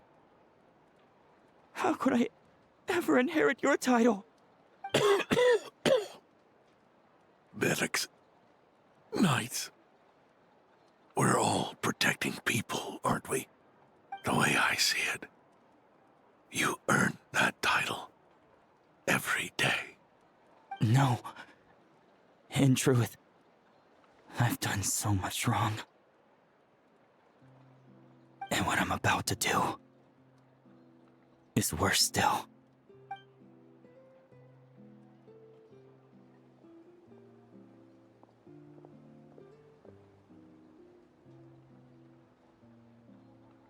So you agreed to his request? Just like that? What else should I have done? Ask him to submit a report for my approval? Please, spare us both. I know how much Adorno means to him, so I trust the weight of his vow. There once was a man who made many promises to my father in the name of chivalry. Yet in the end, he betrayed their friendship. Warped obsessions and the passage of time can turn friends into foes as easily as the wind changes its course. Quoting Crepus, are we? That really takes me back. Did you guys all know each other back in the day? Once, there were 3 spirited young men who imagined their futures together. One was a rich young master. He dreamed of becoming a knight, but ended up inheriting the family winery. Next came the hot-headed rule breaker, who ended up leading the Knights of Favonius. And the last one obtained neither the wealth he desired, nor the power he yearned for. Obsession was all that was left, piling up day after day into a towering spire.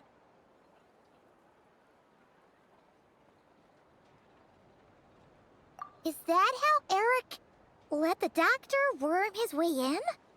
Eric made his own choices, no matter what was said to him.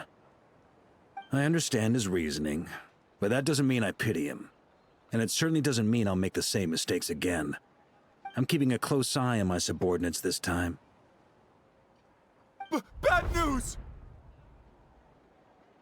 Hey, haven't finished talking yet. What a pain. How many more test subjects do we need to catch?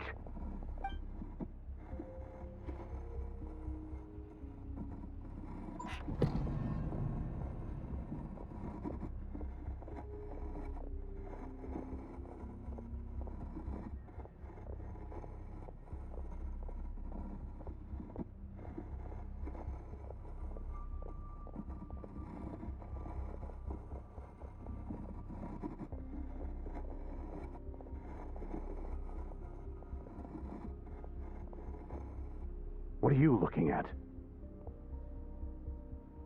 Stay put, and don't cause any trouble.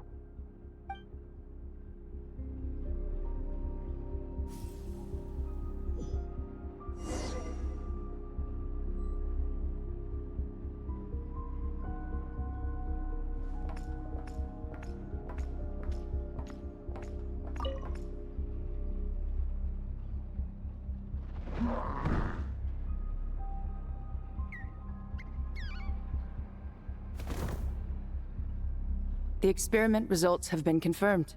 The serum dosage still requires adjustment.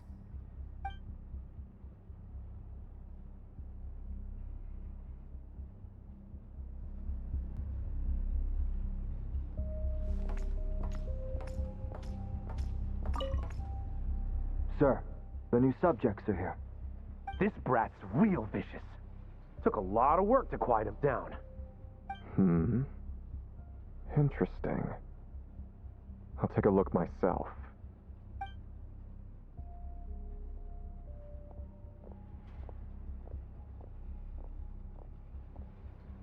Rejoice.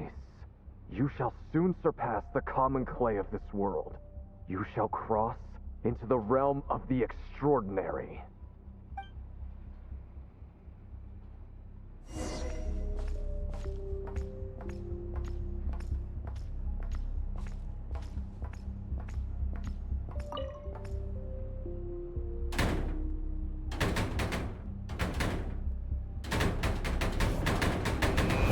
told you, don't cause trouble. In any case, Lohen isn't the only one who was captured by Eric and is familiar with this kind of magic.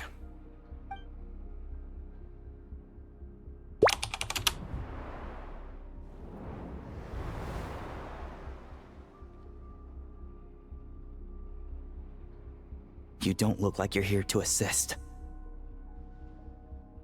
When was the last time I embraced the two of you like this? In the blink of an eye. You've grown too big for hugs.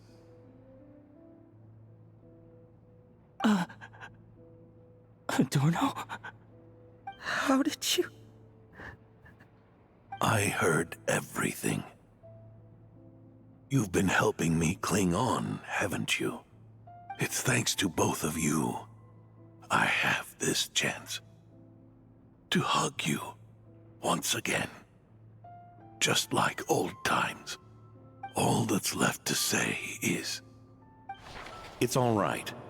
It's over now.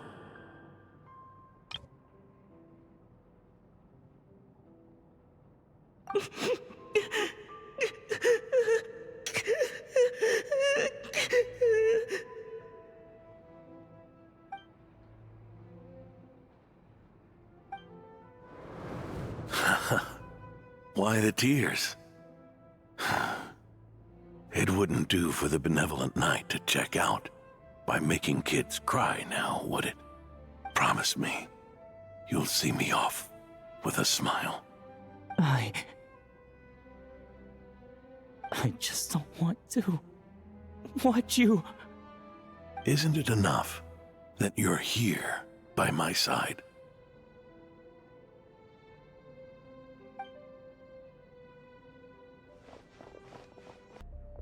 Oh, one last thing.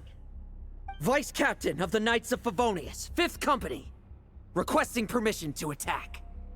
Ha! Finally reporting in before you sortie, huh? Give him hell, Lohen.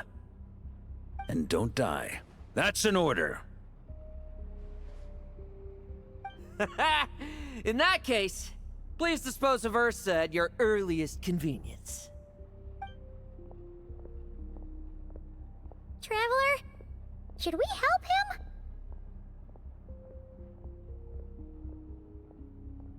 Oh, looks like that kid's friendship fee wasn't a complete waste after all, huh? Can he handle them all? Trust him just as he trusts us. After all, he's set to become the youngest captain since your appointment.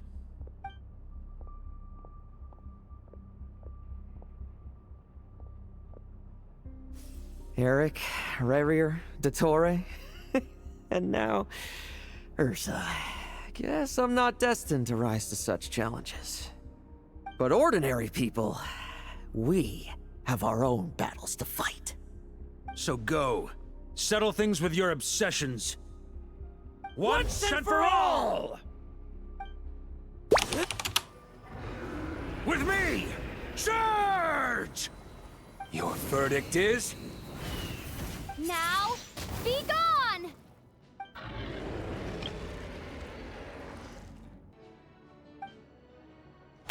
Come at me! Each and every one of you!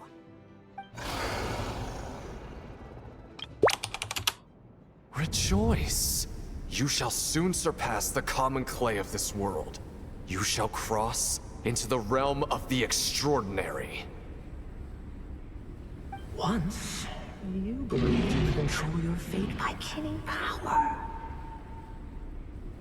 Slow, weak, powerless, mortal.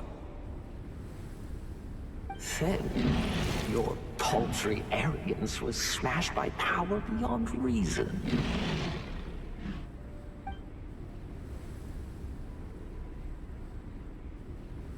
Except that we should send our strongest warrior to fight Nodcry's battles.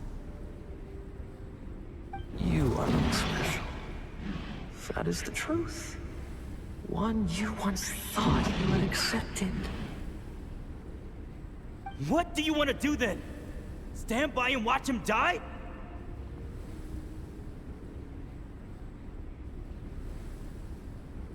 Yet you will not suffer a mundane death to befall you.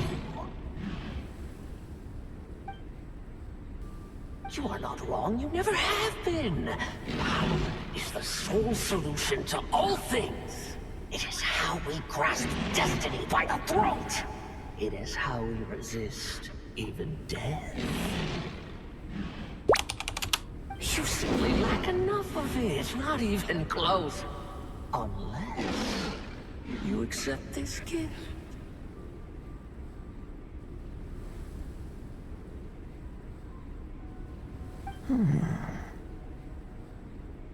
Powers are neither good nor evil. Have you not always believed so? Carving up abyssal power, seeking aid from a coven of witches, leaning on to find favor. Is there any difference? Are mortals unworthy of power? Now then, accept my strength, my guidance.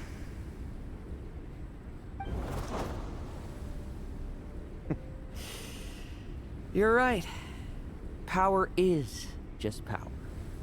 It's humanity's arrogance and stupidity that invite destruction.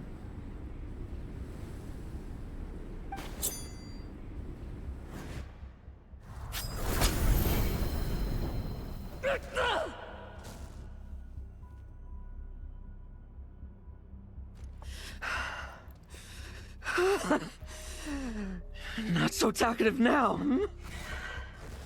You embrace mediocrity. You spurn my counsel. What I desire, I'll take with my own two hands. If I accept your guidance, I wouldn't be the master of that power now. Would I? Be gone. I have no need for power I don't control.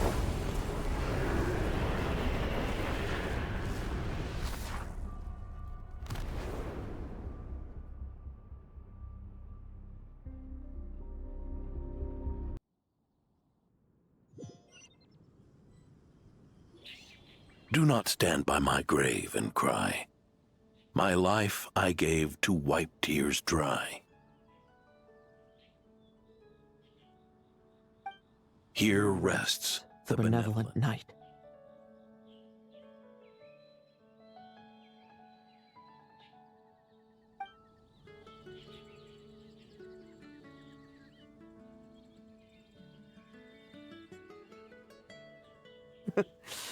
This epitaph suits you, old man.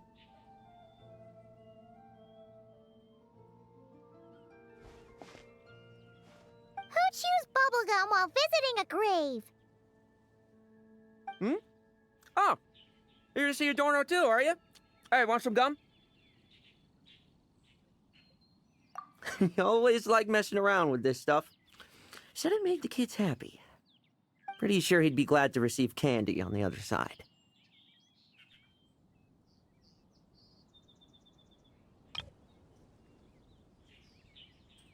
I had nothing else to do during confinement, so I made candy to stave off the boredom.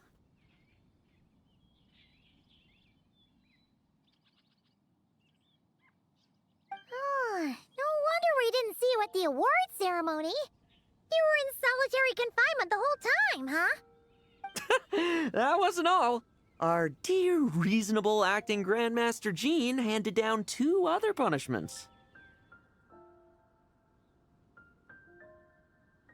The Knights have decided to rescind my commendation and not promote me to captain. The title of Benevolent Knight is to be buried with Adorno. The position of 5th Company Captain will also remain vacant, for the time being. Is that really okay? To quote Varka, look, Mondstadt did just fine for a long time with only an acting Grandmaster, right? And it's all the more so for the title of Benevolent Knight. I will not allow anyone unworthy to inherit it, even if the unworthy successor is me. Paimon suddenly felt like that title suited you for a second.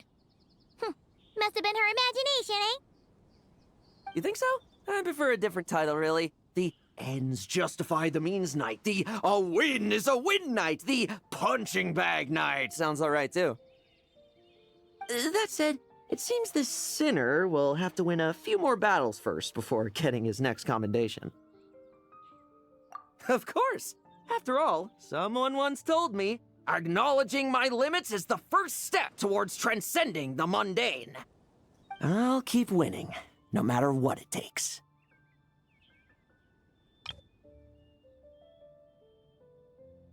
Relax. Learning from our mistakes is part and parcel of getting stronger, no? Besides, I know why I pursue power. Forgetting what you wanted in the first place? That would be true defeat. Do I look like that kind of idiot to you? It's food for thought. Best to have someone on hand to help if something does go wrong. In that case, until I'm strong enough to shoulder everything on my own, don't grow old on me, all right?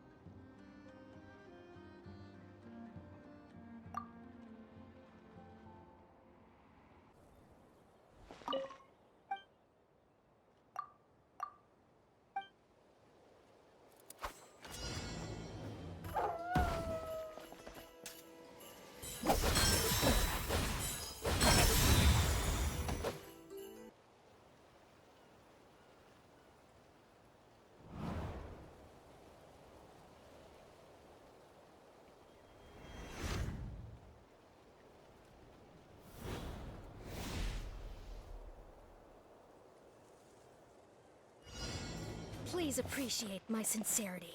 The banquet is nearing its end, so it's time to leave. Yeah!